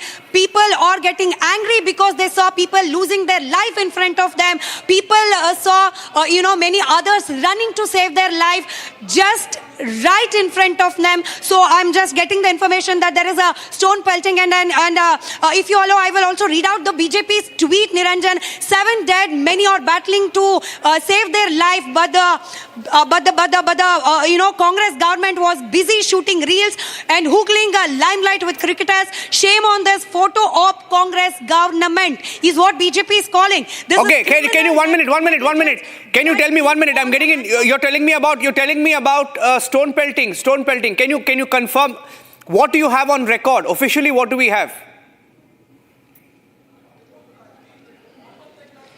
Just now I received, from one of our reporter who is on the ground has, sent us a message that there is a reported stone pelting near Vidhan Soda. We are just rushing near, our reporter are rushing near Vidhan Soda because most of, our reporters were on the ground near Chinnaswamy Stadium and also near the, the hospitals where the injured were taken. I'm just waiting for the confirmation, Niranjan. As soon as I get that update, we'll be saying more about it. But now, as you were saying, the celebration inside the Chinnaswamy Stadium is still going on. The players are inside the Chinnaswamy Stadium and more than 25-30,000 people are still inside the Chinnaswamy Stadium. I don't know how these people, are going to come out safely, how they are going to reach their home safely. Even if when there is a match in the Chinnaswamy Stadium. I have a breaking news update. 1 minute. I have a breaking news update coming in. Smita, be with me. I have a breaking news update right now. I have a breaking news update. I have a breakup right now. 27 have been taken to the hospital. This is the latest official on-record number that I have. 27 have been taken to the hospital. 11 have died. So if you're watching this visual today, the story, ladies and gentlemen, in Bengaluru, politicians decided to call for a celebration to honor 11 cricketers who won their team an RCB IPL title after 18 years. 11 of them. That celebration is to celebrate 11 of them. On the right side of your screen, 11 have died. 11 fans have died. Ashok Gowda is joining me on the phone line of the BJP. Ashok Gowda, I have a confirmation that of the 11 who have died, 7 were brought dead to Bowring Hospital, 4 were brought dead to the Vaidehi Hospital, 19 of them brought to the Bowring alone, of which 7 have died. 8 of them were brought to Vaidehi Hospital in Malya Road, of which 4 have died. I've confirmed that. Ashok Gowda. Yes. Niranjan, what has happened is yesterday, in fact, when we went on the road from we were also in the city center and we were also watching the match there. And when I was heading back home, which was 5 kilometers away from the Richmond Circle, I saw that whether it was in Adgodi, Kormangla or in Madiwala or in BTM layout, in all the places people had gathered. There were no places which we found police to be there, except for one police vehicle in front of Adgodi police station. And that too, the policemen were helpless. What does this indicate? This directly indicates that the police and Home Minister and the government of Karnataka, that is Congress-led government, was not prepared that RCB will win, and what will be the scenario after RCB wins. Part 1. Part 2. Today, whatever the celebrations were there, they knew, intelligence knew that how many people are going to come, or if they did not know, it's an intelligence failure. And when the intelligence knew that people were fleeing, I was just there in the MS building when the celebration had started. Even during that time, just people were parking their vehicle, two-wheeler, four-wheeler, everywhere, and they were just walking towards the Vidhan Sauda and towards the stadium. If in all this scenario, what was the Home Minister doing? What was the Chief Minister doing? What was the Deputy Chief Minister doing? This just indicates that the Home Minister is inactive, the Chief Minister is not bothered, and even the Deputy Chief Minister is not bothered. They have left the Home Ministry Department, as earlier there was Kempanna who was ruling the Home Ministry. Now there is, in every district we can find one Home Minister. It is Priyanka Kharge, DK Suresh, several others. Everybody gives their own statements. In Bangalore also, there is several parts in Bangalore and which is divided into different zones, and all have become their own Home Ministers. So this is the problem in Bangalore, and this has seriously led to the law and order crisis. And because of the law and order crisis and the Home Minister not being active, Chief Minister not bothering about the Home Ministry, this is where the problem has happened. And this is just a reflection. We have been saying when women were hacked to death, we have been saying when the talwars were shown, we have been saying when the banks were looted, we have been saying that across Karnataka, rapes have happened, and this is just a reflection that 11 people have been killed only because of the Congress government's failure. Only because of the Congress government's failure. Okay. Ashok Gowda, yes, there is absolutely, there is confirmation now that this was mismanaged, a clear case of mismanagement. I'm going across to the live pictures that are coming in. Thank you, Ashok Gowda, for joining us. That's BJP's Ashok Gowda. You saw the pictures of inside the hospital where some of those who were caught in the stampede, they were taken to 2 hospitals, Bowring and the Vaidehi Hospital close by. And there are several hospitals in that area. Vaidehi Hospital, Bowring Hospital is where most of the victims were taken. And those are pictures. Look at that. They continued with the celebration. Nobody stopped the celebration. The smiles continued inside. They continued the smiles, the celebration inside, and none of them stopped to even pay condolences to the 11. They should have stopped that celebration. They did not. They continued with the celebrations inside. And fans left to die outside. The stadium is not equipped to take so many people. I'm going to look at that. You have clear footage of lathi charge on the fans. Why were the fans lathi charged? They should have made the arrangements. The arrangements were not made. The police were not ready for a situation like this. Then why did they give, or why did they support, why did they give the political leaders, the political leadership in Karnataka, the government, the go-ahead to hold such a felicitation at such short notice? People had no idea what to do in this situation. All of them just flocked without a semblance of organization of an event of this scale. And let me go back to Smita. Smita, what more are you picking up? There is a picture. I saw that picture that there was some chaos even at the Vidhana Sauda when people had gathered. So let me get this right. When the players landed at the airport, the Deputy Chief Minister goes, gives them a red carpet welcome, picks up the trophy, brings them to the Vidhana Sauda, right? They get a VIP clearance. They come straight to the Vidhana Sauda with no traffic. And there is complete chaos. I saw some pictures of, some stone pelting there as well. I will wait for those pictures. But from there, they were taken to the Chinnaswamy Stadium. At the Chinnaswamy Stadium, completely overwhelmed, cannot handle the situation. Fans are lathi charged. Doors are shut. Gates are slammed on them. Half of them outside. And they have been forced to go through what they have. Now, is there any other update that you have? Are they still inside? Are the celebrations still on? Yes, it is. Unfortunately, yes, it is going on. The celebration is going on.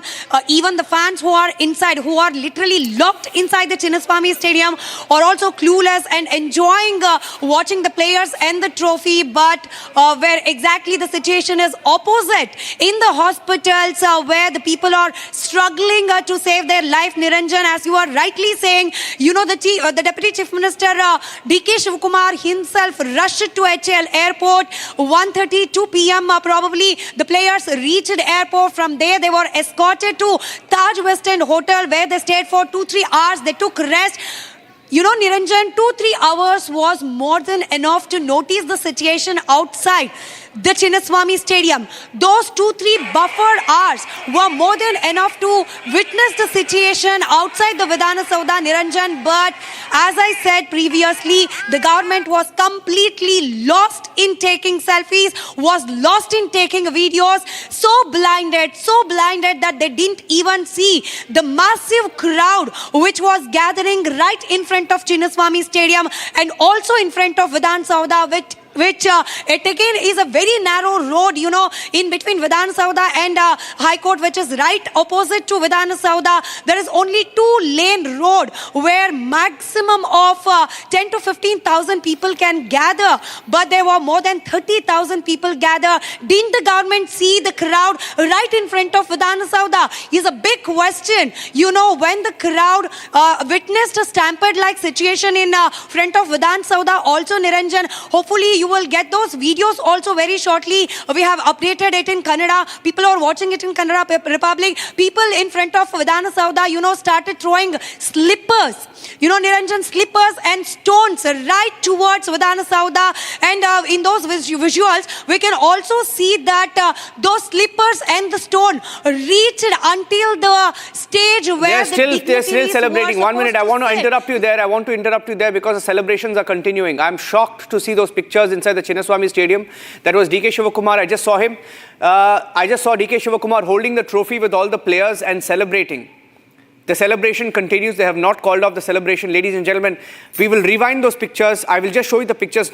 There were pictures of the Deputy Chief Minister of Karnataka lifting the trophy and celebrating with them as people have died outside. 11 people have died. Celebration should have been called off. Celebrations were not called off. And I just saw him there picking up the trophy and celebrating inside a few seconds back. And this is the same Deputy Chief Minister who said that, all was well. He did not give details of how many people had died. But despite speaking to the media, going inside, continuing the celebration, this is pathetic.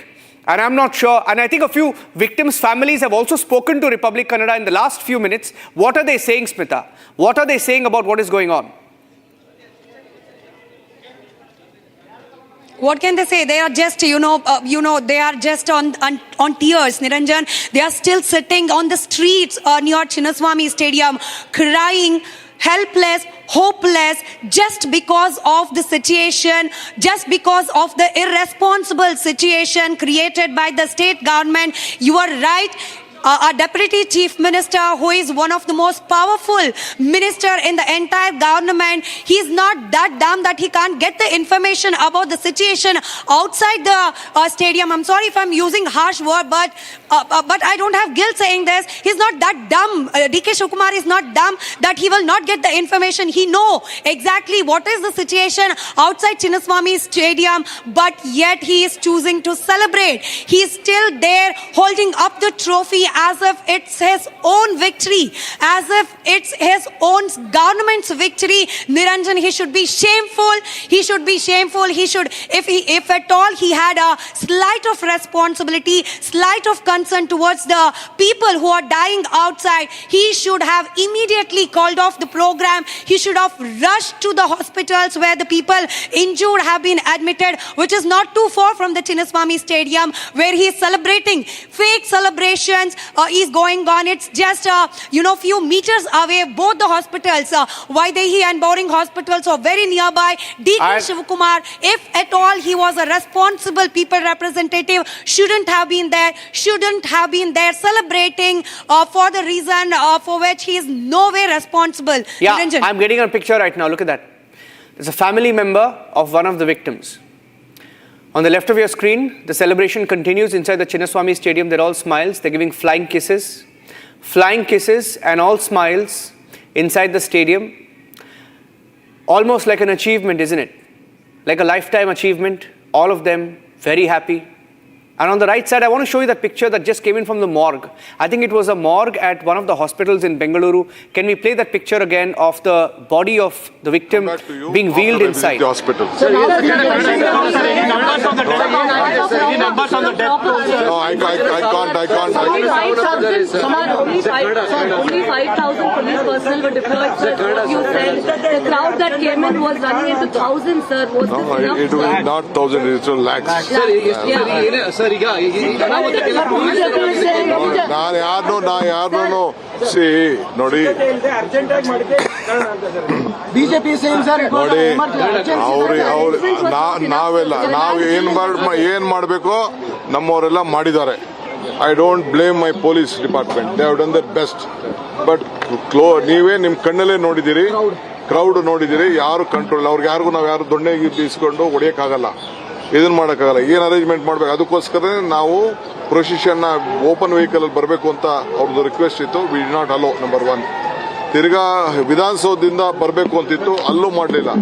ನಾವು ಪರಿಸ್ಥಿತಿ ನೋಡ್ಬಿಟ್ಟು ನಾವ್ಯಾರು ಭಾಷಣ ಕೂಡ ಮಾಡಕ್ ಹೋಗ್ಲಿಲ್ಲ, ಅವ್ರಿಗೆ ಅಭಿನಂದನೆ ಸಲ್ಲಿಸಕ್ ಹೋಗ್ಲಿಲ್ಲ. ಅವ್ರಿಗೆ ರಾಜ್ಯದ ಪರವಾಗಿ ಗೌರವ ಕೊಡಬೇಕು, ಕೊಟ್ಟು ಇಲ್ಲೂ ಅಷ್ಟೇ ನಾನು ಅವ್ರಿಗೆ ಡೈರೆಕ್ಷನ್ಸ್ ಕೊಟ್ಟೆ. ನಮ್ಮ KCA ಸೆಕ್ರೆಟರಿಗೆ ಪ್ರೆಸಿಡೆಂಟ್ಗೆ ಎಲ್ಲ ರಿಕ್ವೆಸ್ಟ್ ಮಾಡಿಕೊಂಡೆ, within 10-15 minutes we should close the function ಅಂತೇಳಿ.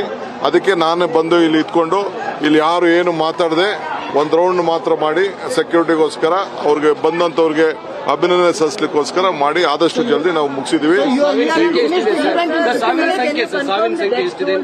ಅದನ್ನು ನಾನು ಹೋಗ್ತೀನಿ, ಭೇಟಿ ಹೋಗ್ತೇನೆ. S.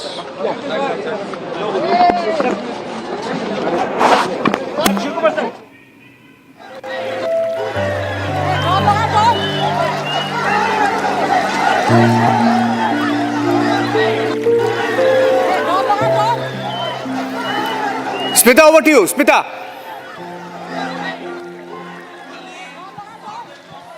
Niranjan, we just heard yet again a blunderous statement from Deputy Chief Minister of Karnataka. He said, what more arrangements could have been done by the government? They were innocent fans. We were not supposed to, raise the lottery also. So there is no failure from the police department, no failure from the, the government arrangement. We just wanted to celebrate the victory of the RCB team. We did it. This is the visual of the stone pelting. Smita, if you can speak over these visuals. We've accessed that visual that you are referring to. Please speak over these visuals. Yes, these are the visuals from in front of Vidhana Saudha. That's what I was explaining a few minutes before, Niranjan. While this video was captured, the entire RCB team was right there. And also the entire ministry, the state government ministers were sitting there in the grand stairs of Vidhana Saudha, where people, witnessed a stampede-like situation. They lost their cool and people started throwing stones and slipper. You can see those stones reaching the stage where the dignitaries were made to sit. The stones and also the slippers were thrown right, targeting the Vidhana Saudha. This is how people reacted. They already knew. This is before, the stampede near Chinnaswamy Stadium. This was on the time nearly at around 4:30 p.m. when the government had hosted a program to felicitate the award-winning team. And also you're seeing one more visual right in front of Chinnaswamy Stadium. This was captured when the stampede was happening. People struggling to save their life, people trying to run away from there, and few people struggling to help others, trying to rescue those who are stuck inside, in between the crowd. These are the horrifying visuals, Niranjan. But yet, our Deputy Chief Minister, our Honorable Deputy Chief Minister D.K. Shivkumar says that there was nothing that the government could have done. There is no failure of police department. There was no failure of the government decision. He is shifting the entire blame on the crowd, on the innocent people who came there from far, far away places. Niranjan, we also took the reactions of people coming from different states in the morning just to witness the victory of RCB. Those innocent people are returning back to their homes with the scenes, with this horrifying scenes in their mind, which will haunt them for lifelong. But our Deputy Chief Minister D.K. Shivkumar chose to blame the crowd for losing the cool, for losing the control. He's not ready to accept the truth that it was the government's urgency, government's irresponsibility, which directly led to this kind of horrifying incident, a shocking incident, a celebration turned into the, death scene where 11 people, including an innocent child of 6-year-old, also severely injured, and her parents are also sitting crying helpless in front of hospitals. Niranjan, our government, Karnataka's Congress-led government, says that this is because of the crowd, not because of government, not because of police department's failure. D.K. Shivkumar wants to make the entire scene as the irresponsible behavior of the fans. He's not ready to take the blame that even though he knew the situation is going out of control, even though he knew that people are dying outside, he chose to continue the program of celebration. He chose to post 2 photos and videos lifting that trophy, and coming out with all his cool and calm gesture and saying that it is not government responsibility, it is not the police department failure, but the people gathered outside were in huge number, more than expectation. And instead, answering to the question of the reporter, he chose to question back the reporter, saying that, didn't you witness the crowd? Didn't you see the crowd outside Chinnaswamy Stadium? What could have been done? What could the police department do for such crowd control is the question that our, very responsible, let me call him out, very responsible Deputy Chief Minister D.K. Shivakumar is saying. One more unfortunate thing that Niranjan, hope you also notice, the Home Minister Dr. G. Parmeshwar, who is very famous for reacting that he don't know, and he will get to know the information and react later for every situation in Karnataka, was also part of the situation. Was also part of the celebration inside the Chinnaswamy Stadium when people were losing life because of the stampede. We saw him smiling. We saw him smiling to the cameras which were in front of him and lifting the trophy, and also standing behind D.K. Shivakumar. There, our Home Minister, Dr. G. Parmeshwar, was also part of celebration where the police department was supposed to be given directions, where he was supposed to give the instructions to the hospitals to improve the facilities, to take care of those who are injured. Our Home Minister... Ambulance facility was not there. And they themselves were rushed to the hospital, to the boring hospital now. So I demand Chief Minister to take up the responsibility, and he should refer the matter for the judicial inquiry and let Chief Minister decide who has to take up the responsibility. Let Chief Minister decide. But he has to refer the matter to the judicial inquiry. We have party presidents of BJP, Mr. Smita, he also there went on to praise the police. And he said they haven't done anything wrong.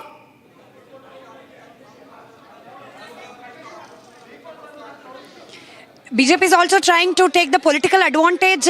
Unfortunately, with this situation, Niranjan, we heard BJP State President Vijayendra speaking that it is completely the Congress government failure that the situation turned into stampede and also people losing their life. Clearly, there is yet again, there is a tutu-meme game between Congress and BJP in such horrifying situation also. Not even a single responsible statement, not even from the government, not even from the opposition. This is the fate of Kannadigas. Unfortunately, people are trying to save the life of their dear ones. They are struggling to get the medical facilities. They are trying to get the admission in the better hospitals. But our politicians, our great people representatives are busy doing politics over the dead bodies of innocent people. We heard Vijayendra saying that the police department did their job, but it was only the government which didn't inform them, didn't instruct them, didn't guide the police department, and didn't allow the police department to do their job, is what BJP is saying. But we have also seen that police were very less number. They were very less number police who were struggling to control the crowd, Niranjan. We have those visuals. Only hundreds or 150, 200, policemen struggling to control the crowd of lakhs. As D.K. Shivakumar himself quoted that there were lakhs of people, not even 1,000, lakhs of people gathered near Chinnaswamy Stadium, and police who were deputed to, take care of the security were in hundreds. The number of the policemen who were deputed there for the security reason was in hundreds. This is the clear picture of where exactly did the government, where exactly did the police department fail. We also saw that the commissioner, Bangalore Police Commissioner, B. Dayanand rushed himself near the site. He was there right in front of the Chinnaswamy Stadium while the RCB players were escorted from Vidhana Sauda to Chinnaswamy Stadium. He stood there and he made sure that there was no traffic hurdle to the special bus which was arranged for those RCB players to get inside the Chinnaswamy Stadium. B. Dayanand stood there to witness that there is no hurdles in between the road connecting Vidhan Sauda to Chinnaswamy Stadium, who took care of that. But instead, he should have been there when the situation was going out of control. He should have been given clear instruction without caring for or without waiting for the government instruction for his fellow policemen to control the crowd in a better way. But the complete situation turned to be opposite, Niranjan. Within a few moments, within, in a span of 30 to 35 minutes, 11 people lost their life, 50 people got injured and were taken to hospital. Unfortunately, as Vijayendra was also quoting, Niranjan, complete roads, which were, the main roads of Bangalore, including the roads in front of Vidhan Sauda and also Chinnaswamy Stadium, were completely blocked out. No vehicle movement, not even ambulance. We also ran a story in Republic Kannada in the afternoon that ambulance was struggling to cross the road for 30, which was stuck in the in between the crowd for 30-35 minutes. This was much before this stampede thing. At least by then, police department could have, grasped the situation, the seriousness of the situation. A single ambulance, which was, we got the visuals of the ambulance which was stuck in between the crowd and was struggling to cross. And after the stampede happened, even though the hospitals wanted to provide this, first aid facility or the ambulance facility, there was no space. People were just rushing, running towards, the metro station, towards Vidhan Sauda, towards Chinnaswamy Stadium, where not, just to save their life. They were running and there was no even a little space left for the ambulance to reach the spot near Chinnaswamy Stadium so that they can pick people who are injured and take them to hospital. We also saw the visuals where many other people who also came to witness this, celebration event were carrying those who were injured on their shoulders. They were literally, the injured were taken on the shoulders, Niranjan, till the hospital. They were running, rushing. 4 or 5 people gathered together, lifting those who were injured in hands and trying to find a vehicle just to shift them to the hospital nearby. This was no doubt a complete failure of the management. Didn't the government knew that there will be crowd? Didn't the government knew that there will be a massive crowd? The basic ambulance facility, the basic, the police facility was not taken care by the government, was not arranged by the government. This is a complete failure of the both Home Ministry and also a government in total, which has led to the death of 11 people, including a 6-year-old who is, seriously injured and is struggling in the hospital bed to save her tiny life, Niranjan. And also now, as I was saying, there is a political blame game which is starting in the land of Karnataka, where Congress is, not ready to accept the opposition party's allegation that it was a Home Ministry and also the government failure, whereas BJP is not stopping blame game. The BJP leaders are also saying that it is a failure of the government and blaming the Congress government. This is the political blame game which Karnataka people are witnessing now.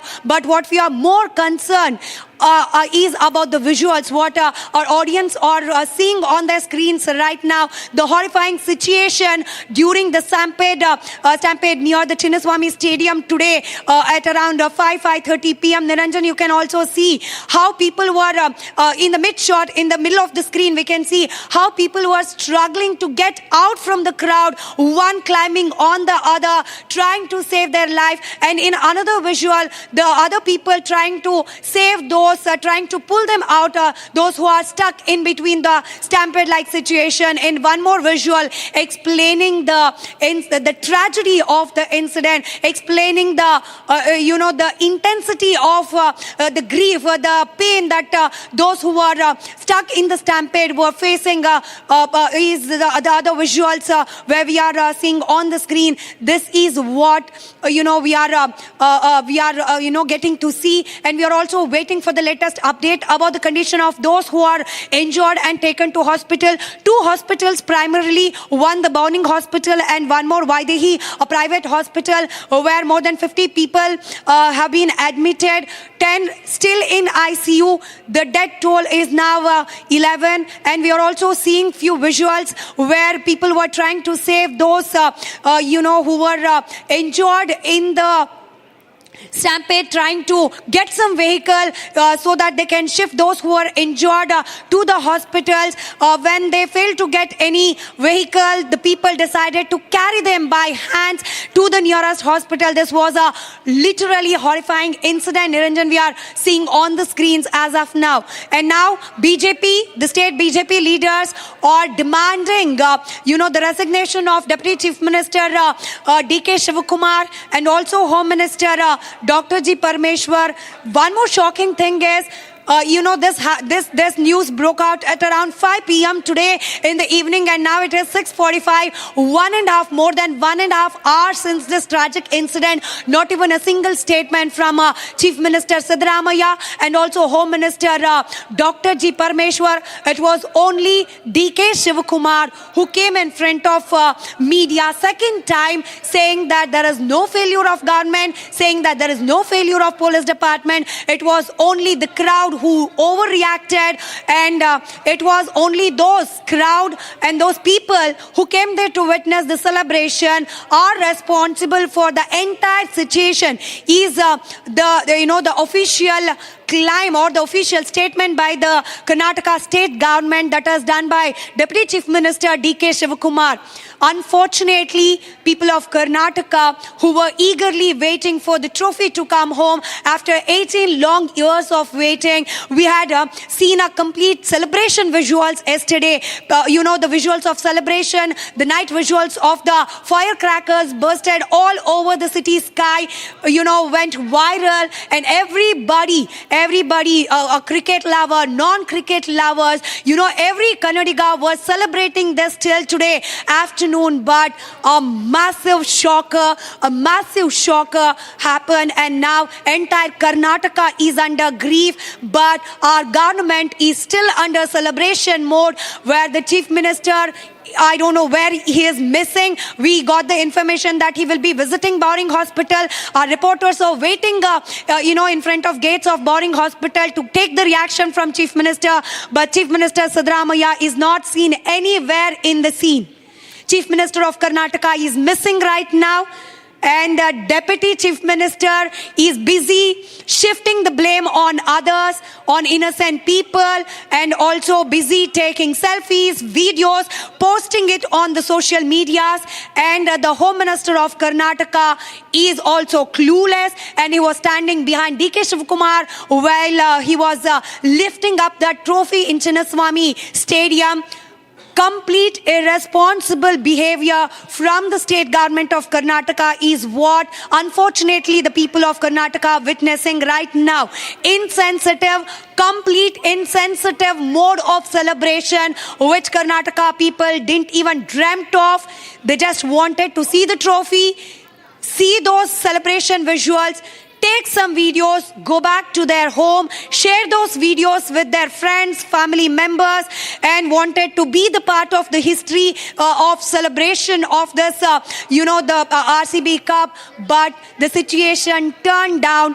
It completely turned to be a very sad day in their life, where people will never forget what exactly they saw in front of their eyes. Instead of the trophy, they saw the dead bodies. Instead of the celebration, they saw people getting injured.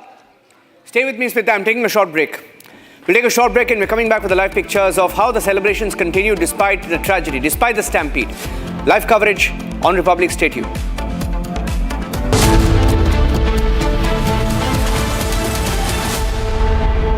दादी के हाथों का जादू और खुशबू से महकता घर, माँ की मुस्कुराहट और खाने की सुगंध। MDH गरम मसाला, क्योंकि हर रिश्ता है स्वाद से जुड़ा।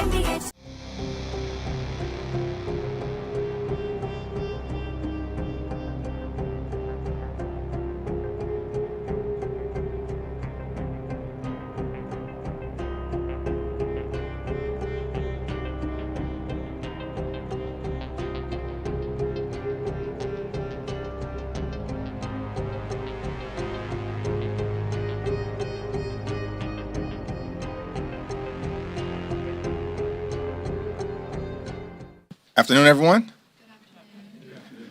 Breaking news, Elon Musk and I agree with each other. The GOP tax scam is a disgusting abomination. Every single Republican who voted for the one big, ugly bill should be ashamed of themselves. I haven't spoke to Elon Musk. I'm not sure what the reasons are for this extraordinary statement, but we're in complete agreement. The GOP tax scam is a disgusting abomination. On this vote, the yeas are 215, the nays are 214. with one answering present. The bill is passed.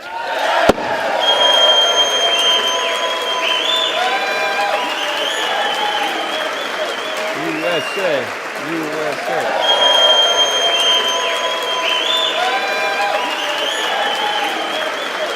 USA.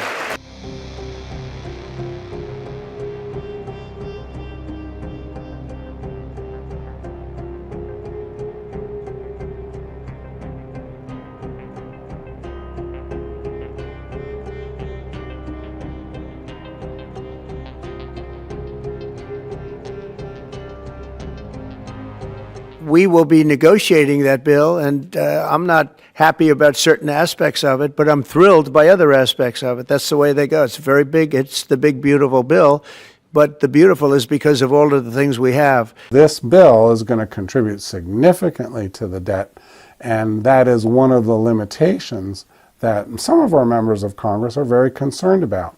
And so they're a little concerned about adding $3.8 trillion to the debt. And that's an appropriate concern. Thank you. A very special, that I give to very special people. I have given it to some, but it goes to very special people, and I thought I'd give it to Elon as a presentation. How mad do you think President Trump is going to be when he finds out that Elon Musk said...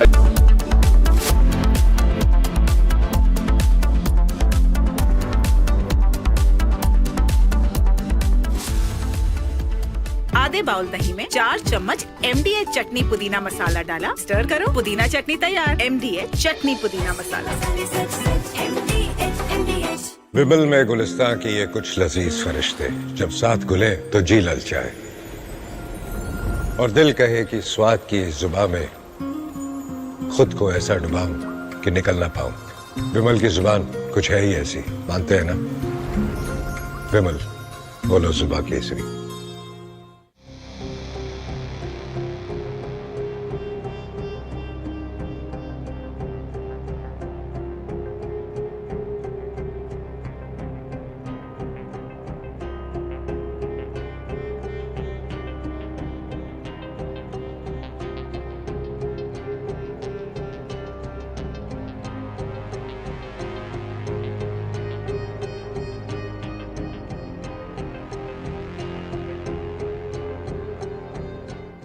Afternoon, everyone.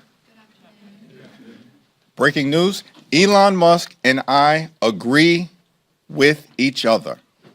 The GOP tax scam is a disgusting abomination. Every single Republican who voted for the one big, ugly bill should be ashamed of themselves. I haven't spoke to Elon Musk. I'm not sure what the reasons are for this extraordinary statement, but we're in complete agreement. The GOP tax scam is a disgusting abomination. On this vote, the yeas are 215, the nays are 214, with one answering present. The bill is passed.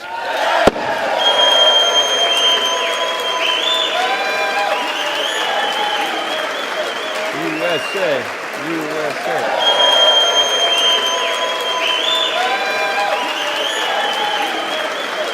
USA.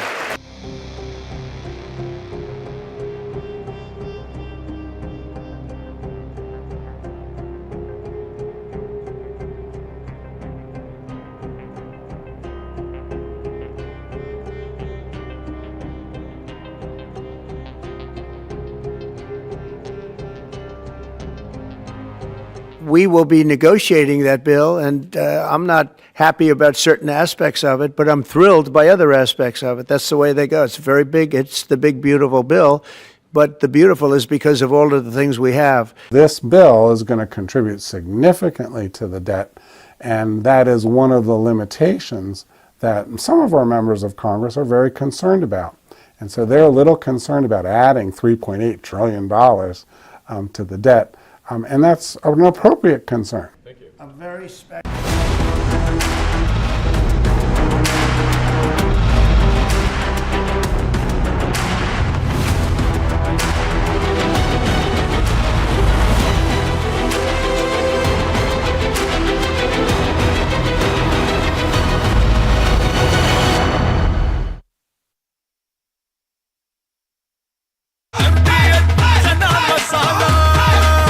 अब छोलिया हो या लोबिया, सफेद चने या काले चने, सब कुछ मजेदार बने।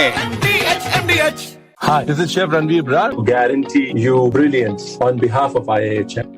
इसको घर पे लगाओगे तो शादी का तो पता नहीं, पर घर पक्का नहीं टूटेगा। रुंगटा नहीं तो घर स्ट्रॉन्ग नहीं। रुंगटा स्टील TMT बार एकदम सॉलिड। पहाड़ों में एक हाइकिंग स्टिक भी बन सकती है।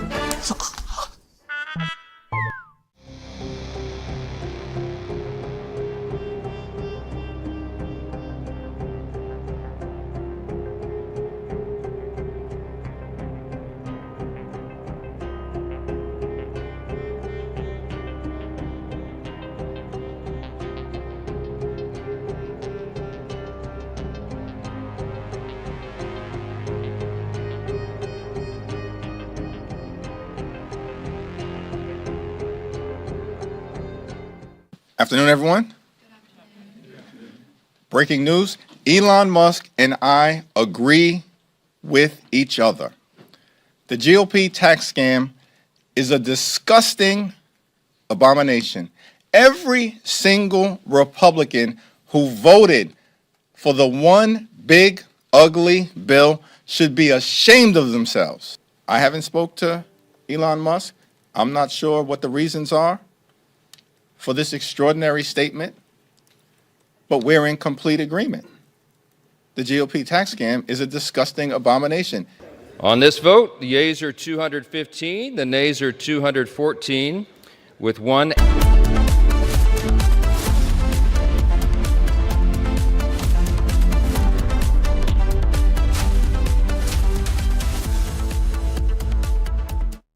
Mahi sir, how much do you love your fans? Honestly, I love my new fans.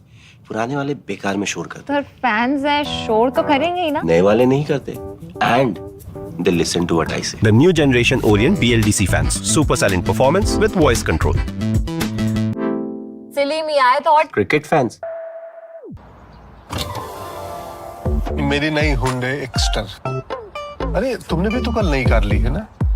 उसमें भी तो होगा ना ये वॉइस इनेबल सनरूफ? है ना uncle? Timber sunroof. Paddle shifters वो तो होंगे ही। Just paddles. डील्स और बेनिफिट्स ये तो मिले होंगे ना? ये मिला। हाँ? इन्होंने तो लॉलीपॉप ले लिया। क्या आप भी लेना चाहोगे? बिल्कुल नहीं। तो जल्दी चले आओ हुंडई शोरूम। आपकी फेवरेट हुंडई कार्स पर मिल रही है अमेजिंग डील्स। वैसे लोगे तो आप हुंडई ही, चाहे दिल की सुनो या डील्स की।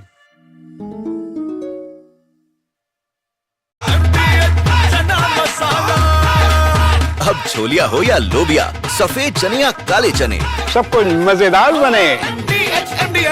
विमल में गुलिस्तां की ये कुछ लजीज फरिश्ते जब साथ घुले तो जी ललचाए और दिल कहे कि स्वाद की इस जुबान में खुद को ऐसा डुबाऊं कि निकल ना पाऊं। विमल की जुबान कुछ है ही ऐसी, मानते हैं ना? विमल बोलो जुबा Kesari.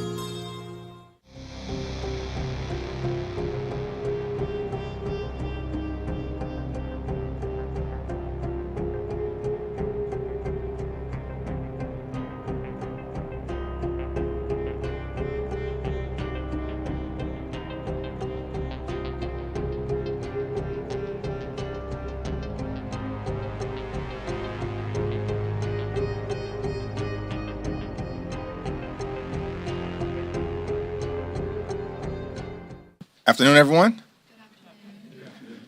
Breaking news, Elon Musk and I agree with each other. The GOP tax scam is a disgusting abomination. Every single Republican who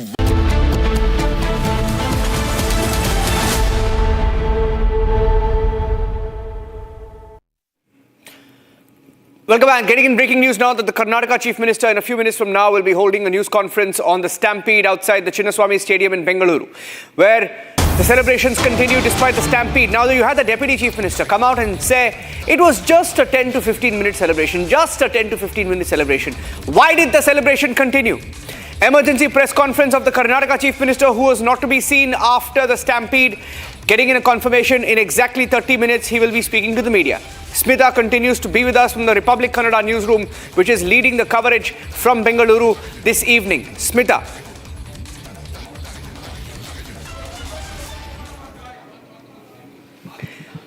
We'll be getting Smita in just a short while from now, but we're getting in. Niranjan, if you can yes, go hear ahead. me. Go ahead. I lost you there. Go ahead.